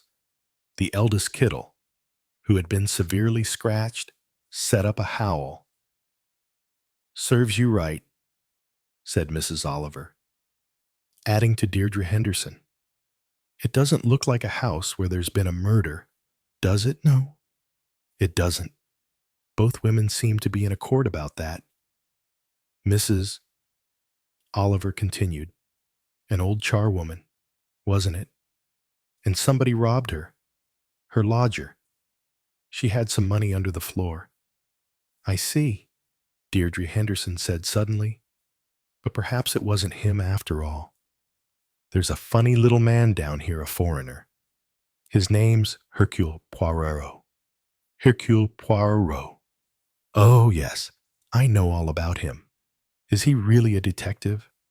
"My dear, he's frightfully celebrated and terribly clever. Then, perhaps he'll find out that he didn't do it after all." "Who?" The lodger. James Bentley." "Oh, I do hope he'll get off." "Do you?" "Why, because I don't want it to be him. I never wanted it to be him." Mrs. Oliver looked at her curiously, startled by the passion in her voice. "Did you know him?" "No," said Deirdre slowly. "I didn't know him, but once Ben got his foot caught in a trap, and he helped me to get him free. And we talked a little." "What was he like?" "He was dreadfully lonely. His mother had just died. He was frightfully fond of his mother." "And you are very fond of yours," said Mrs. Oliver acutely. "Yes, that made me understand. Understand what he felt, I mean. Mother and I, we've just got each other. You see, I thought Robin told me that you had a stepfather." Deirdre said bitterly, "Oh, yes, I've got a stepfather." Mrs. Oliver said vaguely, "It's not the same thing, is it, as one's own father?" "Do you remember your own father?" "No. He died before I was born. Mother married Mr. Weatherby when I was 4 years old.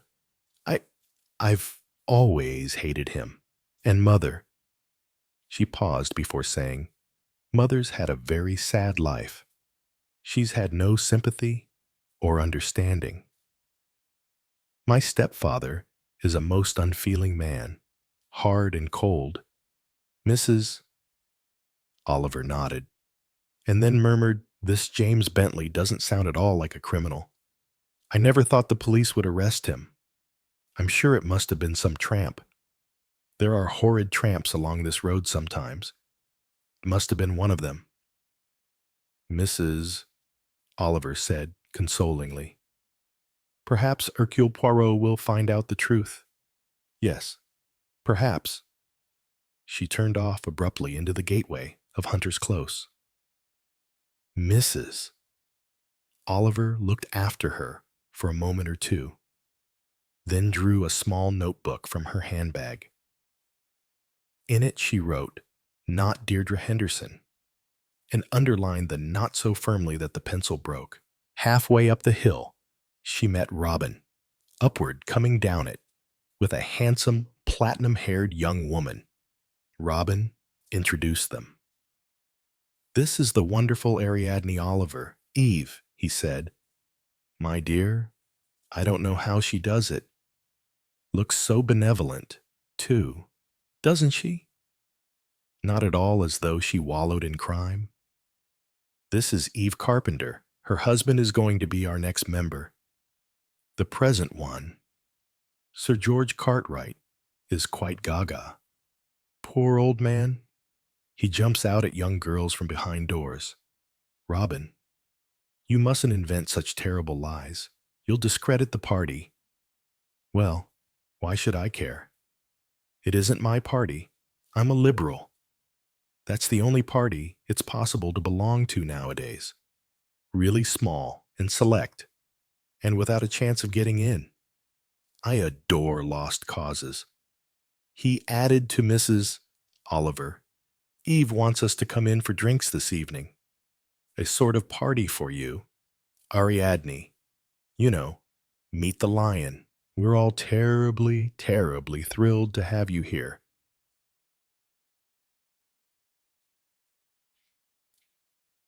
Can't you put the scene of your next murder in Broad Hinny? Oh, do, Mrs. Oliver, said Eve Carpenter.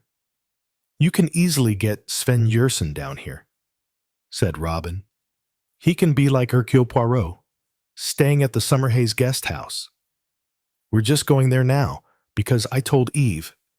Hercule Poirot is just as much a celebrity in his line as you are in yours. And she says she was rather rude to him yesterday, so she's going to ask him to the party too. But seriously, dear, do make your next murder happen in Broad Hinny. We'd all be so thrilled. Oh, do. Mrs. Oliver? It would be such fun, said Eve Carpenter. Who shall we have as murderer and who as victim? Asked Robin.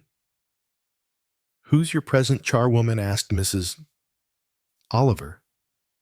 Oh, my dear, not that kind of murder. So dull. No, I think Eve here would make rather a nice victim. Strangled, perhaps, with her own nylon stockings. No, that's been done. I think you'd better be murdered. Robin, said Eve, the coming playwright, stabbed in Country Cottage. We haven't settled on a murderer yet, said Robin. What about my mamma, using her wheeled chair so that there wouldn't be footprints? I think that would be lovely. She wouldn't want to stab you. Though, Robin considered. No, perhaps not. As a matter of fact, I was considering her strangling you. She wouldn't mind doing that half of as much. But I want you to be the victim, and the person who kills you can be Deirdre Henderson, the repressed plain girl whom nobody notices. There you are, Ariadne, said Robin.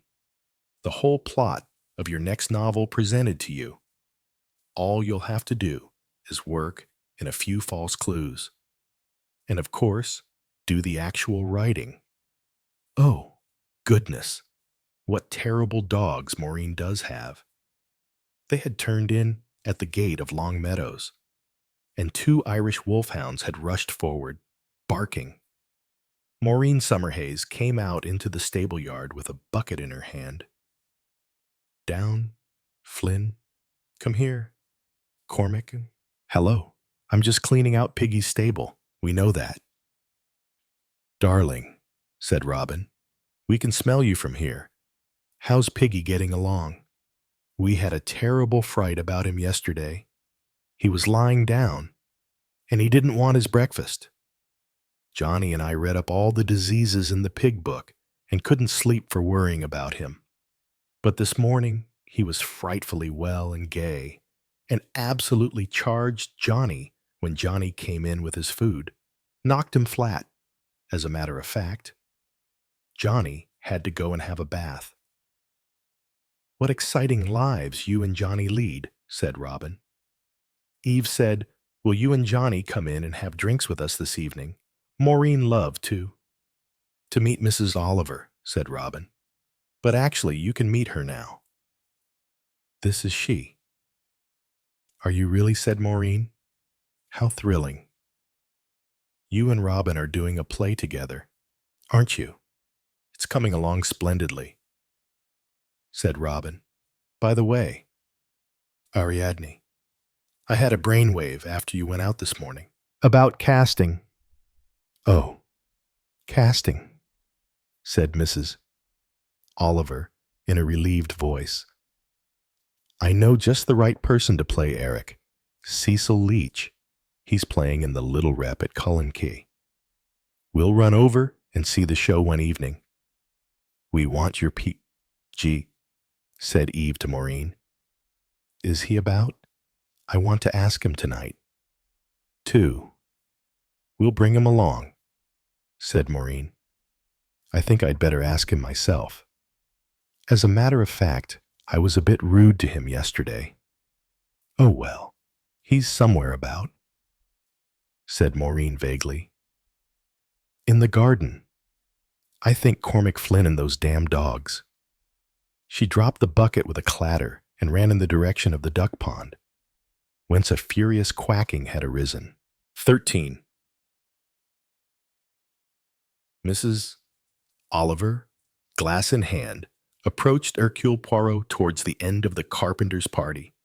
Up till that moment, they had each of them been the center of an admiring circle. Now that a good deal of gin had been consumed, and the party was going well, there was a tendency for old friends to get together and retail local scandal, and the two outsiders were able to talk to each other. Come out on the terrace, said Mrs. Oliver, in a conspirator's whisper. At the same time, she pressed into his hand a small piece of paper. Together they stepped out through the French windows and walked along the terrace. Poirot unfolded the piece of paper. Dr. Rendell, he read. He looked questioningly at Mrs. Oliver. Mrs. Oliver nodded vigorously, a large plume of gray hair falling across her face as she did so. He's the murderer, said Mrs. Oliver. You think so? Why, I just know it, said Mrs. Oliver. He's the type, hearty and genial, and all that. Perhaps. Poirot sounded unconvinced. But what would you say was his mode of unprofessional conduct? Said Mrs. Oliver. And Mrs. McGinty knew about it, but whatever the reason was, you can be quite sure it was him. I've looked at all the others, and he's the one. In reply, Poirot remarked conversationally, Last night somebody tried to push me on to the railway line at Kilchester Station. Good gracious, to kill you. Do you mean I have no doubt that was the idea? And Dr. Rendell was out on a case. I know he was. I understand, yes, that Dr. Rendell was out on a case. Then that settles it, said Mrs. Oliver with satisfaction. Not quite, said Poirot. Both Mr. and Mrs. Carpenter were in Kilchester last night and came home separately. Mrs.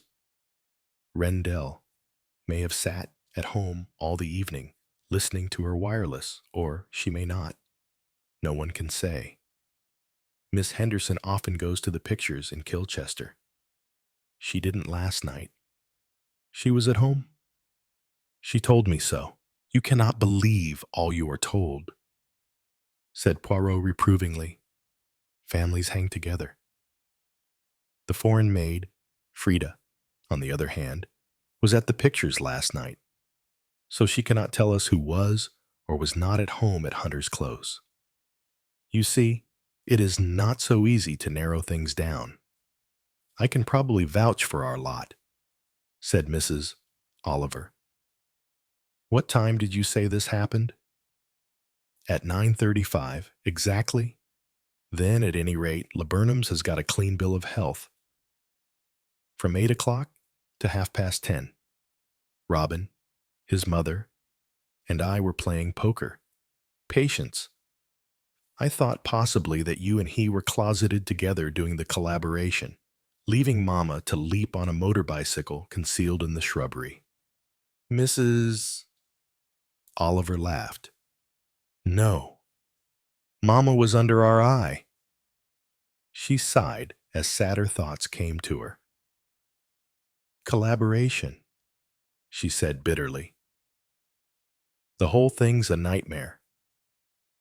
How would you like to see a big black mustache stuck onto Superintendent Battle and be told it was you. Poirot blinked a little. But it is a nightmare. That suggestion. Now you know what I suffer. I, too, suffer, said Poirot. The cooking of Madame Summerhays, it is beyond description. It is not cooking at all. And the draughts, the cold winds, the upset stomachs of the cats, the long hairs of the dogs, the broken legs of the chairs, the terrible, terrible bed in which I sleep. He shut his eyes in remembrance of agonies, the tepid water in the bathroom, the holes in the stair carpet, and the coffee words cannot describe to you the fluid which they serve to you as coffee. It is an affront to the stomach. Dear me, said Mrs. Oliver.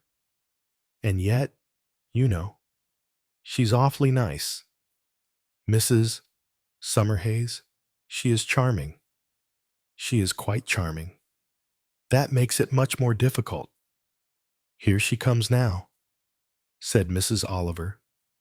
Maureen Summerhays was approaching them. There was an ecstatic look on her freckled face. She carried a glass in her hand. She smiled at them both with affection. I think I'm a bit tiddly, she announced. Such lots of lovely gin. I do like parties. We don't often have one in Broadhinny. It's because of you both being so celebrated. I wish I could write books. The trouble with me is, I can't do anything properly. You are a good wife and mother. Madam, said Poirot primly. Maureen's eyes opened. Attractive hazel eyes and a small freckled face. Mrs. Oliver wondered how old she was. Not much more than 30, she guessed. Am I, said Maureen. I wonder. I love them all terribly. But is that enough? Poirot coughed. If you will not think me presumptuous, madame, a wife who truly loves her husband should take great care of his stomach. It is important. The stomach. Maureen looked slightly affronted. Johnny's got a wonderful stomach, she said indignantly. Absolutely flat. Practically not a stomach at all. I was referring to what is put inside it. You mean my cooking? Said Maureen. I never think it matters much what one eats. Poirot groaned. Or what one wears, said Maureen dreamily. Or what one does. I don't think things matter. Not really. She was silent for a moment or two, her eyes alcoholically hazy, as though she was looking into the far distance. There was a woman writing in the paper the other day. She said suddenly, a really stupid letter, asking what was best to do, to let your child be adopted by someone who could give it every advantage, every advantage.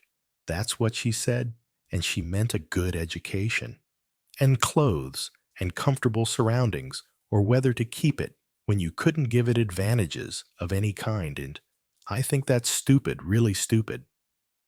If you can just give a child enough to eat, that's all that matters. She stared down into her empty glass as though it were a crystal. I ought to know, she said. I was an adopted child. My mother parted with me and I had every advantage, as they call it. And it's always hurt. Always, always, to know that you weren't really wanted, that your mother could let you go. It was a sacrifice for your good. Perhaps, said Poirot. Her clear eyes met his. I don't think that's ever true. It's the way they put it to themselves. But what it boils down to is that they can really get on without you. And it hurts. I wouldn't give up my children, not for all the advantages in the world. I think you're quite right, said Mrs. Oliver. And I too. Agree, said Poirot. Then that's all right, said Maureen cheerfully. "What are we arguing about?" Robin, who had come along the terrace to join them, said, "Yes." "What are you arguing about adoption?" said Maureen. "I don't like being adopted." "Do you? Well, it's much better than being an orphan. Don't you think so? Darling, I think we ought to go now. Don't you?" "Ariadne." The guests left in a body. "Doctor." Rendell had already had to hurry away. They walked down the hill together, talking gaily with that extra hilarity that a series of cocktails induces. When they reached the gate of Laburnum's, Robin insisted that they should all come in, just to tell Madre all about the party. So boring for her, poor sweet, not to have been able to go because her leg was playing her up. But she so hates being left out of things. They surged in cheerfully, and Mrs. Upward seemed pleased to see them. Who else was there, she asked. The Weatherbys, Mrs. Weatherby didn't feel well enough, and that dim Henderson girl wouldn't come without her. She's really rather pathetic. "Isn't she?" said Sheila Grendel. "I think almost pathological." "Don't you?" said Robin. "It's that mother of hers," said Maureen. "Some mothers really do almost eat their young, don't they?" She flushed suddenly as she met Mrs. Upward's quizzical eye. "Do I devour you, Robin?" Mrs. Upward asked.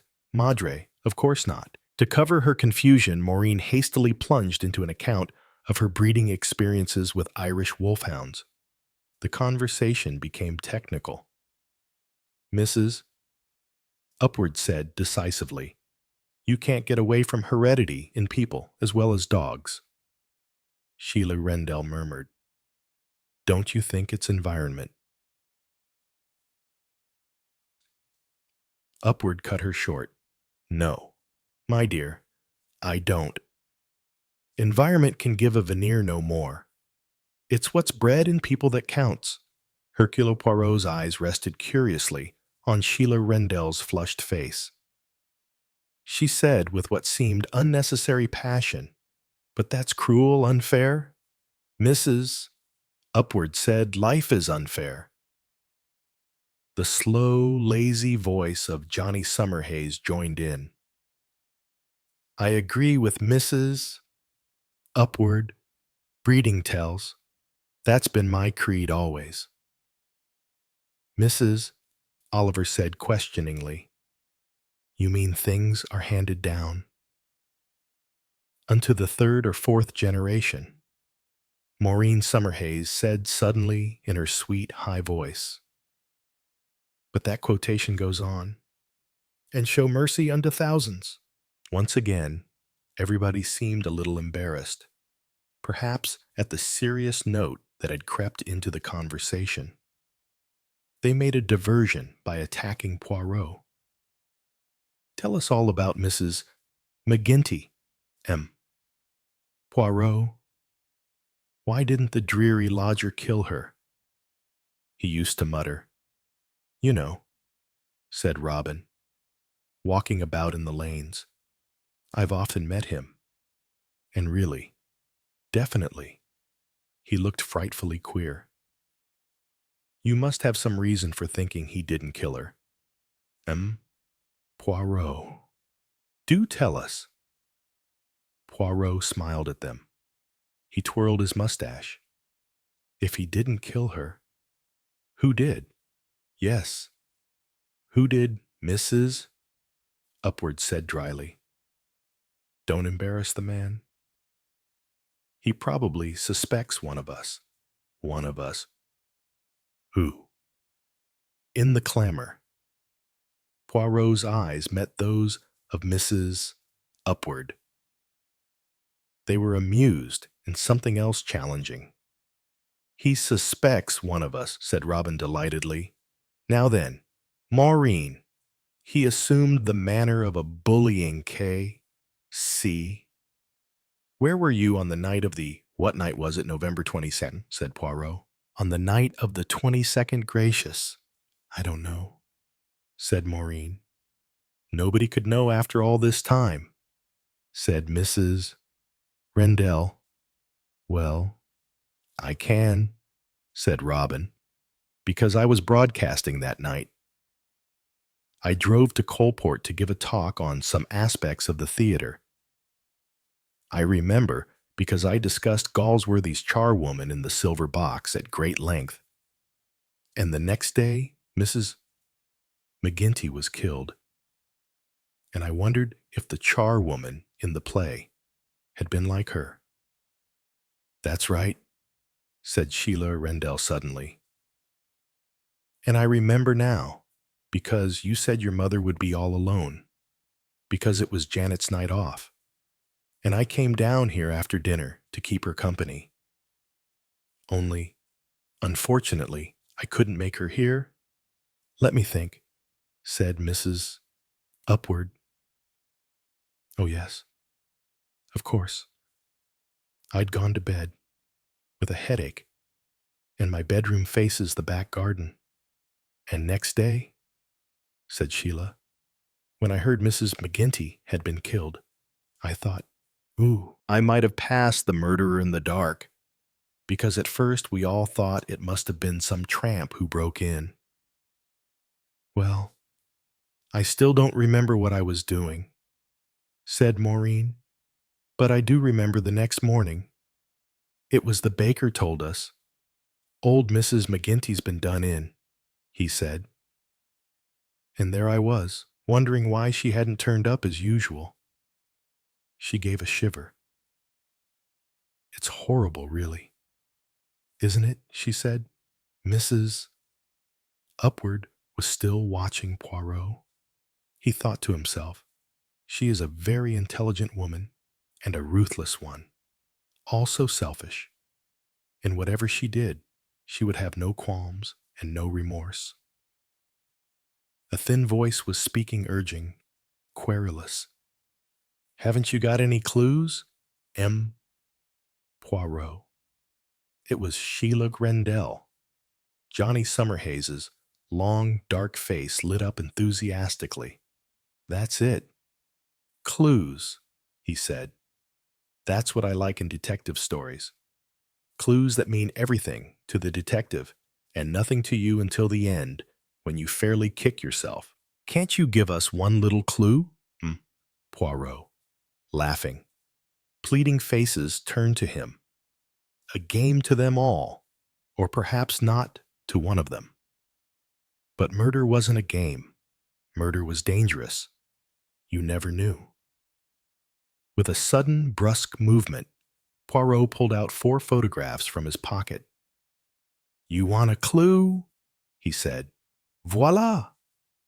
And with a dramatic gesture, he tossed them down on the table. They clustered round, bending over and uttering ejaculations. Look, what frightful frumps, just look at the roses. Rouses all the way. My dear, that hat. What a frightful child. But who are they? Aren't fashions ridiculous?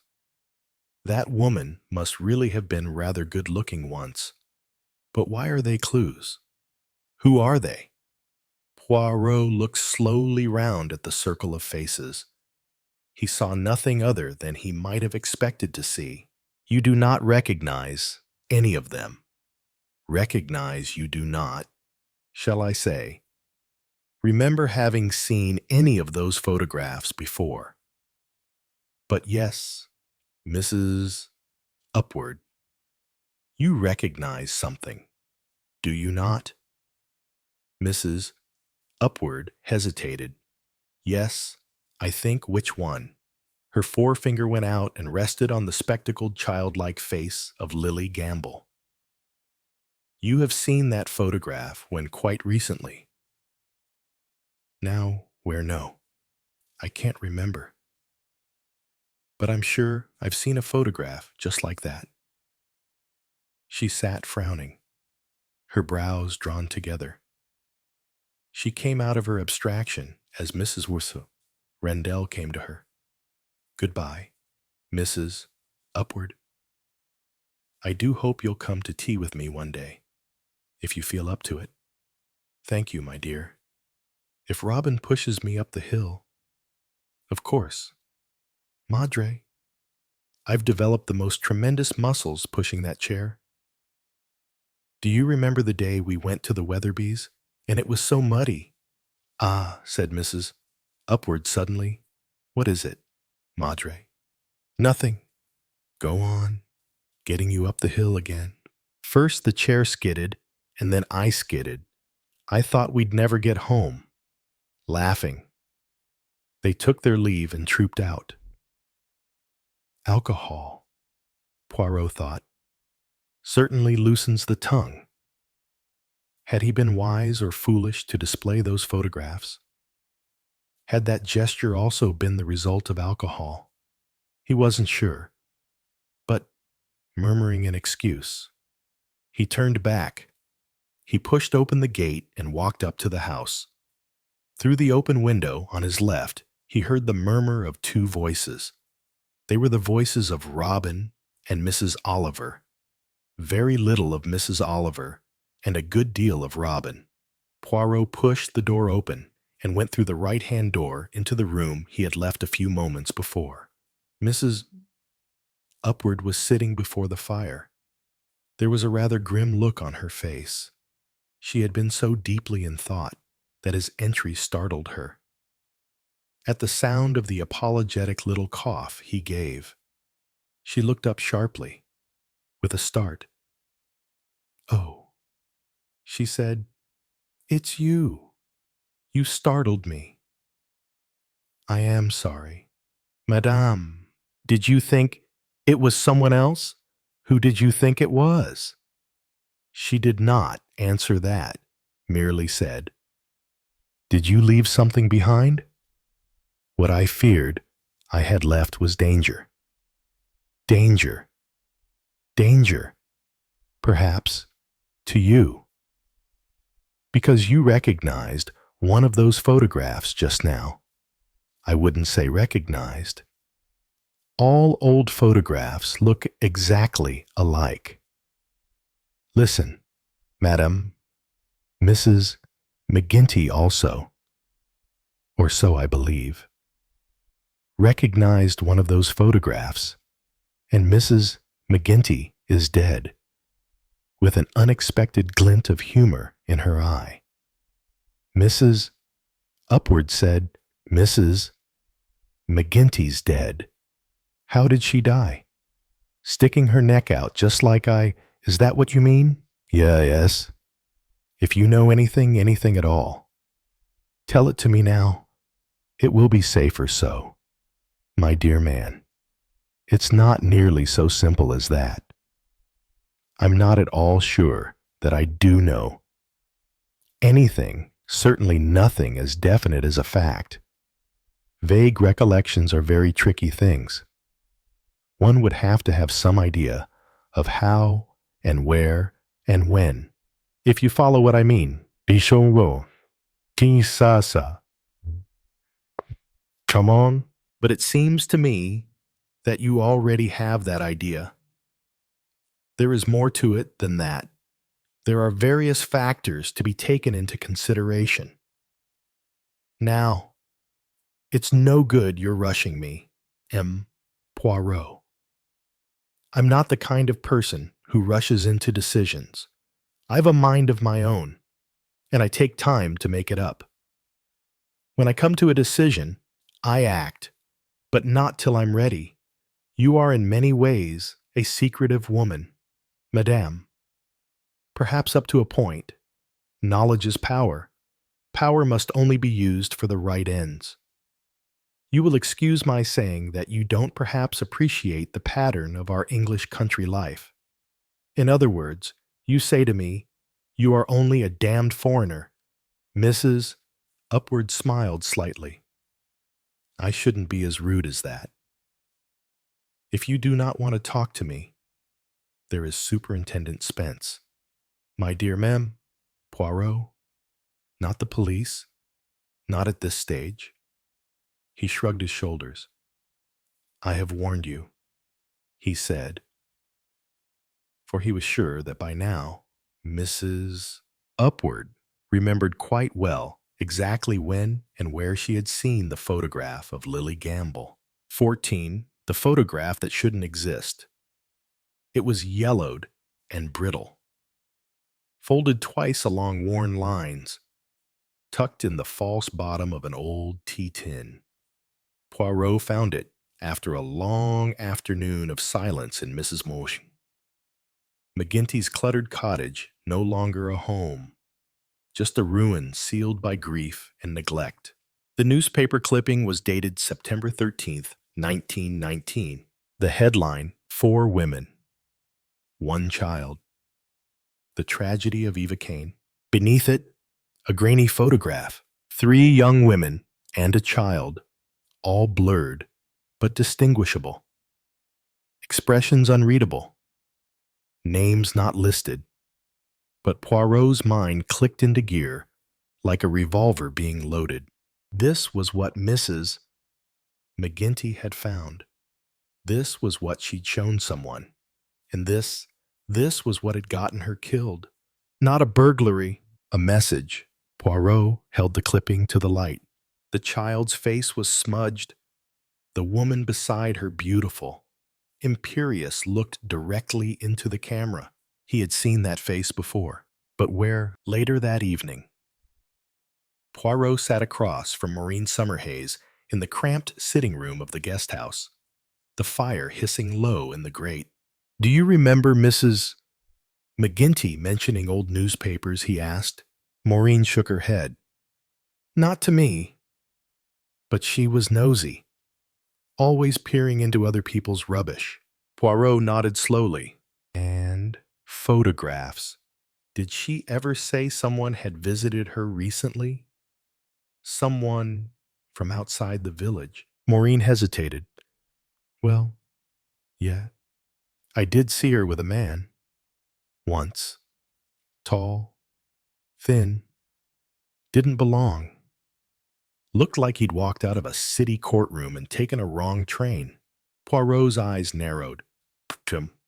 Up outside. Did she seem frightened afterward? Maureen blinked.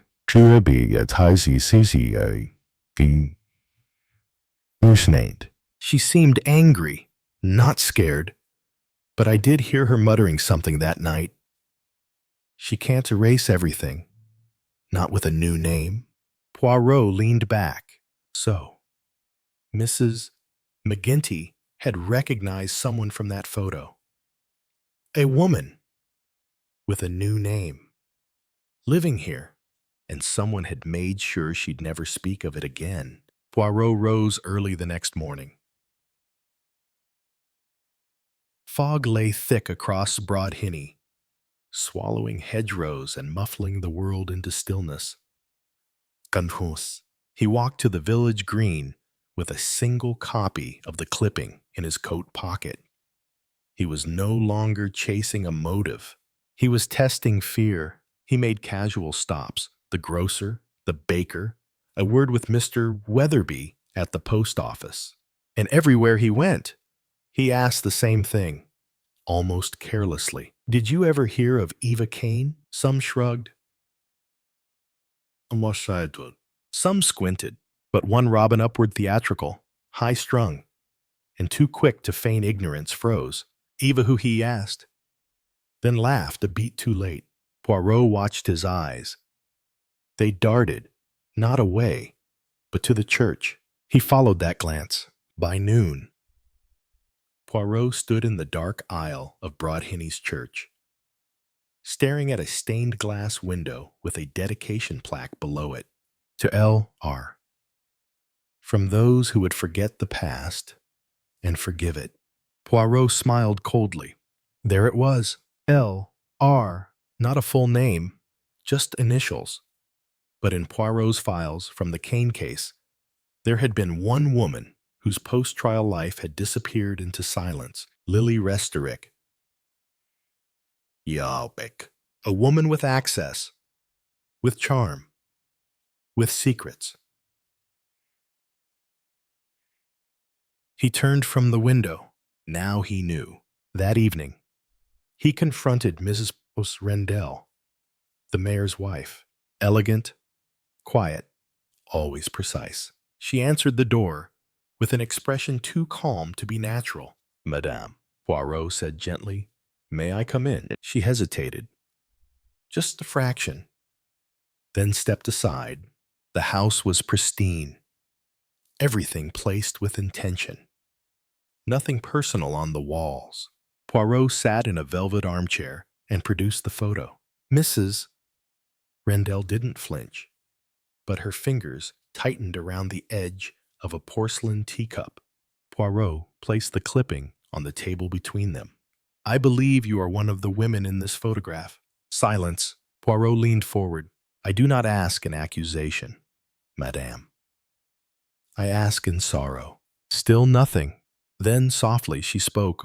"What do you want?" Poirot didn't smile. "I want to know which of the women here had something to lose. Enough to kill." 15. A second silence. The village had always whispered. Now it was holding its breath. Poirot's confrontation with Mrs. Rendell had not ended with a confession. But silence, Poirot knew, was its own kind of admission. And in Whodunit, it was spreading like mold. She hadn't denied the photo, nor her name, but she hadn't answered his final question either. "Which of you feared Mrs. McGinty enough to silence her?" Poirot left the Rendell home without another word. He didn't need a reaction. He needed a reaction from someone else. That night, Poirot returned to the Summerhays guest house. The house was unusually quiet. Maureen was already asleep, and her husband had gone to fetch coal. Poirot moved to the parlor and laid out the evidence, the clipping, the list of women tied to the cane case, their possible new identities in Whodunit. He had narrowed it to 3. Mrs. Rendell, composed, politically connected, tied to the dedication in the church. Sheila Upward, eccentric, reclusive, mother of playwright Robin. Eve Carpenter, beautiful, married to a local M.T., once whispered to have come up fast and quiet from obscurity. 3 women, all with reasons to kill, all with pasts worth burying. And Poirot was about to find out which one was still armed. It happened just before dawn. A scream tore through the village like a crack of lightning. Poirot was already dressed. He stepped into the cold without hesitation. Following the sound down a cobbled lane to the Upwards house, Robin met him at the door, shaking. "Sheila," he gasped. "Mother's collapsed. There's blood. She's—" Poirot pushed past him. Sheila Upward lay on the floor of her bedroom, one hand outstretched toward the windowsill, as if reaching for something or someone. The bed had been disturbed. A broken teacup sat beside her. Poirot knelt. The smell was faint, but unmistakable. Belladonna! Not enough to kill, but enough to disorient. Poirot checked her pulse. Still alive. Barely. "Call a doctor," he said curtly.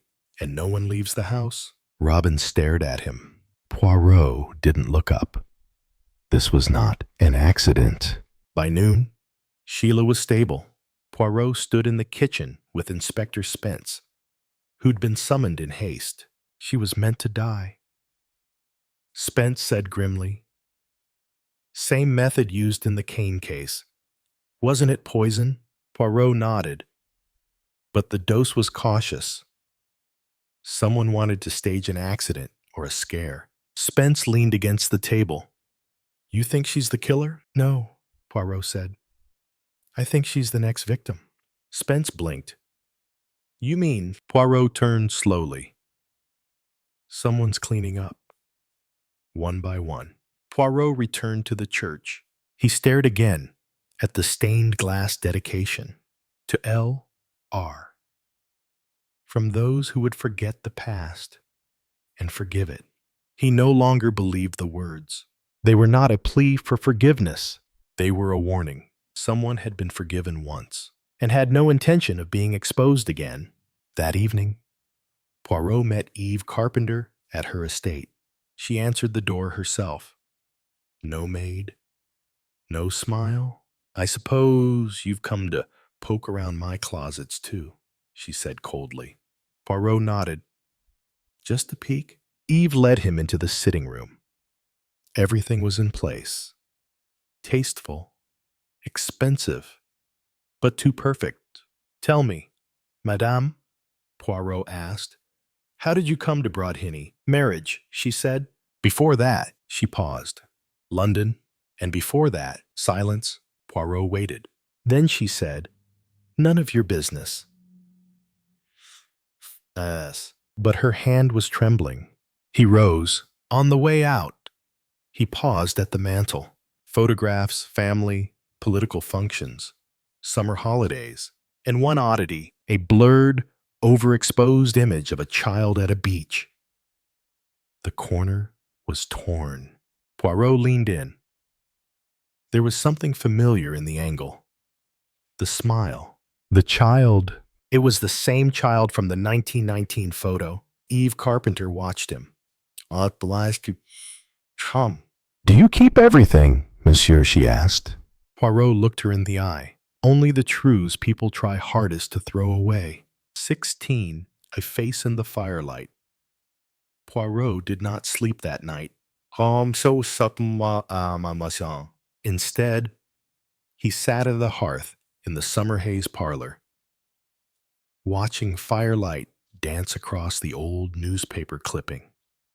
The photograph of the 4 women and the child had become more than evidence. It was a map, not of geography, but of memory.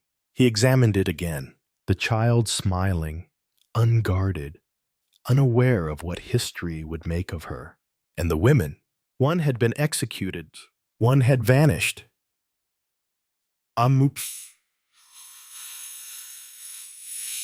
Two had survived. Mrs. Rendell, Sheila Upward, Eve Carpenter. Sheila had nearly died hours ago. Someone had tried to remove her, not from vengeance, but necessity. Because she remembered something. Poirot was certain now. Sheila wasn't the killer. She was the key. The next morning, Poirot asked to speak with her. She lay in her bed, propped up, pale, but alert. Robin hovered nearby, like a caged animal. Poirot sent him out gently. Sheila, he began, do you remember Eva Kane? Her eyes narrowed, lips tight. I remember everything. Poirot sat. She was blamed for seducing a married man, for tearing a family apart. But no one blamed him. Did they? Sheila said nothing.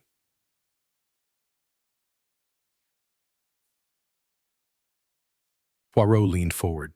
Mrs. McGinty found that photograph, and someone was terrified. Someone with power and the willingness to kill. Sheila's voice was quiet. It wasn't just about the photo. Poirot froze. She came to me. Sheila said, before she died, showed me the clipping. Asked if I recognized anyone. And you said, I lied. Poirot nodded slowly. Because you were afraid. She looked at him sharply. No, because I pitied her. Poirot left the Upward house with a slow certainty in his step. He now knew who the killer was. But more importantly, he knew why. And that motive wasn't about past crimes. It was about maintaining a life built on erasure. He returned to Eve Carpenter's estate before dusk. She met him in the conservatory, this time without her usual polished grace. What now? She asked. Poirot didn't sit. I've spoken to Sheila. She remembers you. Eve didn't react. She remembers a girl named Lily. Poirot said, Charming, beautiful, and calculating. Still nothing. Poirot pulled out the photograph and held it to the light. She was blamed for the murder of a child. She was exonerated by technicality, not innocence. Finally, Eve spoke. I was never convicted. Poirot nodded. No, because your guardian took the fall. Silence. Then Eve's voice low, venomous. He deserved it. Poirot tilted his head. Then why kill Mrs. McGinty? Eve's smile was hollow. Because the truth doesn't stay buried forever. She dug it up.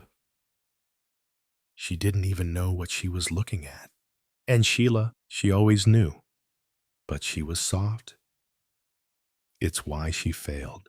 Poirot's voice turned cold. And you poisoned her anyway. Eve stepped closer. Do you think the world forgives a woman who claws her way back from scandal, who reinvents herself and marries a man with ambition? Poirot said nothing. Truth is poison. Poirot, it seeps, it stains. I cleaned it once. I will do it again. Poirot met her gaze. And what happens when the police arrive? She smirked. I'll be the victim. The grieving wife. The socialite who stumbled into a scandal. It worked once. Poirot's voice was barely a whisper. It will not work again. An hour later, Poirot sat with Inspector Spence outside the Carpenter estate. She confessed, Spence asked, not in words, but with pride. Sometimes, that is more useful. Spence took out his notebook. Do we charge her with both murders? Poirot nodded. Mrs. McGinty, yes? Sheila upward. Attempted. But the true charge, he looked back at the house, is erasure. She killed not just to survive, but to silence every voice that remembered who she once was. That night, Poirot walked through Broadhenny one last time. The fog was lifting, but the village felt no lighter. He paused at the post office. The grocer, the green, places where lies had passed like gossip, traded with the ease of coins. He removed the newspaper clipping from his coat, and quietly, he burned it. Let the truth be known, but not repeated. 17. Feeling completely bewildered, Mrs. Oliver was endeavoring to cower in the corner of a very minute theatrical dressing room.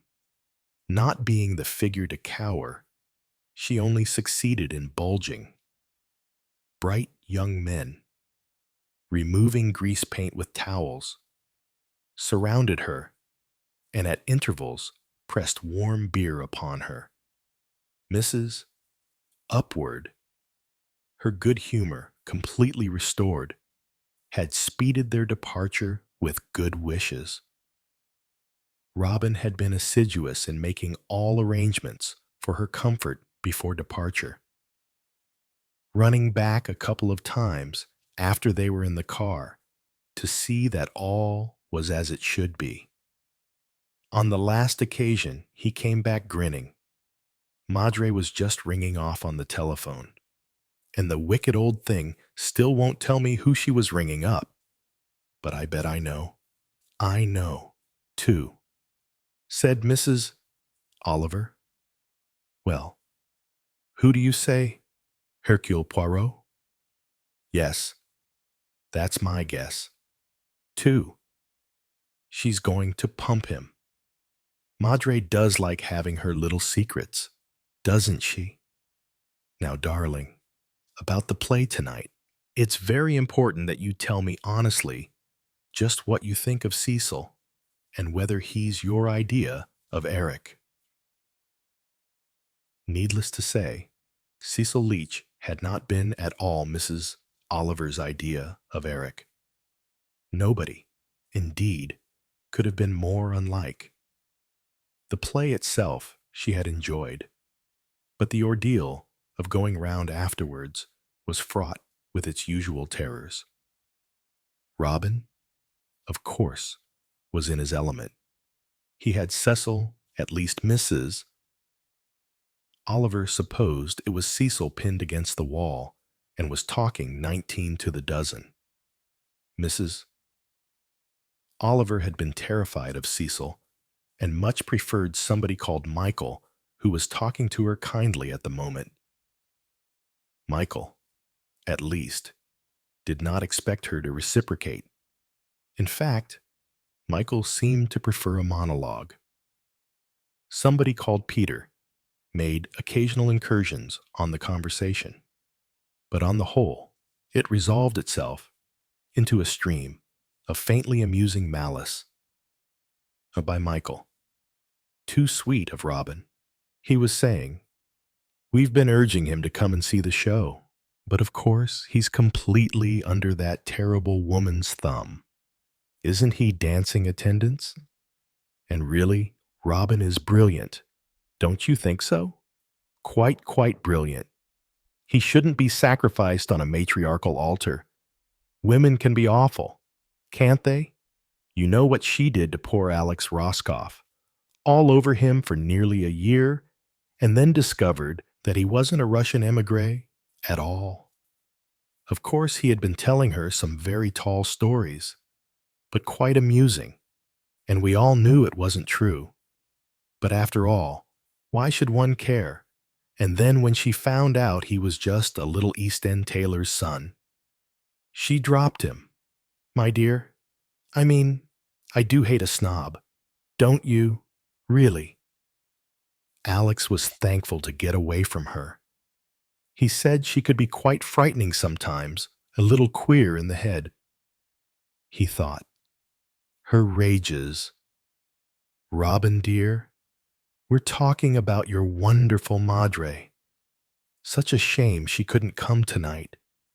But it's marvelous to have Mrs. Oliver. All those delicious murders.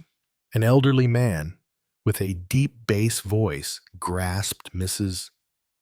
Oliver's hand and held it in a hot, sticky grasp. How can I ever thank you? He said in tones of deep melancholy.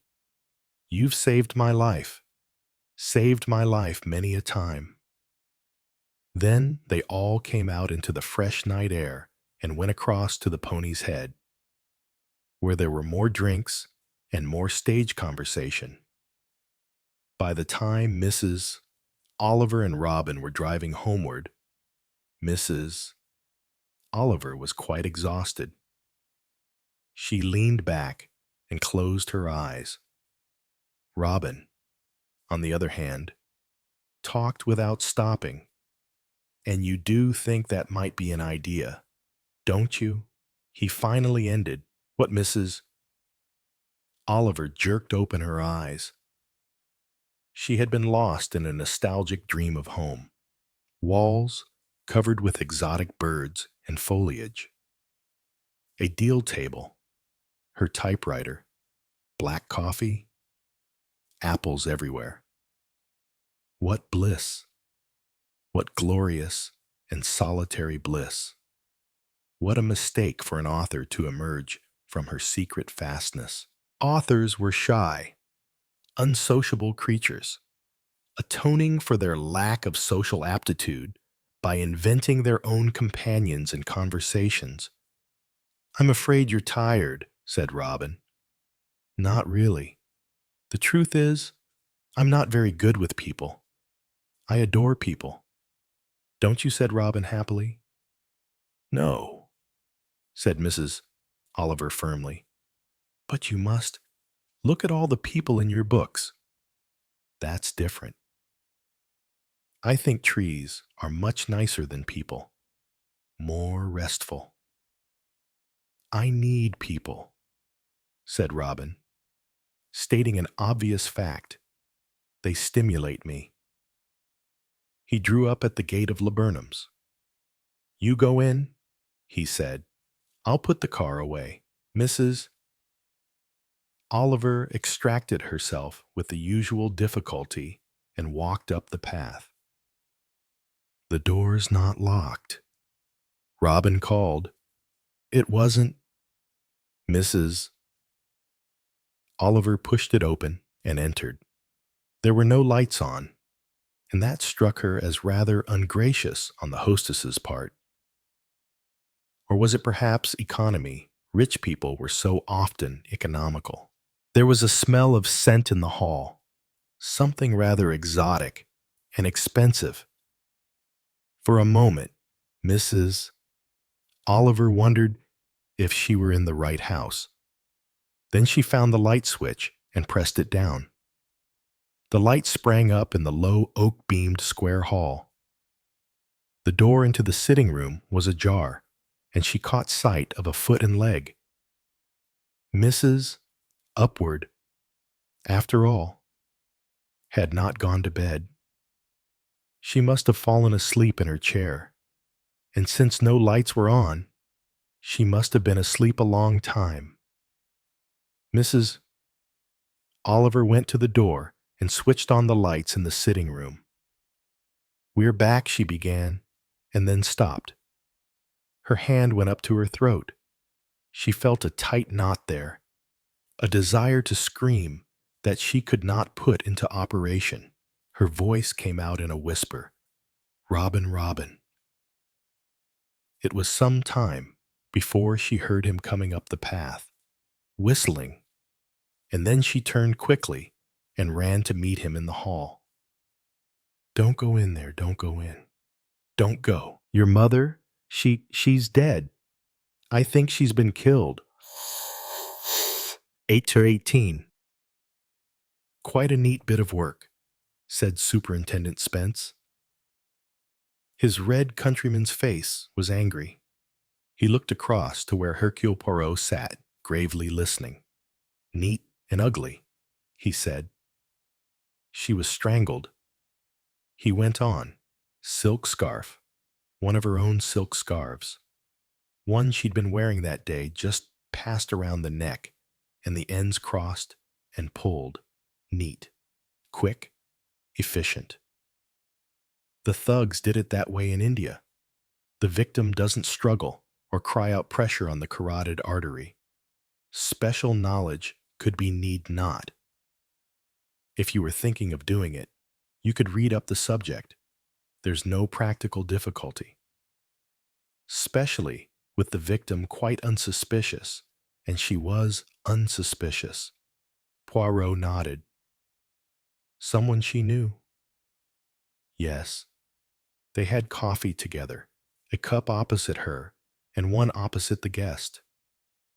Prints had been wiped off the guest's cup very carefully, but lipstick is more difficult. There were still faint traces of lipstick. A woman. Then, you expected a woman, didn't you?" "Oh, yes." "Yes, that was indicated." Spence went on. "Mrs. Upward recognized one of those photographs, the photograph of Lily Gamble. So it ties up with the McGinty murder." "Yes," said Poirot. "It ties up with the McGinty murder." He remembered Mrs. Upward's slightly amused expression as she had said Mrs. McGinty's dead. How did she die? Sticking her neck out. Just like I. Spence was going on. She took an opportunity that seemed good to her. Her son and Mrs. Oliver were going off to the theater. She rang up the person concerned and asked that person to come and see her. "Is that how you figure it out?" She was playing detective. Something like that. Curiosity. She kept her knowledge to herself, but she wanted to find out more. She didn't in the least realize what she was doing might be dangerous. Poirot sighed. So many people think of murder as a game. It is not a game. I told her so, but she would not listen. "No, we know that." "Well, that fits in fairly well." When young Robin started off with Mrs. Oliver and ran back into the house, his mother had just finished telephoning to someone. She wouldn't say who to. Played it mysterious.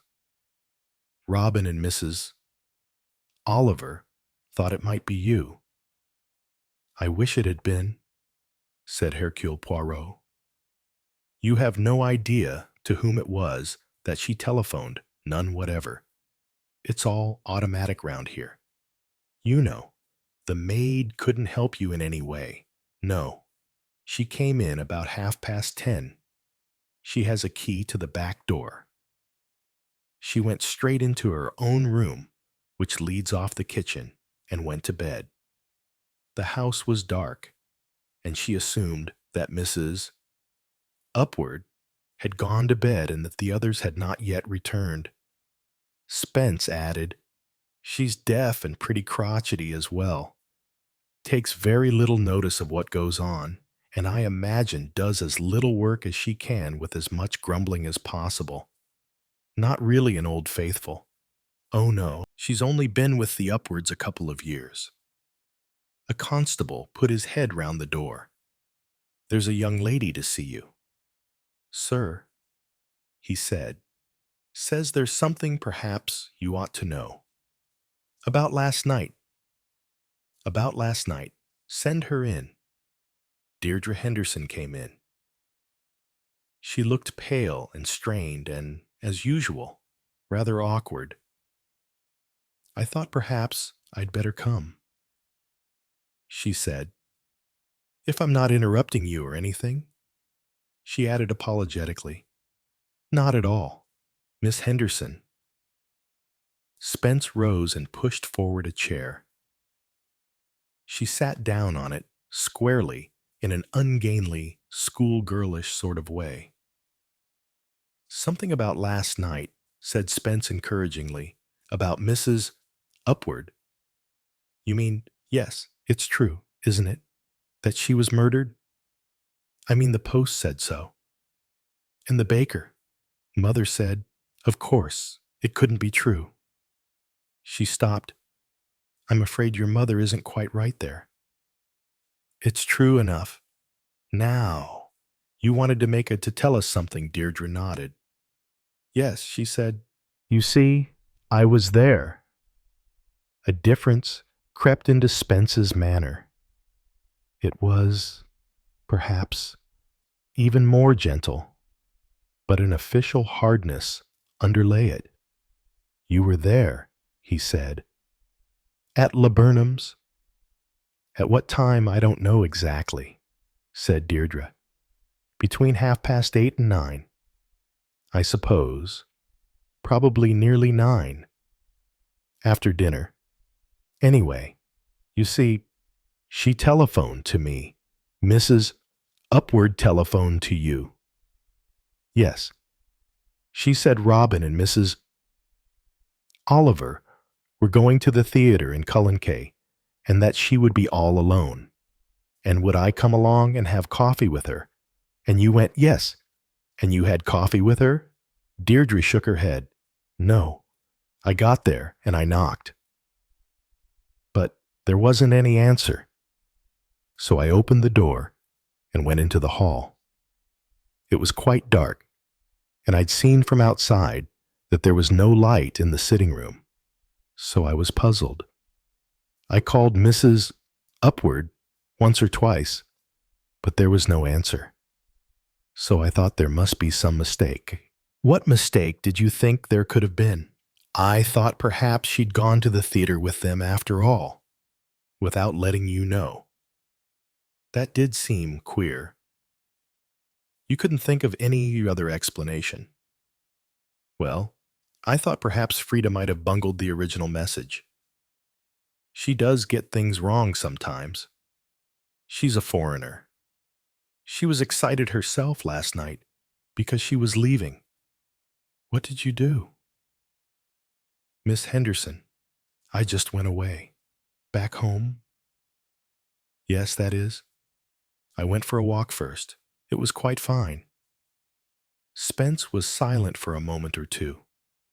Looking at her, he was looking. Poirot noticed, at her mouth. Presently, he roused himself and said briskly, "Well, thank you, Miss Henderson. You were quite right to come and tell us this. We're much obliged to you. He got up and shook hands with her. I thought I ought to, said Deirdre. Mother didn't want me to. Didn't she now? But I thought I'd better. Quite right. He showed her out and came back. He sat down, drummed on the table, and looked at Poirot. No lipstick, he said. Or is that only this morning? No, it is not only this morning. She never uses it. That's odd. Nowadays, isn't it? She is rather an odd kind of girl, undeveloped. And no scent, either, as far as I could smell. That Mrs. Oliver says there was a distinct smell of scent, expensive scent. She says in the house last night. Robin Upward confirms that. It wasn't any scent his mother uses. This girl would not use scent, I think, said Poirot. I shouldn't think so either, said Spence. Looks rather like the hockey captain from an old-fashioned girls' school, but she must be every bit of 30. I should say, quite that. Arrested development. Would you say Poirot considered? Then he said it was not quite so simple as that. It doesn't fit, said Spence, frowning. No lipstick, no scent. And since she's got a perfectly good mother, and Lily Gamble's mother was done in a drunken brawl in Cardiff when Lily Gamble was 9 years old, I don't see how she can be Lily Gamble. But Mrs. Upward telephoned her to come there last night. You can't get away from that. He rubbed his nose. It isn't straightforward going. What about the medical evidence?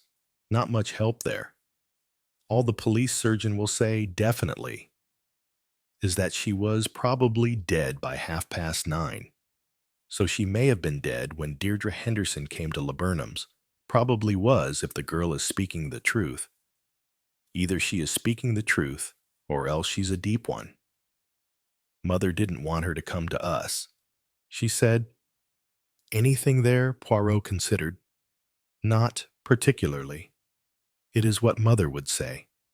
She is the type. You comprehend. That avoids unpleasantness. Spence sighed. So we've got Deirdre Henderson on the spot. Or else someone who came there before Deirdre Henderson. A woman who used lipstick, an expensive scent. Poirot murmured. You will inquire. Spence broke in. I'm inquiring, just tactfully for the moment. We don't want to alarm anyone. What was Eve Carpenter doing last night? What was Sheila Rendell doing last night? 10-1, they were just sitting at home. Carpenter, I know, had a political meeting. Eve, said Poirot thoughtfully. The fashions in names change, do they not? Hardly ever, nowadays. Do you hear of an Eva? It has gone out. But Eve, it is popular. She can afford expensive scent, said Spence, pursuing his own train of thought. He sighed. We've got to get at more of her background. It's so convenient to be a war widow. You can turn up anywhere, looking pathetic and mourning some brave young airman. Nobody likes to ask you questions. He turned to another subject. That sugar hammer or whatnot you sent along, I think you've hit the bullseye. It's the weapon used in the McGinty murder. Doctor agrees it's exactly suitable for the type of blow. And there has been blood on it. It was washed, of course, but they don't realize nowadays that a microscopic amount of blood will give a reaction with the latest reagents. Yes, it's human blood, all right. And that again ties up with the Weatherbys and the Henderson girl. Or doesn't it? Deirdre Henderson was quite definite that the sugar hammer went to the harvest festival bringing by.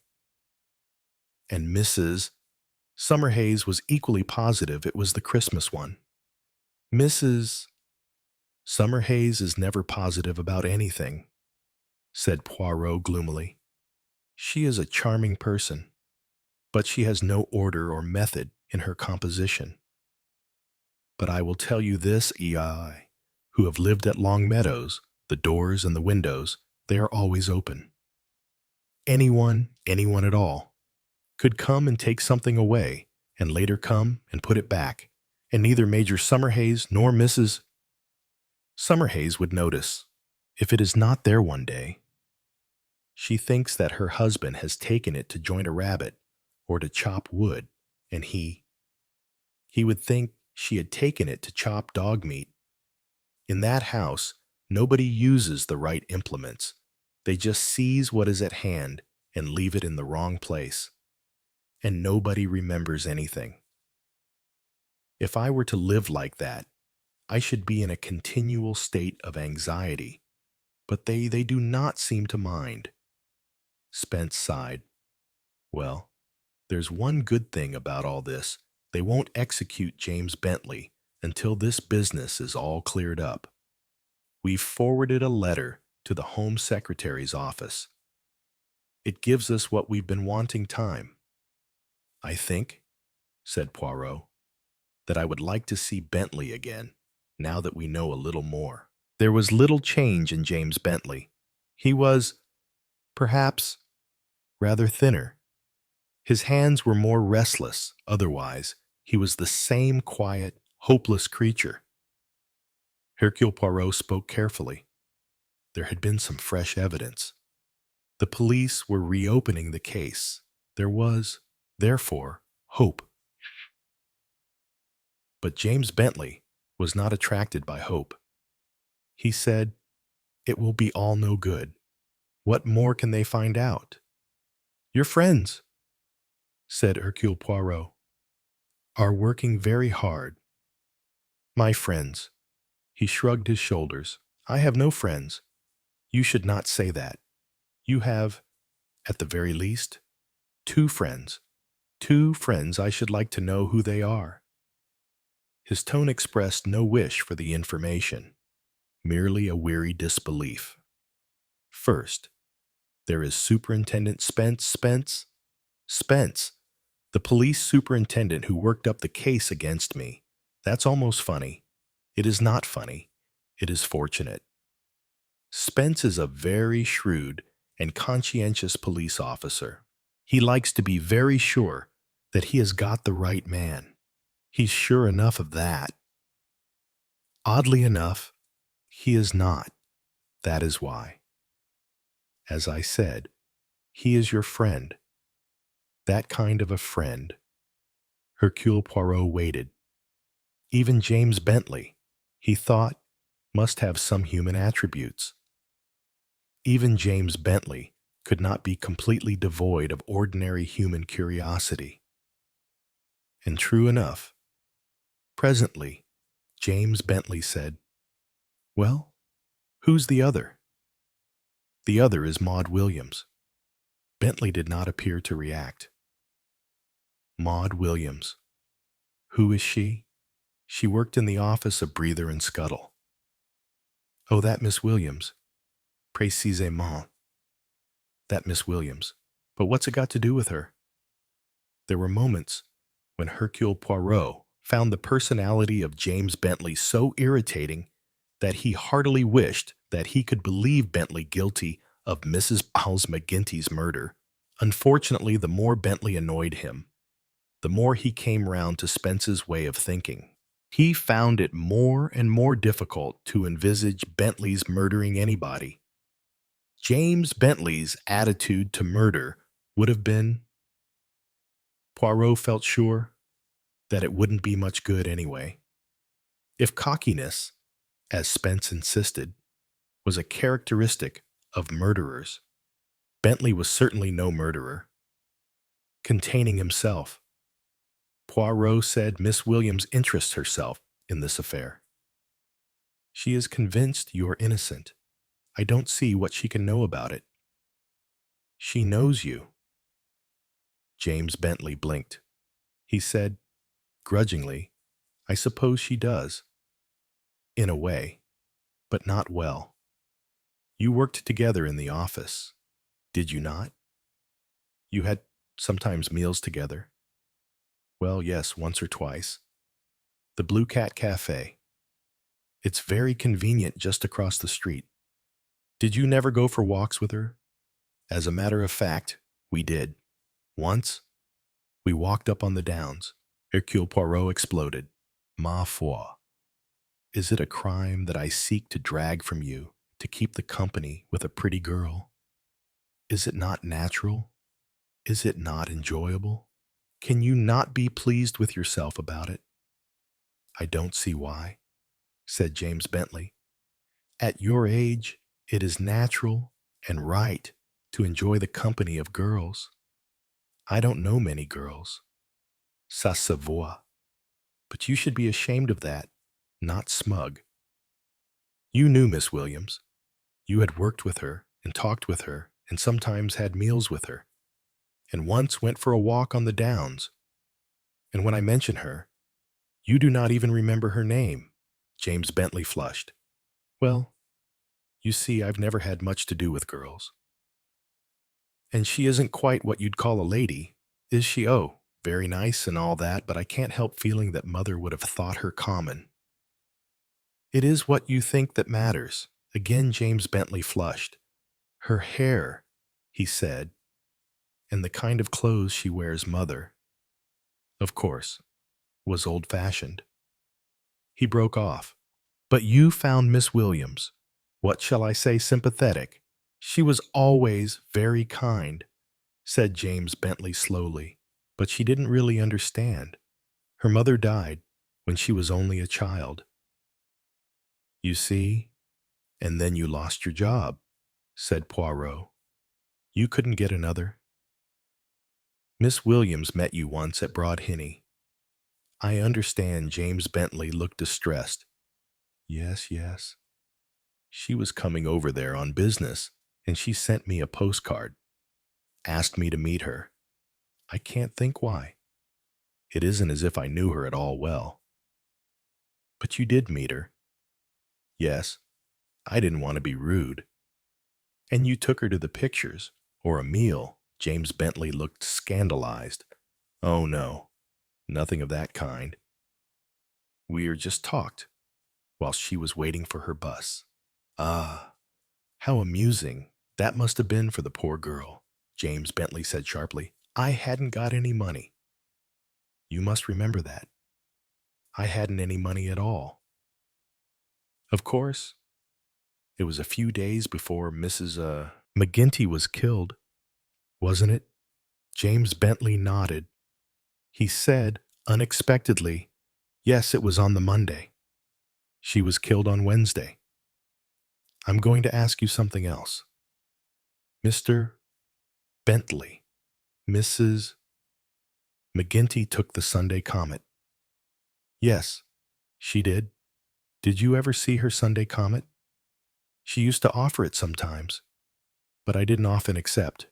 Mother didn't care for that kind of paper. So, you didn't see that week's Sunday Comet, no? And Mrs. McGinty didn't speak about it, or about anything in it. Oh, yes, she did, said James Bentley unexpectedly. She was full of it. Ah la la, la la. So she was full of it. And what did she say? Be careful. This is important. I don't remember very well now.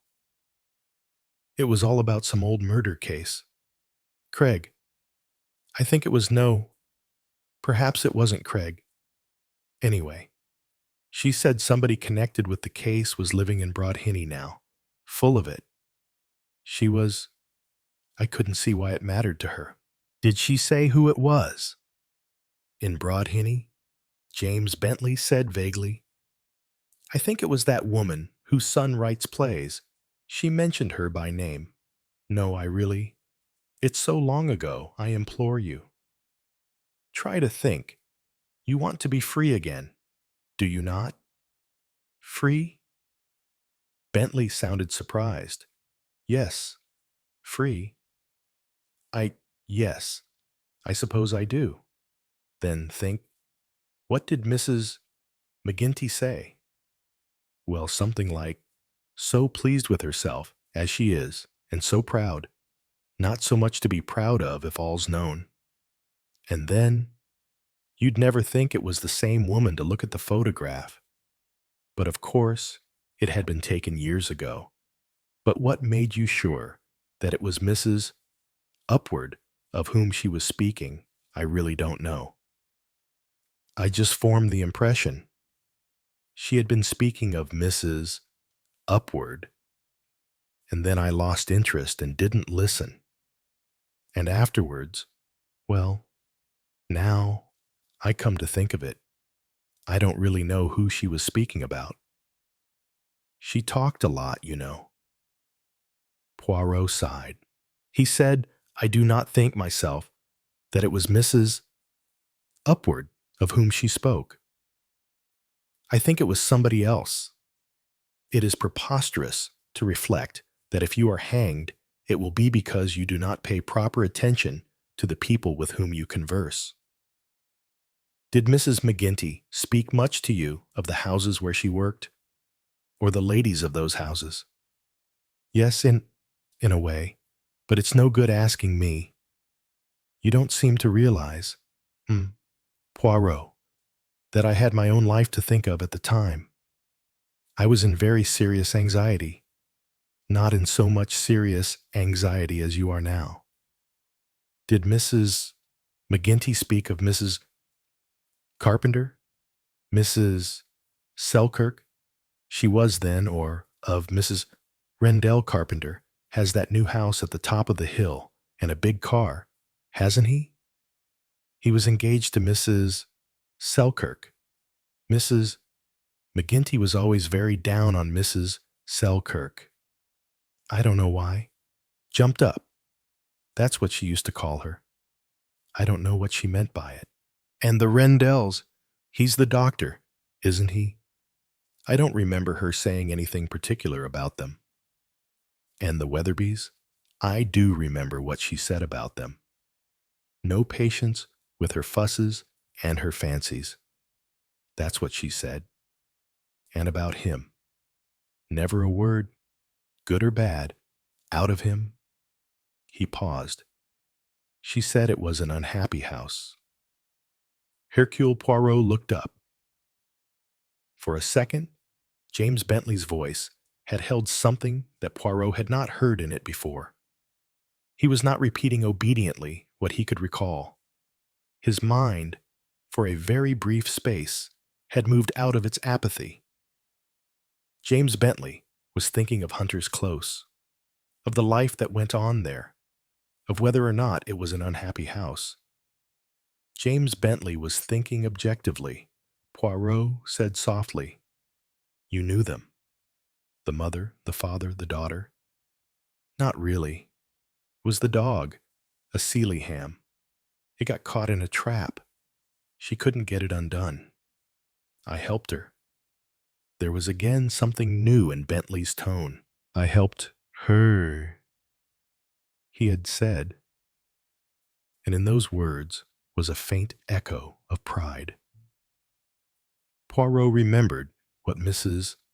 Oliver had told him of her conversation with Deirdre Henderson. He said gently, You talked together. Yet, her mother suffered a lot. She told me. She was very fond of her mother. And you told her about yours, yes, said James Bentley simply. Poirot said nothing. He waited. Life is very cruel, said James Bentley. Very unfair? Some people never seem to get any happiness. It is possible, said Hercule Poirot. I don't think she had had much. Miss Weatherby? Henderson? Oh, yes. She told me she had a stepfather. Deirdre Henderson, said Poirot. Deirdre of the Sorrows. A pretty name, but not a pretty girl. I understand. James Bentley flushed. I thought, he said, She was rather good-looking. Yes, we sing.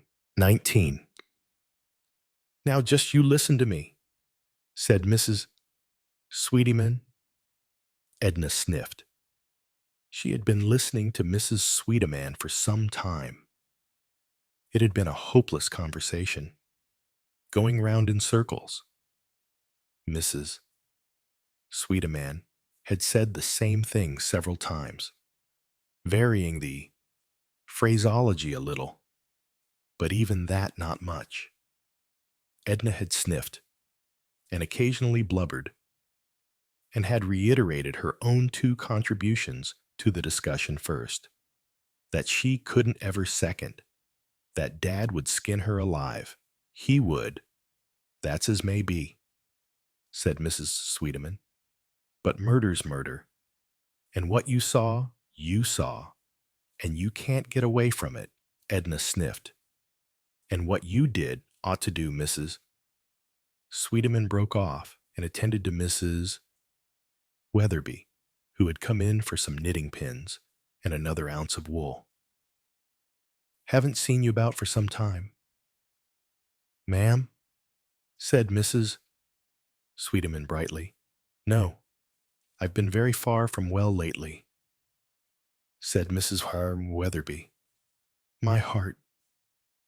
You know, she sighed deeply, I have to lie up a great deal. I heard as you've got some help at last, said Mrs. Sweetyman. You'll want dark needles for this light wool.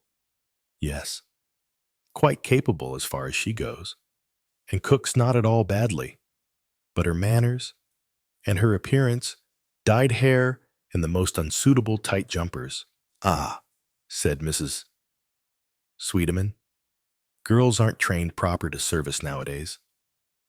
My mother, she started at 13, and she got up at 4:45 every morning. Head housemaid she was when she finished, and 3 maids under her. And she trained them proper, too. But there's none of that nowadays. Girls aren't trained nowadays. They're just educated.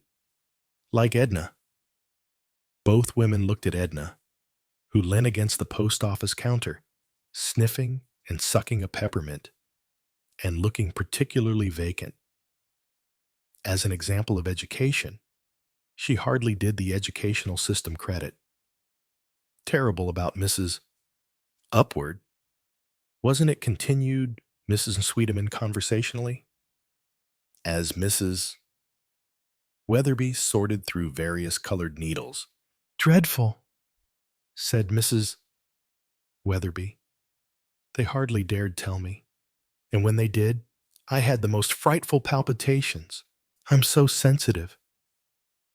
Shock to all of us. It was, said Mrs. Sweetyman. As for young Mr. Upward, he took on something terrible.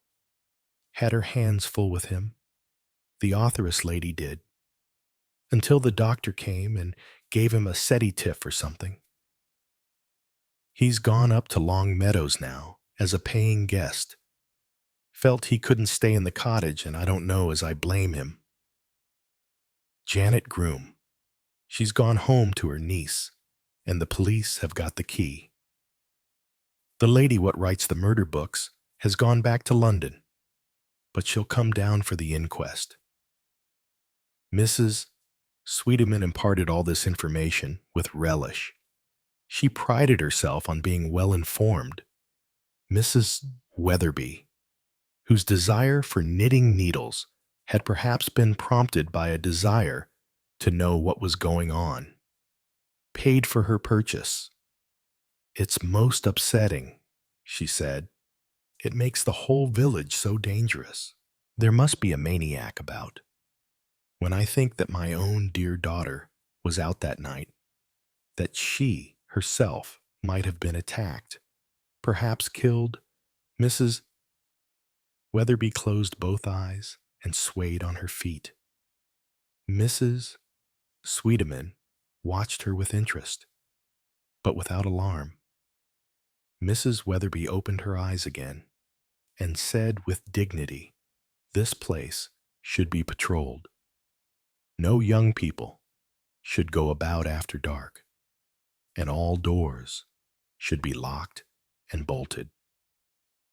You know that, up at Long Meadows, Mrs. Summerhays never locks any of her doors, not even at night.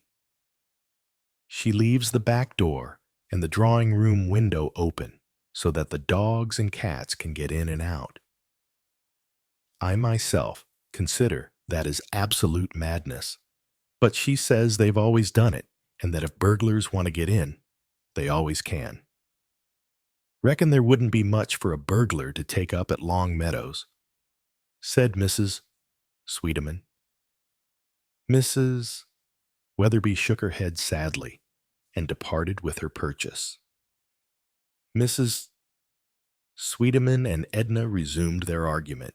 It's no good, you're setting yourself up to know best, said Mrs. Sweeteman. Right's right, and murder's murder. Tell the truth and shame the devil, that's what I say. Dad would skin me alive. He would, for sure, said Edna.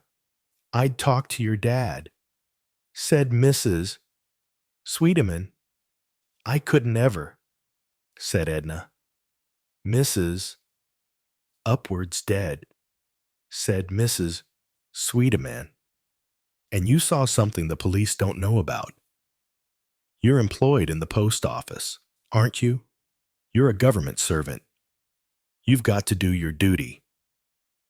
You've got to go along to Bert Haling. Edna's sobs burst out anew. Not to Bert. I couldn't.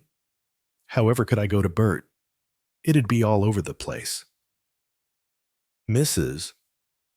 Sweeteman said rather hesitantly, There's that foreign gentleman. Not a foreigner. I couldn't. Not a foreigner. No. Maybe you're right there. A car drew up outside the post office with a squealing of brakes. Mrs. Sweeteman's face lit up. That's Major Summerhays. That is, you tell it all to him, and he'll advise you what to do. I couldn't ever, said Edna, but with less conviction. Johnny Summerhays came into the post office, staggering under the burden of 3 cardboard boxes. Good morning, Mrs. Sweeteman, he said cheerfully. Hope these aren't overweight. Mrs. Sweeteman attended to the parcels in her official capacity. As Summerhays was licking the stamps, she spoke. Excuse me, sir. I'd like your advice about something. Yes, Mrs. Sweeteman. Seeing as you belong here, sir, and will know best what to do. Summerhays nodded. He was always curiously touched by the lingering feudal spirit of English villages.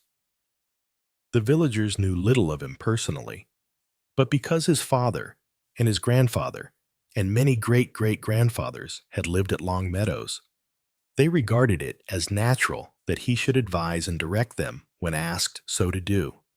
It's about Edna here, said Mrs. Sweeteman. Edna sniffed.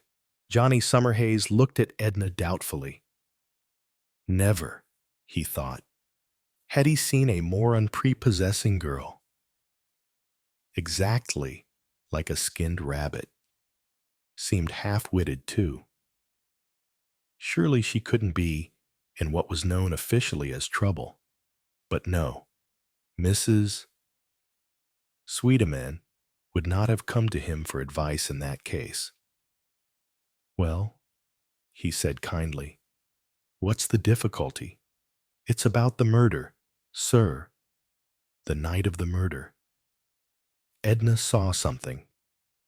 Johnny Summerhays transferred his quick dark gaze from Edna to Mrs. Sweeteman and back again to Edna. What did you see? Edna, he said. Edna began to sob.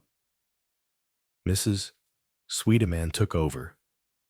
Of course, we've been hearing this and that, Some's rumor and some's true. But it's said, definite as that there were a lady there that night who drank coffee with Mrs. Upward. That's so, isn't it, sir? Yes, I believe so. I know as that's true, because we had it from Bert Hayling. Albert Hayling was the local constable, whom Summerhays knew well. A slow-speaking man with a sense of his own importance. I see, said Summerhays. But they don't know, do they, who the lady is? Well, Edna here saw her. Johnny Summerhays looked at Edna. He pursed his lips as though to whistle. You saw her, did you, Edna? Going in or coming out? Going in, said Edna. A faint sense of importance loosened her tongue. Across the road, I was under the trees, just by the turn of the lane where it's dark. I saw her. She went in at the gate and up to the door, and she stood there a bit. And then she went in. Johnny Summerhays' brow cleared. That's all right, he said. It was Miss Henderson. The police know all about that. She went and told them. Edna shook her head. It wasn't Miss Henderson. She said, it wasn't then. Who was it? I don't know. I didn't see her face. Had her back to me. She had going up the path and standing there. But it wasn't Miss Henderson. But how do you know it wasn't Miss Henderson if you didn't see her face? Because she had fair hair. Miss Henderson's is dark. Johnny Summerhays looked disbelieving. It was a very dark night. You'd hardly be able to see the color of anyone's hair. But I did, though. That light was on over the porch, left like that. It was because Mr. Robin and the detective lady had gone out together to the theater, and she was standing right under it. A dark coat she had on, and no hat, and her hair was shining fair as could be. I saw it. Johnny gave a slow whistle. His eyes were serious now. What time was it? He asked. Edna sniffed. I don't rightly know. You know about what time, said Mrs. Whodunit.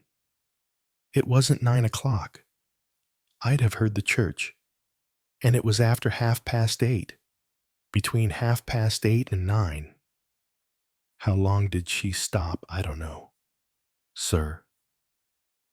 Because I didn't wait no longer, and I didn't hear nothing. No groans or cries or nothing like that. Edna sounded slightly aggrieved, but there would have been no groans and no cries. Johnny Summerhays knew that. He said gravely, well, there's only one thing to be done. The police have got to hear about this. Edna burst into long, sniffling sobs. Dad'll skin me alive, she whimpered. He will, for sure. She cast an imploring look at Mrs. Whodunit and bolted into the back room. Mrs. Whodunit took over with competence. It's like this, sir, she said in answer to Summerhays' inquiring glance. Edna's been behaving very foolish, like. Very strict her dad is. Maybe a bit over strict, but it's hard to say what's best nowadays. There's a nice young fellow over to Cullivon, and he and Edna have been going together nice and steady, and her dad was quite pleased about it. But Reg, he's on the slow side, and you know what girls are. Edna's taken up lately with Charlie Masters. Masters one of Farmer Cole's men, isn't he? That's right, sir. Farm laborer, and a married man with 2 children, always after the girls. He is. and a bad fellow in every way. Edna hasn't got any sense. And her dad, he put a stop to it. Quite right. So, you see, Edna was going into Cullivan that night to go to the pictures with Reg, at least that's what she told her dad. But really, she went out to meet this Masters, waited for him. She did, at the turn of the lane where it seems they used to meet. Well, he didn't come. Maybe his wife kept him at home, or maybe he's after another girl. But there it is. Edna waited, but at last she gave up. But it's awkward for her, as you can see, explaining what she was doing there, when she ought to have taken the bus into Cullivan. Johnny Summerhays nodded, suppressing an irrelevant feeling of wonder that the unprepossessing Edna could have sufficient sex appeal to attract the attention of two men. He dealt with the practical aspect of the situation. She doesn't want to go to Bert Haling about it, he said with quick comprehension. That's right, sir. Summerhays reflected rapidly. I'm afraid the police have got to know. He said gently, That's what I told her, sir, said Mrs. Sweetman. But they will probably be quite tactful about the circumstances. Possibly she mayn't have to give evidence. And what she tells them, they'll keep to themselves. I could ring up Spence and ask him to come over here. No. Better still, I'll take young Edna into Kilchester with me in my car. If she goes to the police station there, nobody here need know anything about it. I'll just ring them up first and warn them we're coming. And so, after a brief telephone call, the sniffing Edna, buttoned firmly into her coat and encouraged by a pat on the back from Mrs. Sweetman, stepped into the station wagon and was driven rapidly away in the direction of Kilchester. 22. Hercule Poirot was in Superintendent Spence's office in Kilchester. He was leaning back in a chair, his eyes closed and the tips of his fingers just touching each other in front of him. The superintendent received some reports, gave instructions to a sergeant, and finally looked across at the other man.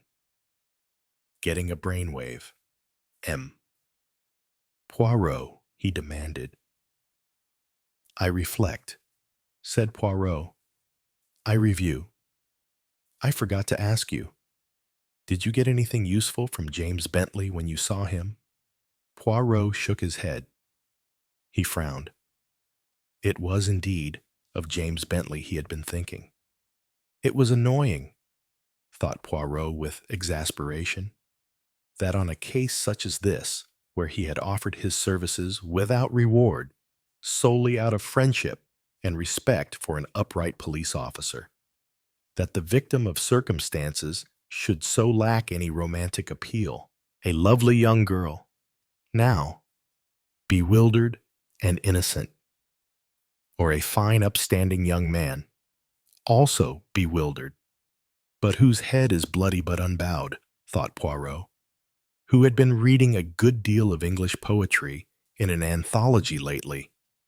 Instead, he had James Bentley, a pathological case if there ever was one, a self-centered creature who had never thought much of anyone but himself, a man ungrateful for the efforts that were being made to save him, almost, one might say, uninterested in them. Really, thought Poirot, one might as well let him be hanged since he does not seem to care. No, he would not go quite as far as that. Superintendent Spence's voice broke into these reflections.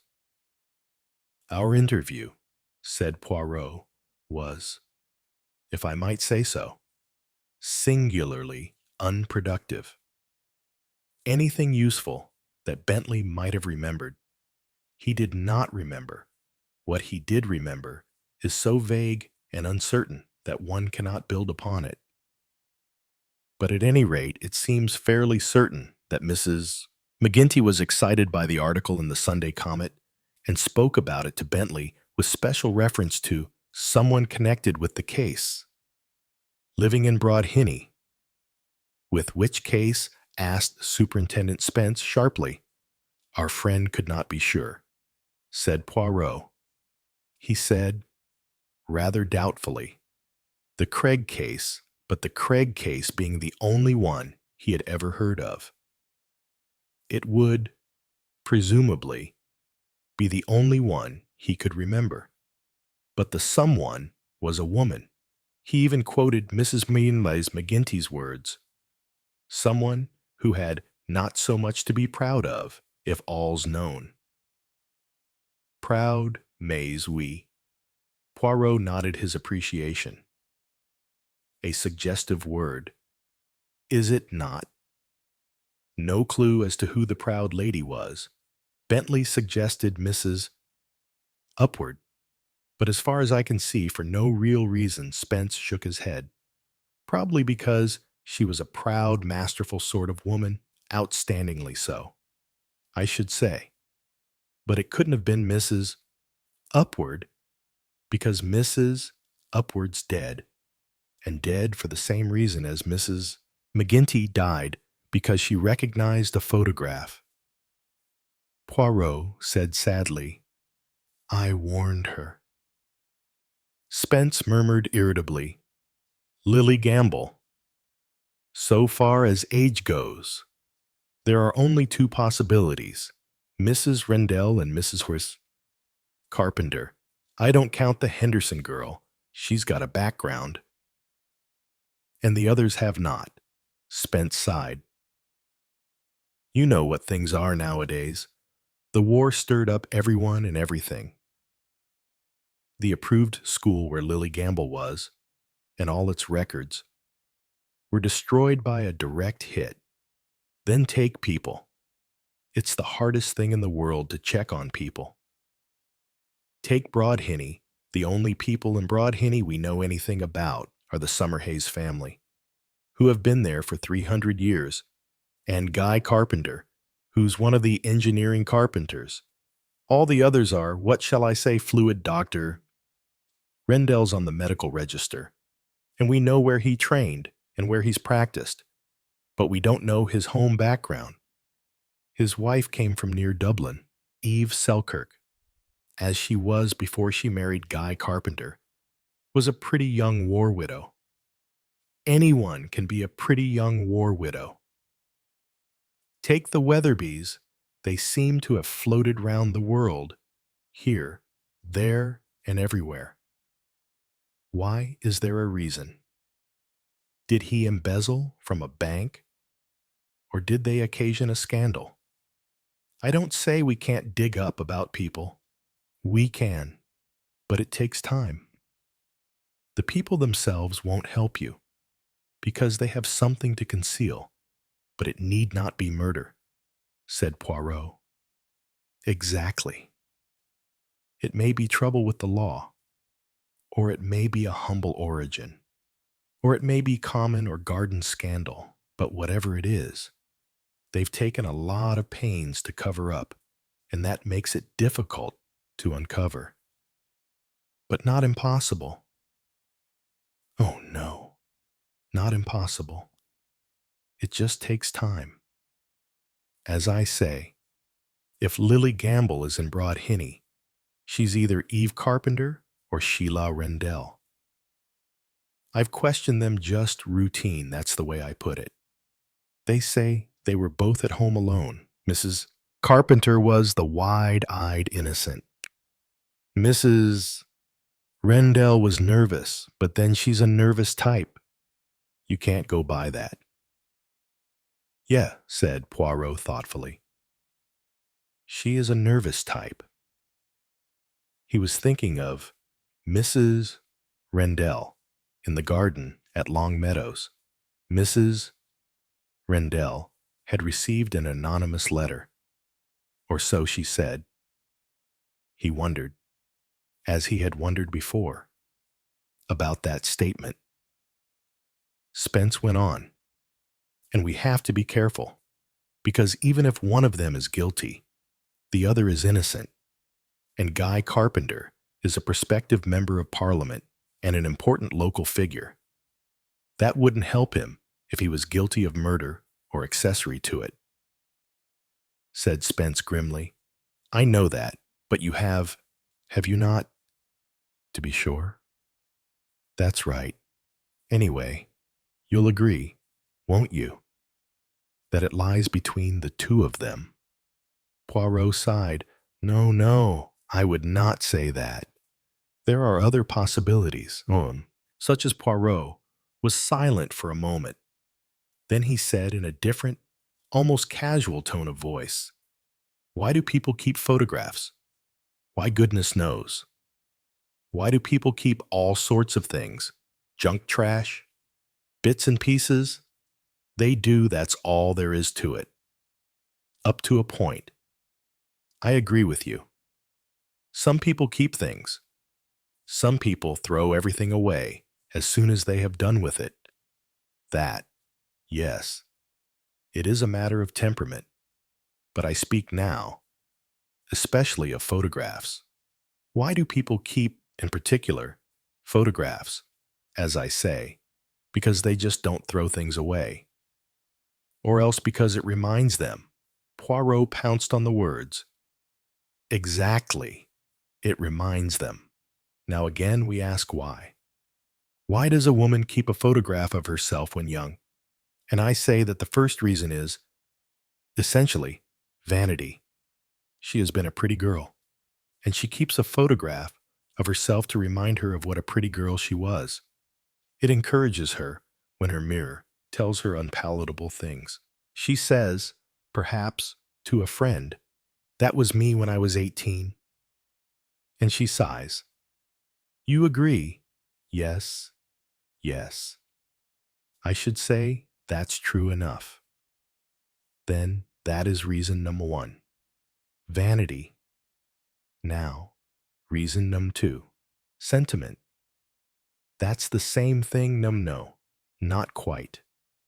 Because this leads you to preserve not only your own photograph, but that of someone else. A picture of your married daughter when she was a child sitting on a hearthrug with tulle round her. I've seen some of those. Spence grinned. Yes. Very embarrassing to the subject sometimes. But mothers like to do it. And sons and daughters often keep pictures of their mothers. Especially, say, if their mother died young. That was my mother as a girl. I'm beginning to see what you're driving at, Poirot. And there is possibly a third category. Not vanity, not sentiment, not love, perhaps hate. What do you say? Hate, yes. To keep a desire for revenge alive. Someone who has injured you. You might keep a photograph to remind you. Might you not? But surely that doesn't apply. In this case. Does it not? What are you thinking of? Poirot murmured. Newspaper reports are often inaccurate. The Sunday Comet stated that Eva Kane was employed by the Craigs as a nursery governess. Was that actually the case? Yes, it was. But we're working on the assumption that it's Lily Gamble we're looking for. Poirot sat up, suddenly very straight in his chair. He wagged an imperative forefinger at Spence. Look. Look at the photograph of Lily Gamble. She is not pretty, no, frankly. With those teeth and those spectacles, she is hideously ugly. Then nobody has kept that photograph for the first of our reasons. No woman would keep that photo out of vanity. If Eve Carpenter or Sheila Rendell, who are both good-looking women, especially Eve Carpenter, had this photograph of themselves, they would tear it in pieces quickly in case somebody should see it. Well, there is something in that. So reason, no. One is out. Now take sentiment. Did anybody love Lily Gamble at that age? The whole point of Lily Gamble is that they did not. She was an unwanted and unloved child. The person who liked her best was her aunt, and her aunt died under the chopper. So it was not sentiment that kept this picture. And revenge. Nobody hated her either. Her murdered aunt was a lonely woman without a husband and with no close friends. Nobody had hate for the little slum child. Only pity. Look here, M. Poirot. What you're saying is that nobody would have kept that photo. Exactly. That is the result of my reflections. But somebody did. Because Mrs. Upward had seen it. Had she dash it all? It was you who told me. She said so herself. Yes, she said so, said Poirot. But the late Mrs. Upward was, in some ways, a secretive woman. She liked to manage things her own way. I showed the photographs, and she recognized one of them. But then, for some reason, she wanted to keep the identification to herself. She wanted, let us say, to deal with a certain situation in the way she fancied. And so, being very quick-witted, she deliberately pointed to the wrong picture, thereby keeping her knowledge to herself. But why? Because, as I say, she wanted to play a lone hand. It wouldn't be blackmail. She was an extremely wealthy woman. You know, widow of a North Country manufacturer. Oh no, not blackmail, more likely beneficence. We'll say that she quite liked the person in question, and that she didn't want to give their secret away. But nevertheless, she was curious. She intended to have a private talk with that person, and whilst doing so, to make up her mind whether or not that person had had anything to do with the death of Mrs. McGinty. Something like that. Then that leaves the other 3 photos in precisely. Mrs. Upward meant to get in touch with the person in question at the first opportunity. That came when her son and Mrs. Oliver went over to the Repertory Theater at Collinkey. And she telephoned to Deirdre Henderson. That puts Deirdre Henderson right back in the picture. And her mother, Superintendent Spence, shook his head sadly at Poirot. You do like to make it difficult, don't you? Poirot, he said. 21. Mrs. Weatherby walked back home from the post office with a gait surprisingly spry in one habitually reported to be an invalid. Only when she had entered the front door did she once more shuffle feebly into the drawing room and collapse on the sofa. The bell was within reach of her hand and she rang it. Since nothing happened, she rang it again. This time, keeping her finger on it for some time. In due course, Maud Williams appeared. She was wearing a flowered overall and had a duster in her hand. Did you ring? Madame, I rang twice. When I ring, I expect someone to come at once. I might be dangerously ill. I'm sorry.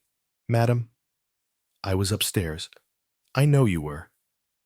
You were in my room.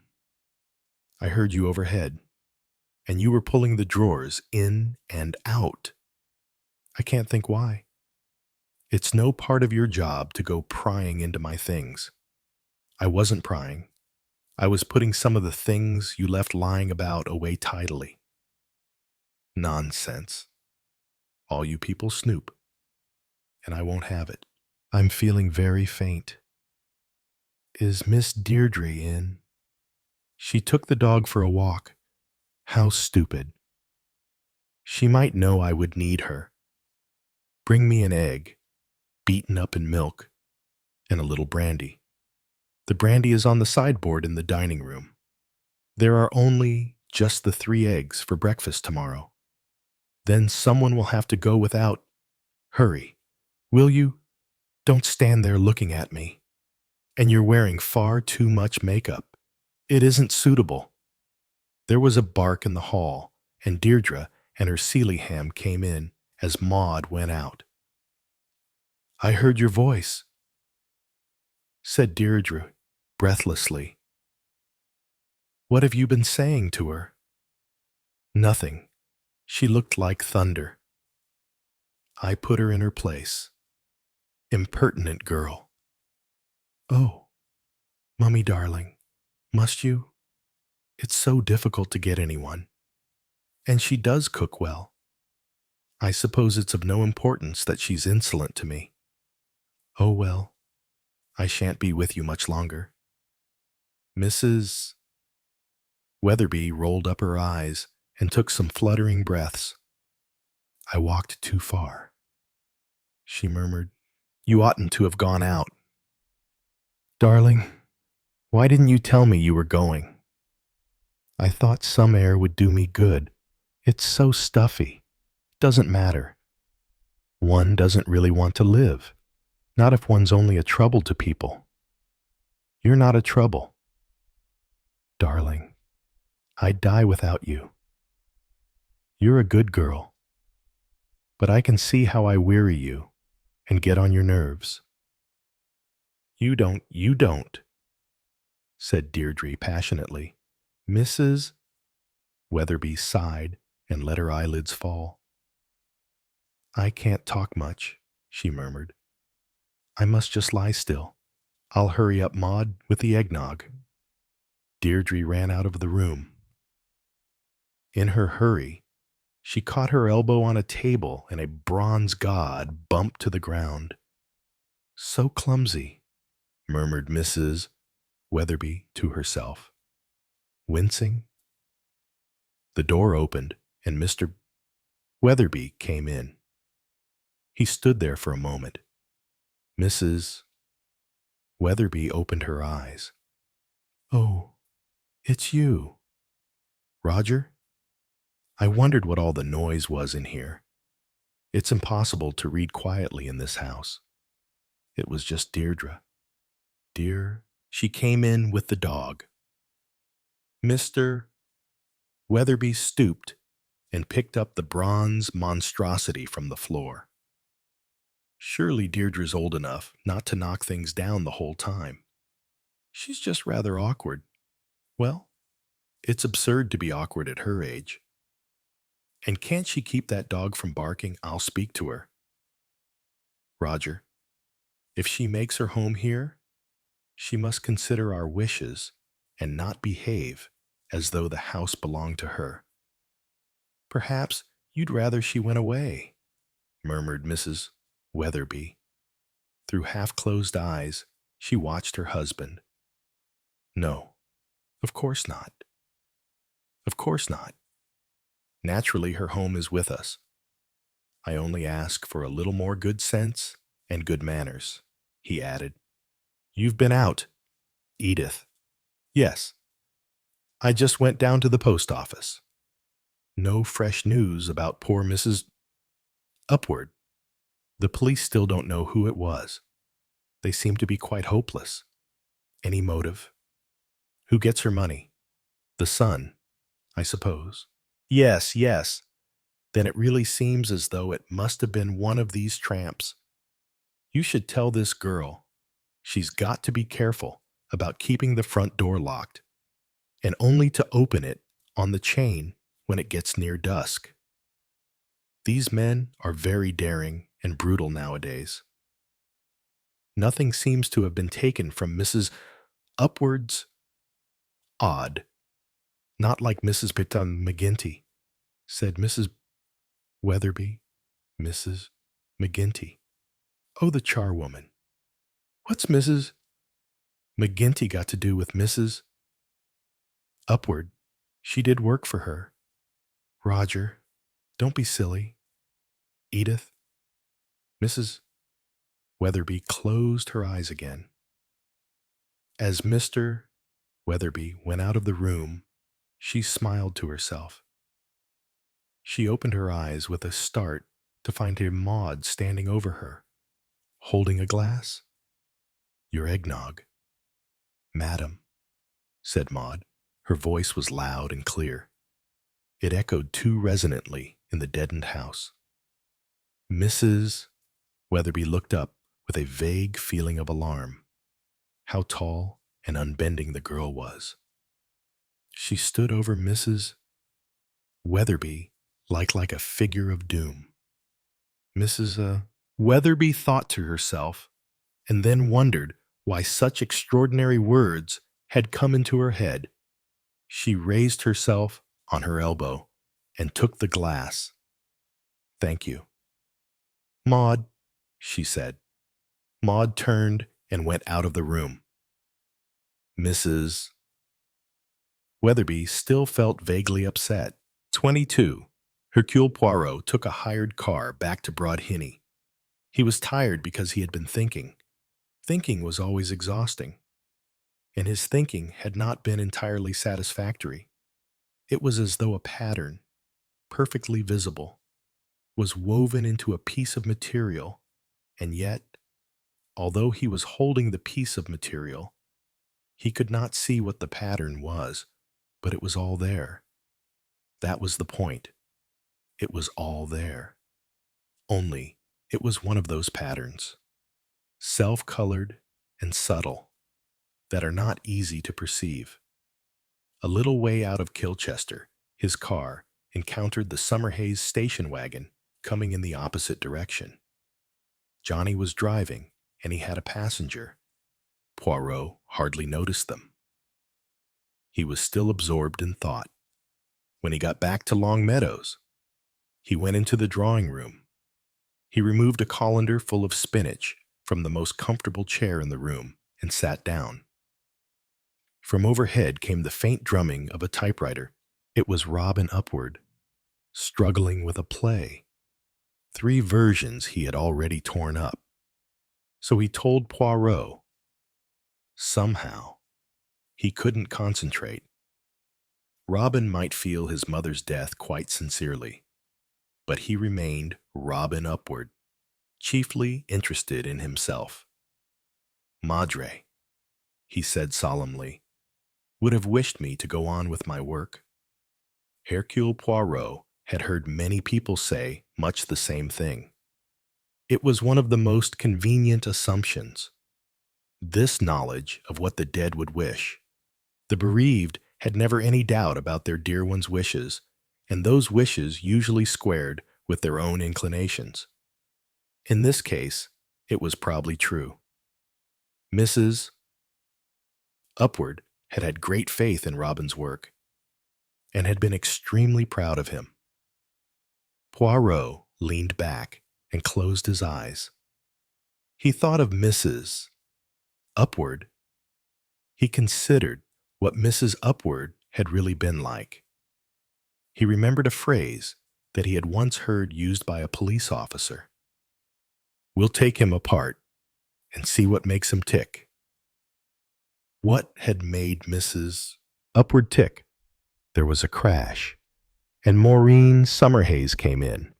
Her hair was flapping madly. "I can't think what's happened to Johnny," she said. "He just went down to the post office with those special orders. He ought to have been back hours ago. I want him to fix the henhouse door." A true gentleman, Poirot feared, would have gallantly offered to fix the henhouse door himself. Poirot did not. He wanted to go on thinking about 2 murders and about the character of Mrs. Upward. "And I can't find that Ministry of Agriculture form," continued Maureen. "I've looked everywhere." "The spinach is on the sofa," Poirot offered helpfully. Maureen was not worried about spinach. "The form came last week," she mused, "and I must have put it somewhere. Perhaps it was when I was darning that pullover of Johnny's." She swept over to the bureau and started pulling out the drawers. Most of the contents she swept onto the floor ruthlessly. It was agony to Hercule Poirot to watch her. Suddenly, she uttered a cry of triumph. Got it. Delightedly, she rushed from the room. Hercule Poirot sighed and resumed meditation. To arrange. With order and precision. He frowned. The untidy heap of objects on the floor by the bureau distracted his mind. What a way to look for things, order and method. That was the thing, order and method. Though he had turned sideways in his chair, he could still see the confusion on the floor. Sewing things, a pile of socks, letters, knitting wool, magazines, sealing wax, photographs, a pullover. It was insupportable. Poirot rose, went across to the bureau, and with quick, deft movements, began to return the objects to the open drawers. The pullover, the socks, the knitting wool, then, in the next drawer, the sealing wax, the photographs, the letters. The telephone rang. The sharpness of the bell made him jump. He went across to the telephone and lifted the receiver. "Allo, allo, allo," he said. The voice that spoke to him was the voice of Superintendent Spence. It's you, M. Poirot. Just the man I want." Spence's voice was almost unrecognizable. A very worried man had given place to a confident one. "Filling me up with a lot of fandangle about the wrong photograph," he said with reproachful indulgence. "We've got some new evidence. Girl at the post office in Broad Hinney. Major Summerhays just brought her in. It seems she was standing practically opposite the cottage that night, and she saw a woman go in. Sometime after 8:30 and before 9 o'clock, and it wasn't Deirdre Henderson. It was a woman with fair hair. That puts us right back where we were. It's definitely between the two of them, Eve Carpenter and Sheila Rendell. The only question is which Poirot opened his mouth, but did not speak. Carefully, deliberately, he replaced the receiver on the stand. He stood there staring unseeingly in front of him. The telephone rang again. "Allo, allo, allo. Can I speak to Poirot? Please." "Hercule Poirot speaking." "Thought so. Maud Williams here. Post office in a quarter of an hour. I will be there." He replaced the receiver. He looked down at his feet. Should he change his shoes? His feet ached a little. Ah, well, no matter. Resolutely, Poirot clapped on his hat and left the house. On his way down the hill, he was hailed by one of Superintendent Spence's men, just emerging from Laburnum's. "Morning, M. Poirot." Poirot responded politely. He noticed that Sergeant Fletcher was looking excited. "The super sent me over to have a thorough checkup," he explained. "You know, any little thing we might have missed. Never know, do you?" We'd been over the desk, of course, but the super got the idea there might be a secret drawer must have been reading spy stuff. Well, there wasn't a secret drawer. But after that, I got onto the books. Sometimes people slip a letter into a book they're reading. You know, Poirot said that he knew. "And you found something?" he asked politely. "Not a letter or anything of that sort." "No, but I found something interesting. At least I think it's interesting. Look here." He unwrapped from a piece of newspaper an old and rather decrepit book. In one of the bookshelves, it was old book, published years ago. But look here. He opened it and showed the flyleaf. Penciled across it were the words, "Evelyn Hope." "Interesting," Don't you think that's the name? In case you don't remember, the name that Eva Kane took when she left England. I do remember, said Poirot. Looks as though when Mrs. McGinty spotted one of those photos here in Broad Hinny, it was our Mrs. Upward. Makes it kind of complicated, doesn't it? It does, said Poirot with feeling. I can assure you that when you go back to Superintendent Spence with this piece of information, he will pull out his hair by the roots, yes. Assuredly by the roots. I hope it won't be as bad as that, said Sergeant Fletcher. Poirot did not reply. He went on down the hill. He had ceased to think. Nothing anywhere made sense. He went into the post office. Maud Williams was there looking at knitting patterns. Poirot did not speak to her. He went to the stamp counter when Maud had made her purchase. Mrs. Swedeman came over to him, and he bought some stamps. Maud went out of the shop. Mrs. Swedeman seemed preoccupied and not talkative. Poirot was able to follow Maud out fairly quickly. He caught her up a short distance along the road and fell into step beside her. Mrs. Swedeman, looking out of the post office window, exclaimed to herself disapprovingly, "Those foreigners all the same. Every man-jack of 'em. Old enough to be her grandfather. He is." "Eh bien," said Poirot. "You have something to tell me. I don't know that it's important. There was somebody trying to get in at the window of Mrs. Weatherby's room when, this morning, she'd gone out, and the girl was out with the dog. Old frozen fish was shut up in his study as usual. I'd have been in the kitchen. Normally it faces the other way like the study, but actually it seemed a good opportunity to, you understand." Poirot nodded. "So I nipped upstairs and into her Acidity's bedroom. There was a ladder against the window, and a man was fumbling with the window catch. She's had everything locked and barred since the murder. Never a bit of fresh air. When the man saw me, he scuttled down and made off. The ladder was the gardener's. He'd been cutting back the ivy and had gone to have his elevenses. Who was the man? Can you describe him?" "I only got the merest glimpse. By the time I got to the window, he was down the ladder and gone.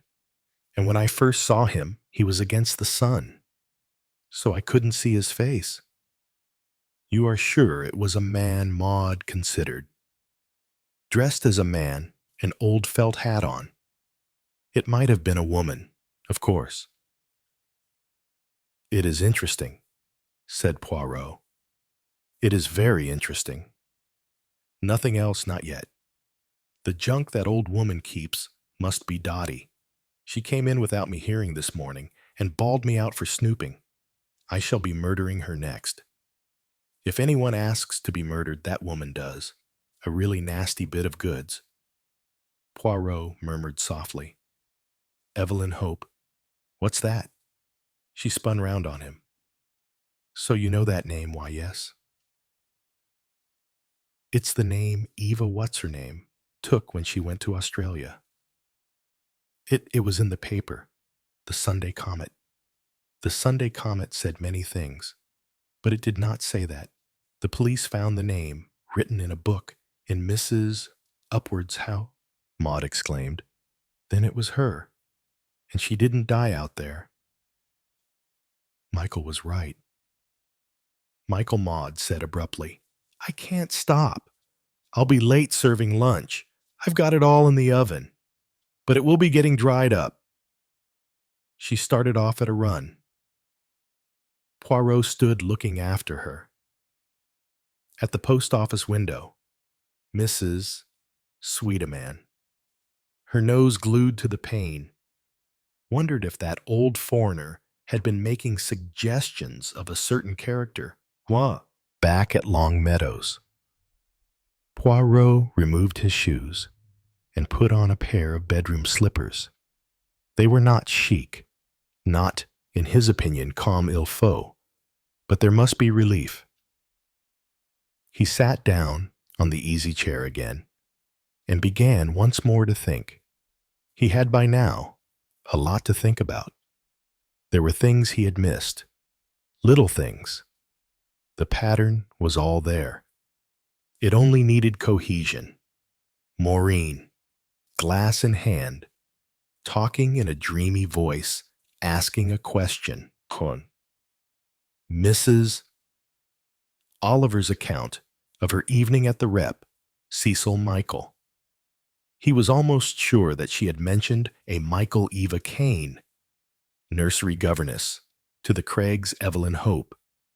Of course, Evelyn Hope, 23. Eve Carpenter came into the Summer Hayes house in the casual way that most people did, using any door or window that was convenient.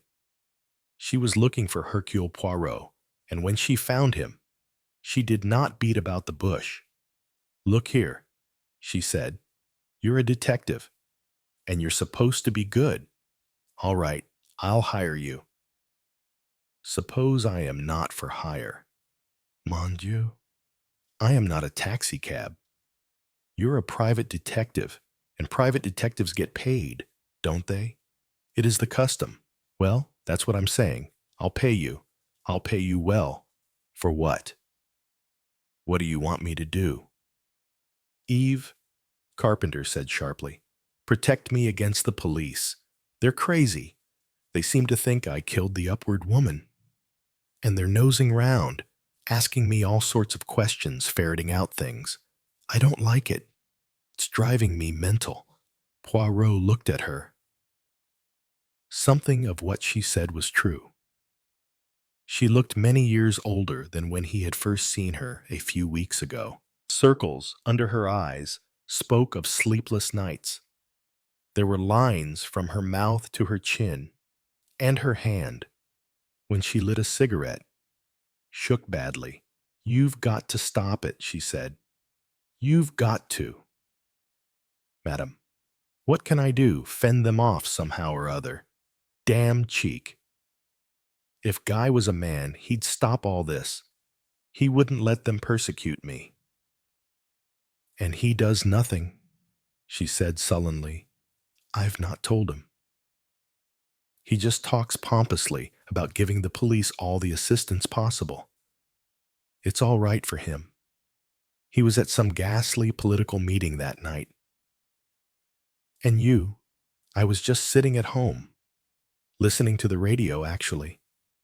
But if you can prove that, how can I prove it? I offered the Crofts a fabulous sum to say they'd been in and out and seen me there. The damned swine refused. That was a very unwise move on your part. I don't see why. It would have settled the business. You have probably convinced your servants that you did commit the murder. Well, I'd paid Croft anyway for what? Nothing. Remember, you want my help." "Oh, it was nothing that matters." But Croft took the message from her. From Mrs. Upward. Yes, asking me to go down and see her that night. And you say you didn't go. Why should I go? Damn dreary old woman. Why should I go and hold her hand? I never dreamed of going for a moment. When did this message come? When I was out. I don't know exactly when, between 5 and 6. I think Croft took it, and you gave him money to forget he had taken that message. Why? Don't be idiotic. I didn't want to get mixed up in it all. And then you offer him money to give you an alibi. What do you suppose he and his wife think? Who cares what they think? A jury may care, said Poirot gravely. She stared at him. You're not serious. I am serious. They'd listen to servants and not to me. Poirot looked at her. Such crass rudeness and stupidity, antagonizing the people who might have been helpful. A short-sighted, stupid policy. Short-sighted, such lovely wide blue eyes. He said quietly, "Why don't you wear glasses? Madam, you need them." "What?" "Oh, I do sometimes. I did as a child. And you had then a plate for your teeth." She stared. "I did. As a matter of fact, why all this? The ugly duckling becomes a swan. I was certainly ugly enough. Did your mother think so?" She said sharply. "I don't remember my mother. What the hell are we talking about anyway? Will you take on the job?" "I regret. I cannot." "Why can't you?" "Because in this affair, I act for James Bentley." "James Bentley. Oh, you mean that half-wit who killed the charwoman. What's he got to do with the upwards? Perhaps nothing. Well, then is it a question of money how much that is your great mistake? Madam, you think always in terms of money. You have money, and you think that only money counts." "I haven't always had money," said Eve Carpenter. "No," said Poirot. "I thought not." He nodded his head gently. "That explains a good deal. It excuses some things." Eve Carpenter went out the way she had come, blundering a little in the light, as Poirot remembered her doing before. Poirot said softly to himself, "Evelyn Hope." So Mrs. Upward had rung up both Deirdre Henderson and Evelyn Carpenter. Perhaps she had rung up someone else. Perhaps. With a crash, Maureen came in. "It's my scissors now. Sorry lunch is late. I've got 3 pairs, and I can't find one of them." She rushed over to the bureau, and the process with which Poirot was well acquainted was repeated. This time, the objective was attained rather sooner. With a cry of joy, Maureen departed, almost automatically. Poirot stepped over and began to replace the things in the drawer.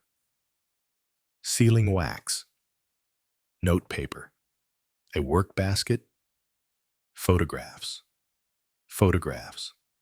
He stood staring at the photograph he held in his hand. Footsteps rushed back along the passage. Poirot could move quickly in spite of his age. He had dropped the photograph on the sofa, put a cushion on it, and had himself sat on the cushion. By the time that Maureen re-entered, "Where the hell have I put a colander full of spinach?" "But it is there, madam." He indicated the colander as it reposed beside him on the sofa. "So that's where I left it." She snatched it up. "Everything's behind today." Her glance took in Hercule Poirot sitting bolt upright. "What on earth do you want to sit there for? Even on a cushion? It's the most uncomfortable seat in the room. All the springs are broken." "I know, madame, but I am admiring that picture on the wall." Maureen glanced up at the oil painting of a naval officer, complete with telescope. "Yes, it's good. About the only good thing in the house. We're not sure that it isn't a Gainsborough." She sighed. "Johnny won't sell it. Though, it's his great-great, and I think a few more greats. Grandfather and he went down with his ship, or did something frightfully gallant, and Johnny's terribly proud of it." "Yes," said Poirot gently. "Yes, he has something to be proud about.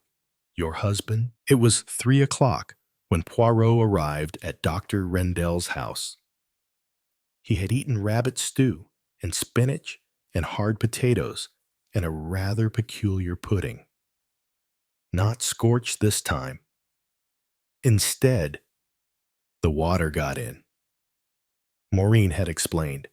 He had drunk half a cup of muddy coffee. He did not feel well. The door was opened by the elderly housekeeper, Mrs. Scott, and he asked for Mrs. Rendell. She was in the drawing room with the radio on and started up when he was announced. He had the same impression of her that he had had the first time he saw her. Wary, on her guard, frightened of him, or frightened of what he represented. She seemed paler and more shadowy than she had done. He was almost certain that she was thinner. "I want to ask you a question." "Madam, a question." Oh, yes. Did Mrs. Upward telephone to you on the day of her death?" She stared at him. She nodded.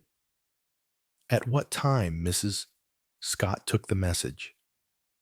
"It was about 6 o'clock, I think." "What was the message?"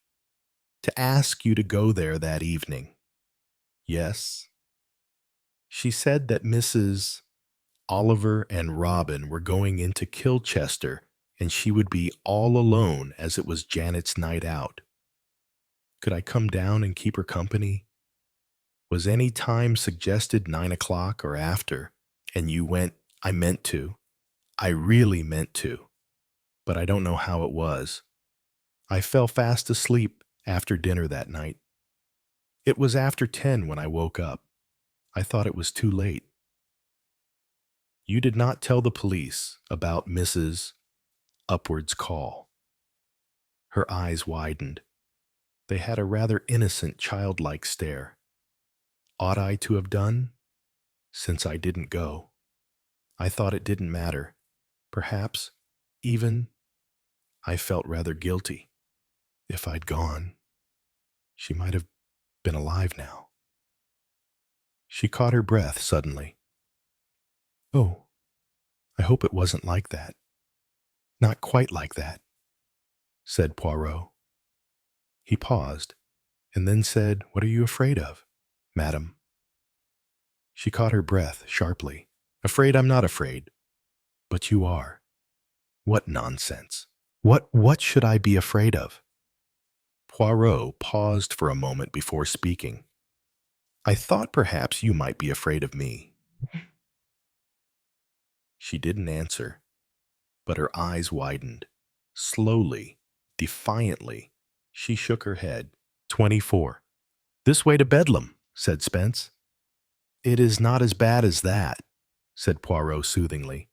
"That's what you say. Every single bit of information that comes in makes things more difficult. Now you tell me that Mrs. Upward rang up 3 women, asked them to come that evening. Why 3? Didn't she know herself which of them was Lily Gamble? Or isn't it a case of Lily Gamble at all? Take that book with the name of Evelyn Hope in it. It suggests, doesn't it, that Mrs. Upward and Eva Kane are one and the same, which agrees exactly with James Bentley's impression of what Mrs. McGinty said to him. I thought he wasn't sure. He was not sure. It would be impossible for James Bentley to be sure of anything. He did not listen properly to what Mrs. McGinty was saying. Nevertheless, if James Bentley had an impression that Mrs. McGinty was talking about Mrs. Upward, it may very well be true. Impressions often are. Our latest information from Australia. It was Australia she went to. By the way, not America, seems to be to the effect that the Mrs. Hope in question died out there 20 years ago. I have already been told that, said Poirot.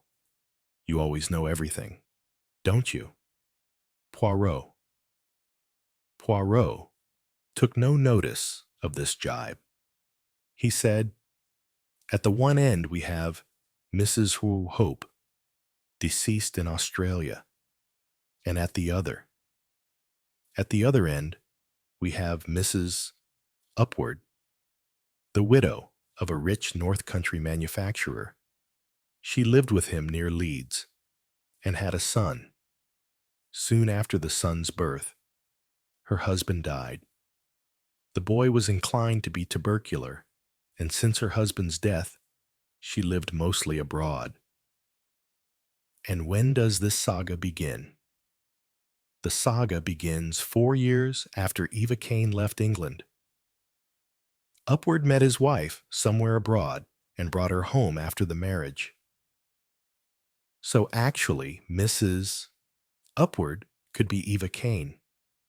What was her maiden name? Hargraves. I understand. But what's in a name? What indeed? Eva Kane, or Evelyn Hope, may have died in Australia, but she may have arranged a convenient decease and resuscitated herself as Hargraves and made a wealthy match. It's all a long time ago, said Spence. But supposing that it's true, supposing she kept a picture of herself, and supposing that Mrs. McGinty saw it, then one can only assume that she killed Mrs. McGinty. That could it not Robin Upward, was broadcasting that night. Mrs. Rendell mentions going to the cottage that evening, remember, and not being able to make herself heard. According to Mrs. Sweetyman, Janet Groom told her that Mrs. Upward was not really as crippled as she made out. That's all very well, Poirot, but the fact remains that she herself was killed after recognizing a photograph.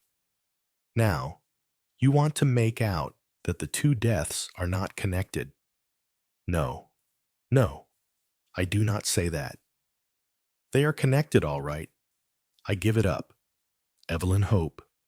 There is the key to the problem. Evelyn Carpenter. Is that your idea? Not Lily Gamble, but Eva Kane's daughter. But surely she wouldn't kill her own mother. No. This is not matricide. What an irritating devil you are. Poirot. You'll be saying next that Eva Kane and Lily Gamble and Janice Cortland and Vera Blake are all living in Broadhinny, all 4 suspects. We have more than 4. Eva Kane was the Craig's nursery governess. Remember? What's that got to do with it? Where there is a nursery governess, there must be children, or at least a child. What happened to the Craig children? There was a girl and a boy. I believe some relative took them. So there are 2 more people to take into account. 2 people who might have kept a photograph. For the third reason I mentioned revenge. I don't believe it, said Spence. Poirot sighed. It has to be considered. All the same, I think I know the truth, though there is one fact that baffles me utterly. I'm glad something baffles you, said Spence. Confirm one thing for me. Mon cher Spence, Eva Kane left the country before Craig's execution. That is right, quite right, and she was, at that time, expecting a child. Quite right. Bon Dieu, how stupid I have been, said Hercule Poirot. The whole thing is simple, is it not? It was after that remark that there was very nearly a third murder, the murder of Hercule Poirot by Superintendent Spence in Kilchester Police Headquarters. I want, said Hercule Poirot, a personal call to Mrs. Ariadne Oliver. A personal call to Mrs. Oliver was not achieved without difficulties. Mrs. Oliver was working and could not be disturbed. Poirot, however, disregarded all denials. Presently, he heard the authoress's voice. It was cross and rather breathless. Well, what is it said? Mrs. Oliver, have you got to ring me up just now? I've thought of a most wonderful idea for a murder in a draper's shop.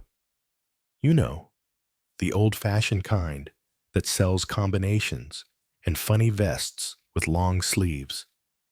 I do not know, said Poirot. And anyway, what I have to say to you is far more important. It couldn't be, said Mrs. Oliver.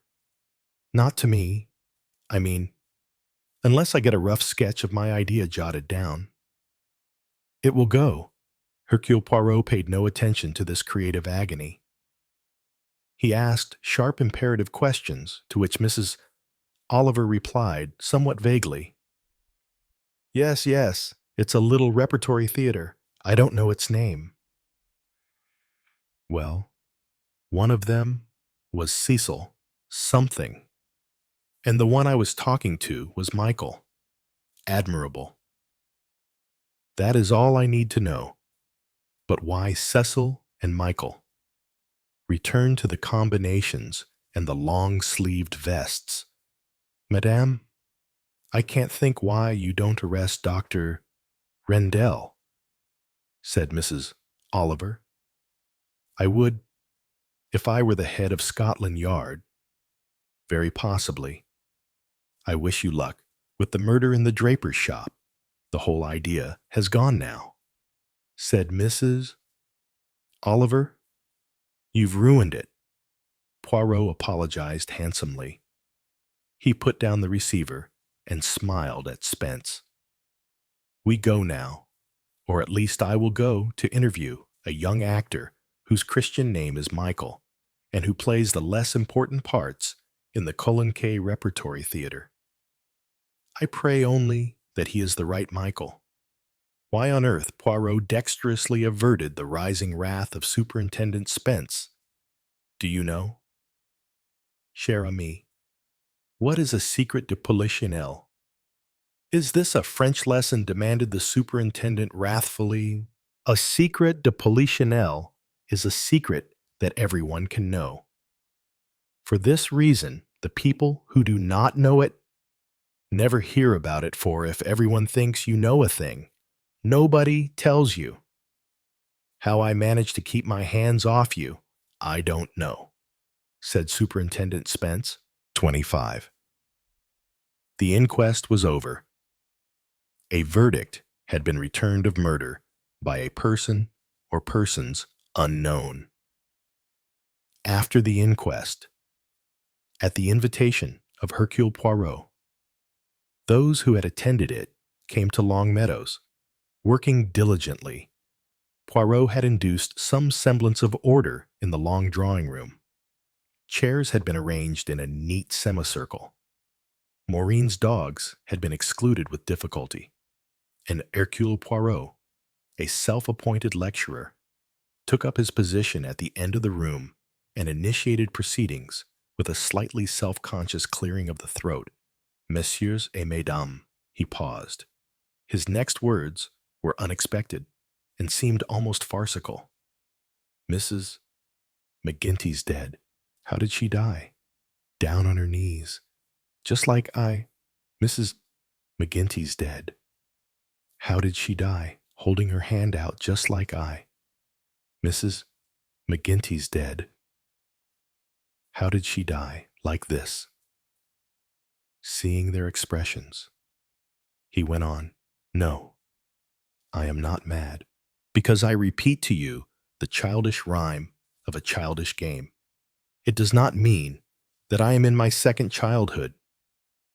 Some of you may have played that game as children. Mrs.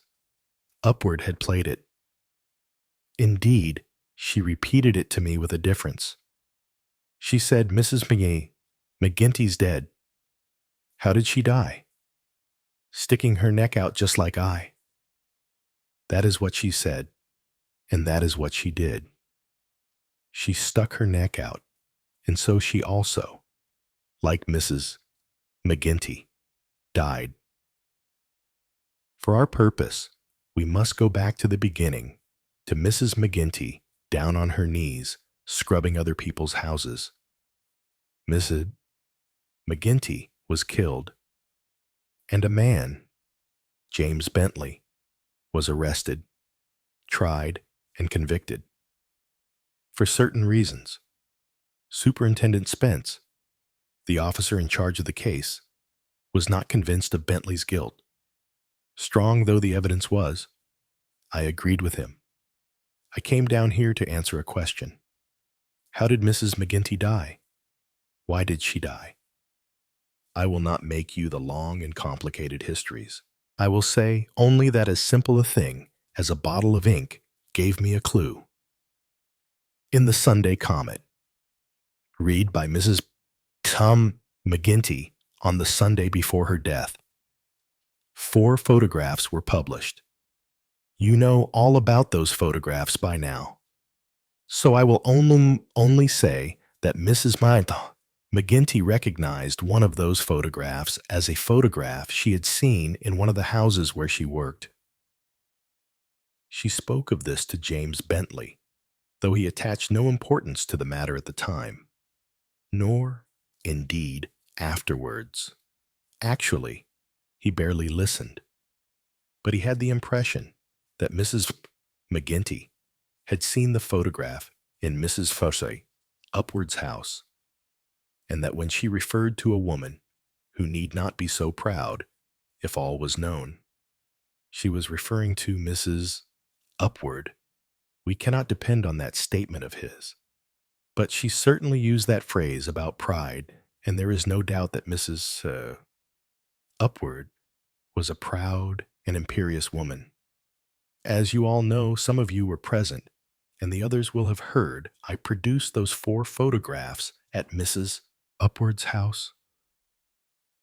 I caught a flicker of surprise and recognition in Mrs. Upward's expression and taxed her with it. She had to admit it. She said that she had seen one of the photographs somewhere, but she couldn't remember where.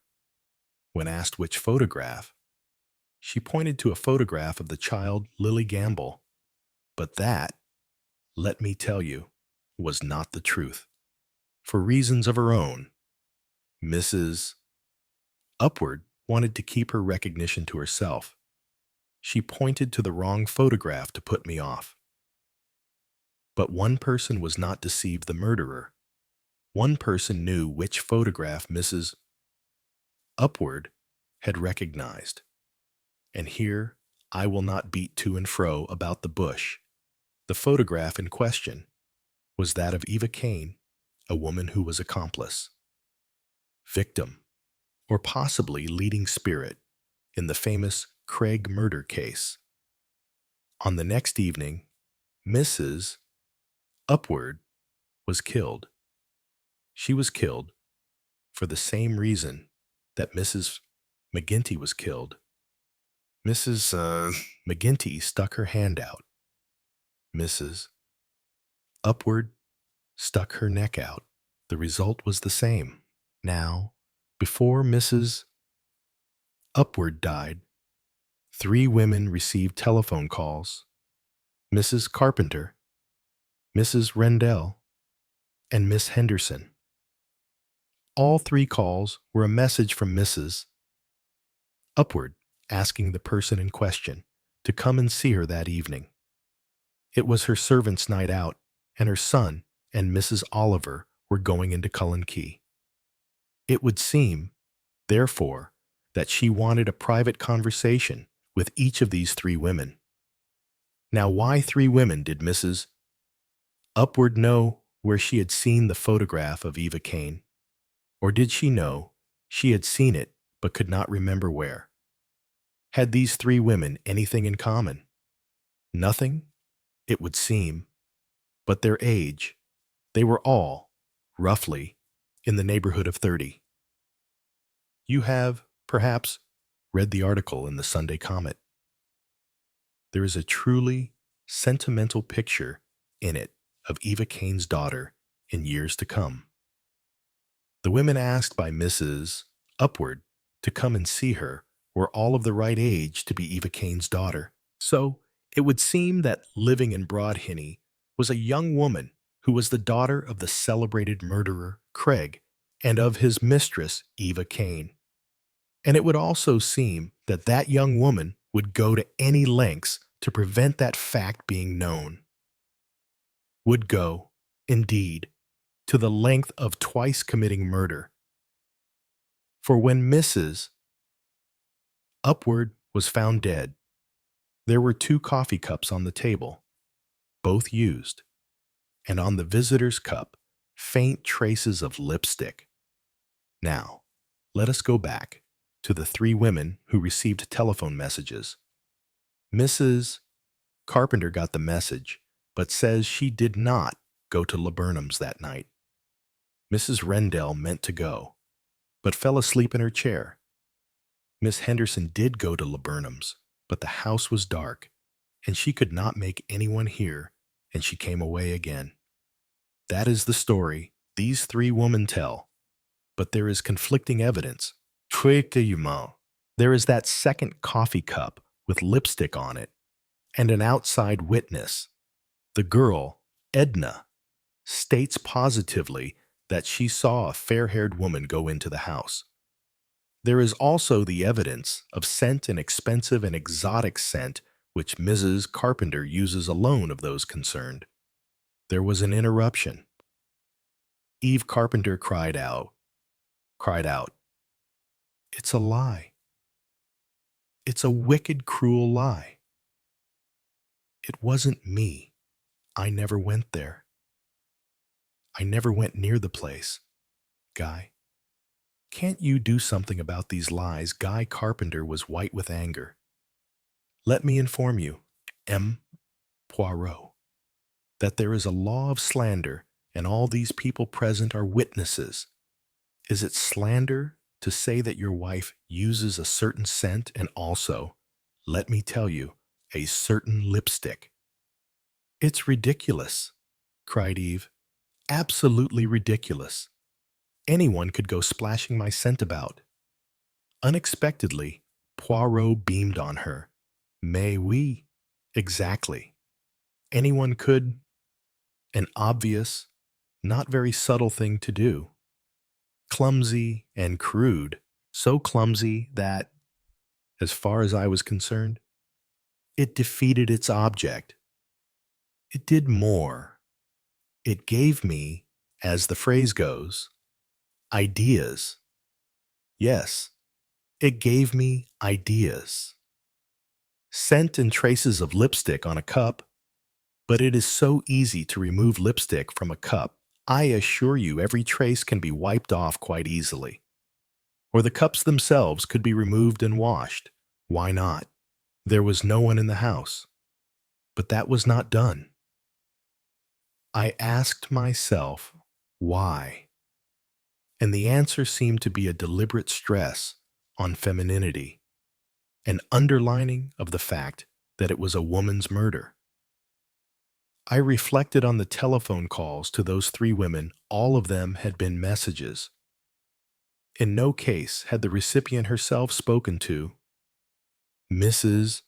Upward. So perhaps it was not Mrs. Upward who had telephoned. It was someone who was anxious to involve a woman, any woman, in the crime. Again, I asked why. And there can only be one answer, that it was not a woman who killed Mrs. Upward, but a man. He looked round on his audience.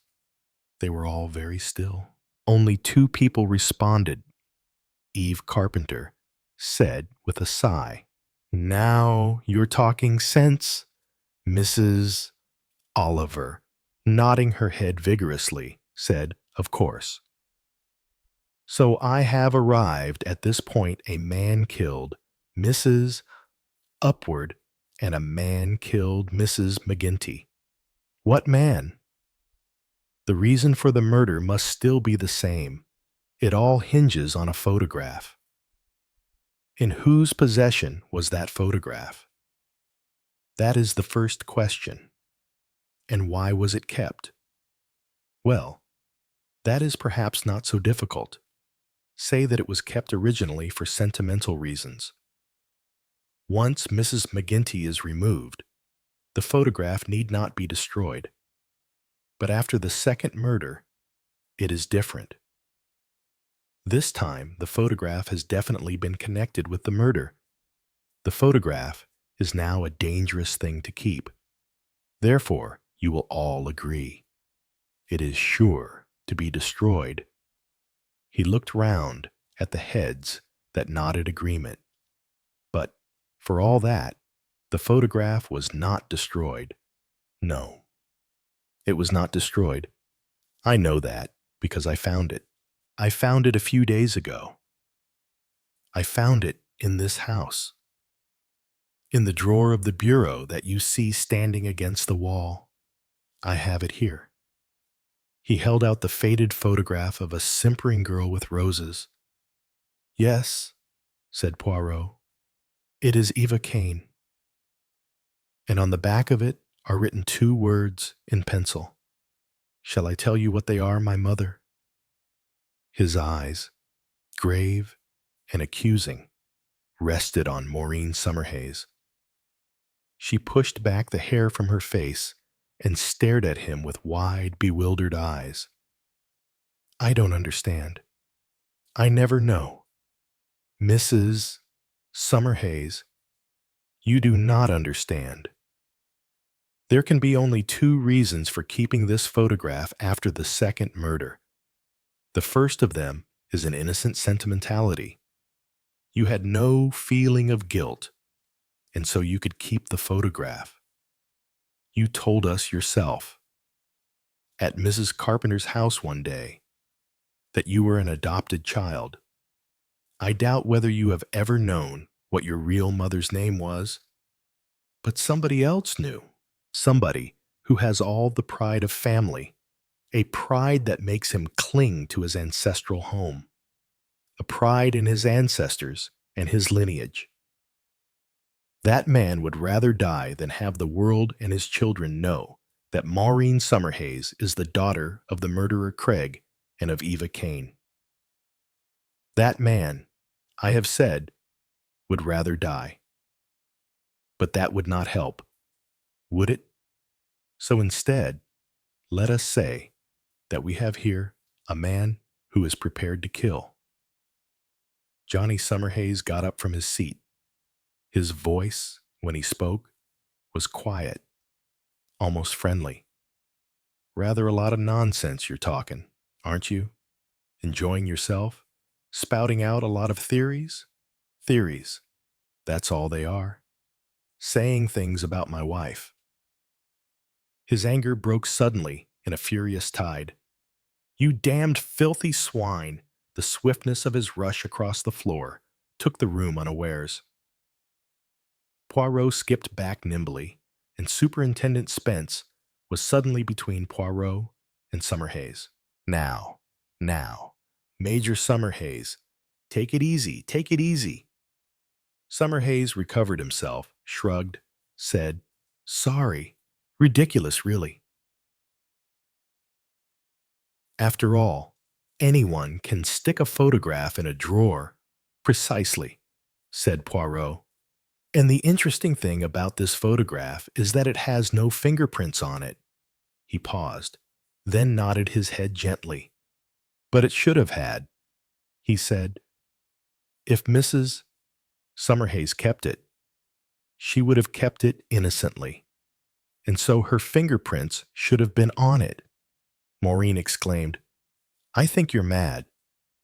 I've never seen that photograph in my life except at Mrs. Upward's that day." "It is fortunate for you," said Poirot, "that I know that you are speaking the truth. The photograph was put into that drawer only a few minutes before I found it there. Twice that morning, the contents of that drawer were tumbled onto the ground. Twice I replaced them. The first time the photograph was not in the drawer. The second time it was. It had been placed there during that interval, and I know by whom." A new note crept into his voice. He was no longer a ridiculous little man with an absurd mustache and dyed hair. He was a hunter very close to his quarry. The crimes were committed by a man. They were committed for the simplest of all reasons, for money. In Mrs. Upward's house, there was a book found, and on the fly leaf of that book, is written Evelyn Hope. Hope was the name Eva Kane took when she left England.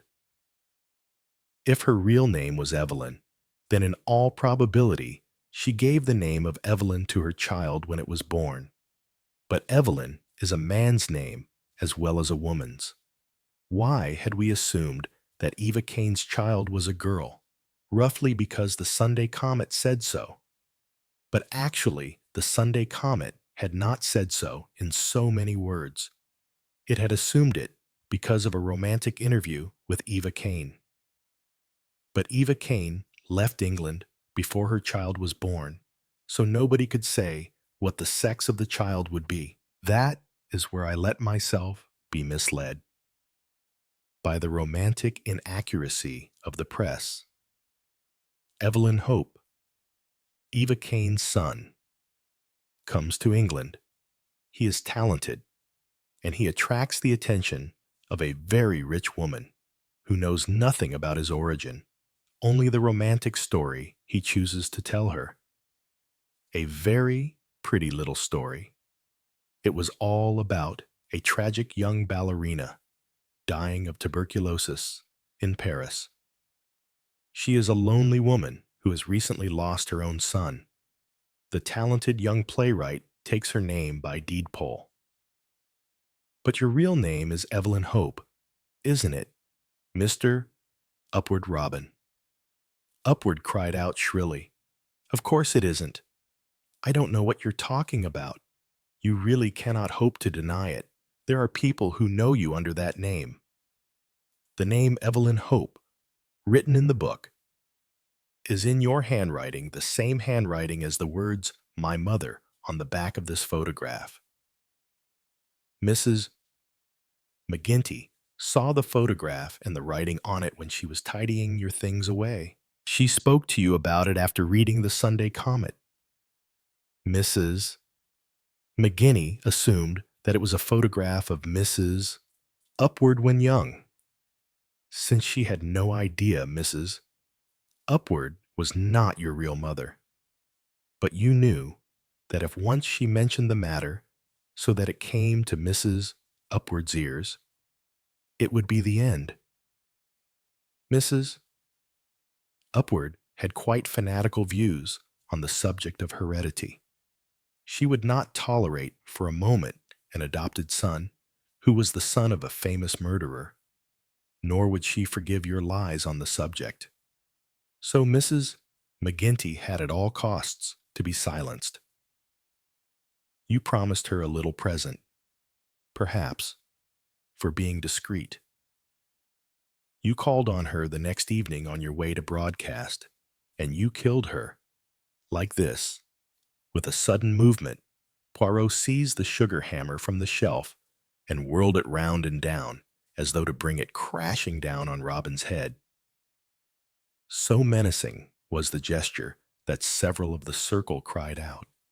Robin Upward screamed. A high, terrified scream. He yelled, "Don't! Don't!" It was an accident. I swear, it was an accident. I didn't mean to kill her. I lost my head. I swear I did. You washed off the blood and put the sugar hammer back in this room where you had found it. But there are new scientific methods of determining blood stains and of bringing up latent fingerprints. I tell you, I never meant to kill her. It was all a mistake. And anyway, it isn't my fault. I'm not responsible. It's in my blood. I can't help it. You can't hang me for something that isn't my fault. Under his breath, Spence muttered, "Can't we? You see, if we don't allow." He spoke in a grave official voice. "I must warn you, Mr. Upward, that anything you say." 26. I really don't see. Poirot. However you came to suspect Robin Upward. Poirot looked complacently at the faces turned towards him. He always enjoyed explanations. I ought to have suspected him much sooner. The clue. Such a simple clue, was the sentence uttered by Mrs. Summerhays at the cocktail party that day. She said to Robin upward, "I don't like being adopted. Do you?" Those were the revealing two words. Do you? They meant they could only mean that Mrs. Upward was not Robin's own mother. Mrs. Upward was morbidly anxious herself that no one should know that Robin was not her own son. She had probably heard too many ribald comments on brilliant young men who live with and upon elderly women. And very few people did know only the small theatrical coterie where she had first come across Robin. She had few intimate friends in this country, having lived abroad so long, and she chose in any case to come and settle down here far away from her own Yorkshire. Even when she met friends of the old days, she did not enlighten them when they assumed that this Robin was the same Robin they had known as a little boy. But from the very first something had struck me as not quite natural in the household at Laburnum's. Robin's attitude to Mrs. Upward was not that of either a spoiled child or of a devoted son. It was the attitude of a protégé to a patron. The rather fanciful title of Madre had a theatrical touch, and Mrs. Upward, though she was clearly very fond of Robin, nevertheless unconsciously treated him as a prized possession that she had bought and paid for. So there is Robin Upward, comfortably established, with Madre's purse to back his ventures. And then into his assured world comes Mrs. McGinty, who has recognized the photograph that he keeps in a drawer. The photograph with my mother written on the back of it. His mother, who he has told Mrs. Upward was a talented young ballet dancer who died of tuberculosis. Mrs. McGinty, of course, thinks that the photograph is of Mrs. Upward when young, since she assumes, as a matter of course, that Mrs. Upward is Robin's own mother. I do not think that actual blackmail ever entered Mrs. McGinty's mind, but she did hope, perhaps, for a nice little present, as a reward for holding her tongue about a piece of bygone gossip, which would not have been pleasant for a proud woman like Mrs. Upward. But Robin Upward was taking no chances. He purloins the sugar hammer, laughingly referred to as a perfect weapon for murder by Mrs. Summerhays, and on the following evening, he stops at Mrs. McGinty's cottage on his way to broadcast. She takes him into the parlor, quite unsuspicious, and he kills her. He knows where she keeps her savings. Everyone in Whodunit seems to know. He fakes a burglary, hiding the money outside the house. Bentley is suspected and arrested. Everything is now safe for clever Robin Upward. But then, suddenly, I produce 4 photographs, and Mrs. Upward recognizes the one of Eva Kane as being identical with a photograph of Robin's ballerina mother. She needs a little time to think things out. Murder is involved. Can it be possible that Robin no? She refuses to believe it. What action she would have taken in the end, we do not know. But Robin was taking no chances. He plans the whole mise-en-scène, the visit to the rep on Janet's night out, the telephone calls, the coffee cup carefully smeared with lipstick taken from Eve Carpenter's bag. He even buys a bottle of her distinctive perfume. The whole thing was a theatrical scene, setting with prepared props, whilst Mrs. Oliver waited in the car. Robin ran back twice into the house. The murder was a matter of seconds. After that, there was only the swift distribution of the props, and with Mrs. Upward dead, he inherited a large fortune by the terms of her will.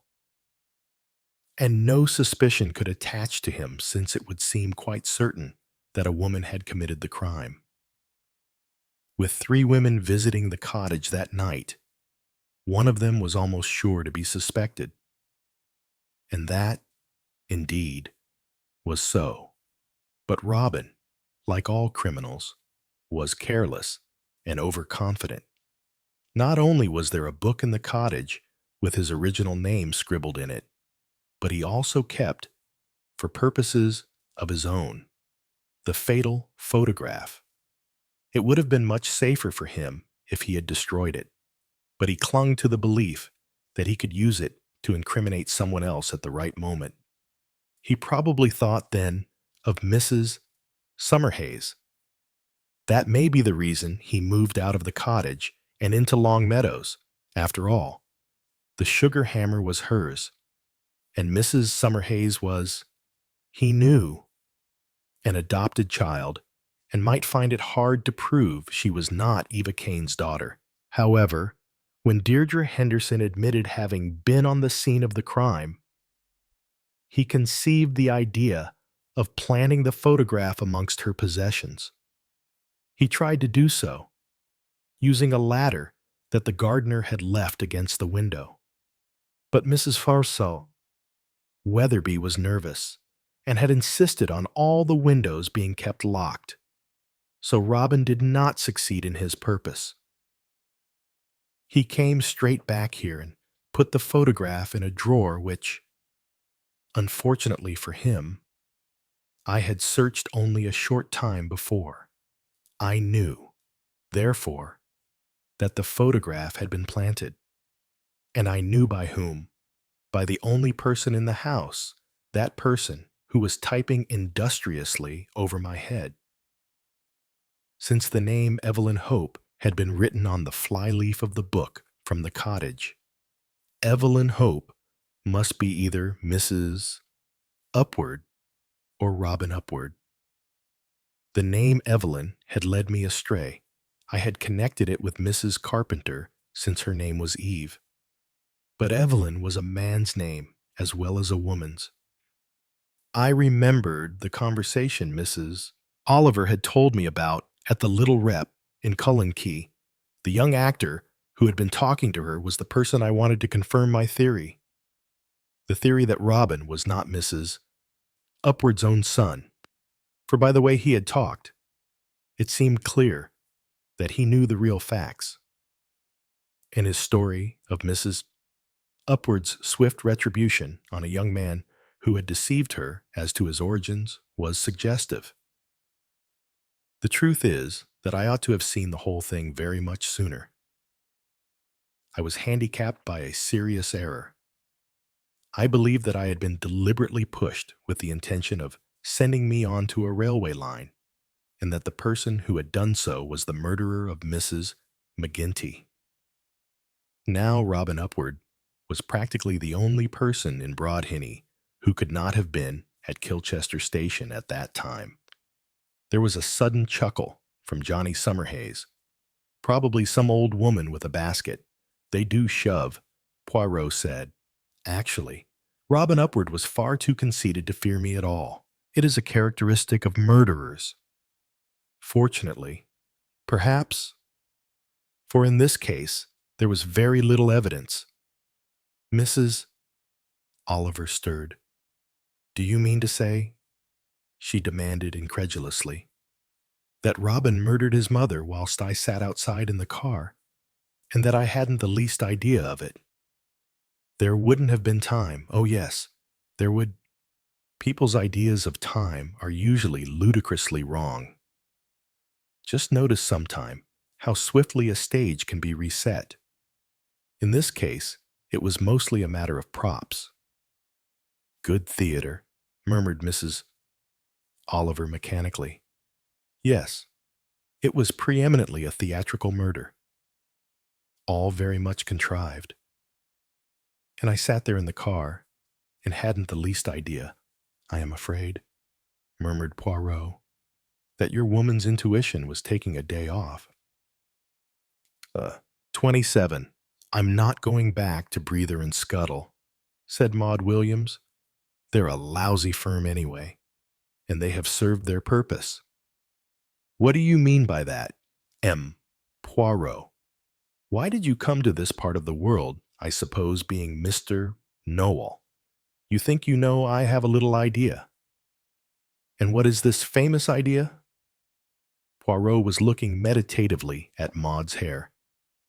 I have been very discreet, he said. It has been assumed that the woman who went into Mrs. Upward's house, the fair-haired woman that Edna saw, was Mrs. Carpenter, and that she has denied being there simply out of fright. Since it was Robin Upward who killed Mrs. Upward, her presence has no more significance than that of Miss Henderson. But all the same, I do not think she was there. I think Miss Williams, that the woman Edna saw was you. Why me? Her voice was hard. Poirot countered with another question. Why were you so interested in Whodunit? Why, when you went over there, did you ask Robin Upward for an autograph? You are not the autograph hunting type. What did you know about the Upwards? Why did you come to this part of the world in the first place? How did you know that Eva Kane died in Australia, and the name she took when she left England? Good at guessing, aren't you? Well, I've nothing to hide, not really. She opened her handbag. From a worn note case, she pulled out a small newspaper, cutting frayed with age. It showed the face that Poirot by now knew so well. The simpering face of Eva Kane. Written across it were the words, She killed my mother. Poirot handed it back to her. Yes, I thought so. Your real name is Craig. Maud nodded. I was brought up by some cousins, very decent they were. But I was old enough when it all happened not to forget. I used to think about it a good deal. About her. She was a nasty bit of goods. All right, children know. My father was just weak and besotted by her. But he took the rap for something. I've always believed that she did. Oh, yes. I know he's an accessory after the fact, but it's not quite the same thing. Is it? I always meant to find out what had become of her when I was grown up. I got detectives on to it. They traced her to Australia and finally reported that she was dead. She'd left a son, Evelyn Hope, he called himself. Well, that seemed to close the account. But then I got pally with a young actor chap. He mentioned someone called Evelyn Hope, who'd come from Australia, but who now called himself Robin Upward, and who wrote plays. I was interested. One night, Robin Upward was pointed out to me, and he was with his mother. So I thought that, after all, Eva Kane wasn't dead.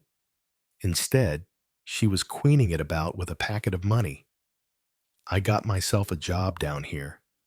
I was curious, and a bit more than curious. All right, I'll admit it. I thought I'd like to get even with her in some way. When you brought up all this business about James Bentley, I jumped to the conclusion that it was Mrs. Upward who'd killed Mrs. McGinty. Eva Kane, up to her tricks again. I happened to hear from Michael West that Robin Upward and Mrs. Oliver were coming over to this show at the Cullen K Rep. I decided to go to Whodunit and beard the woman. I don't quite know what I meant. I'm telling you everything. I took a little pistol I had in the war with me. To frighten her, or more honestly, I don't know. Well, I got there. There was no sound in the house. The door was unlocked. I went in. You know how I found her.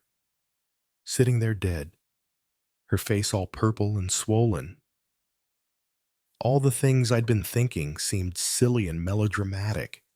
I knew that I'd never really want to kill anyone when it came to it. But I did realize that it might be awkward to explain what I'd been doing in the house. It was a cold night, and I'd got gloves on, so I knew I hadn't left any fingerprints. And I didn't think for a moment anyone had seen me. That's all. She paused and added abruptly, "What are you going to do about it?" "Nothing," said Hercule Poirot. "I wish you good luck in life. That is all." Epilogue: What is left behind. The letter came addressed not to Monsieur Poirot, but simply to the one who saw too much. It was unsigned. The writing was precise. Educated. Female. It smelled faintly of rosewater. Poirot read it once. Then again. You cannot imagine what it's like to be erased and still exist.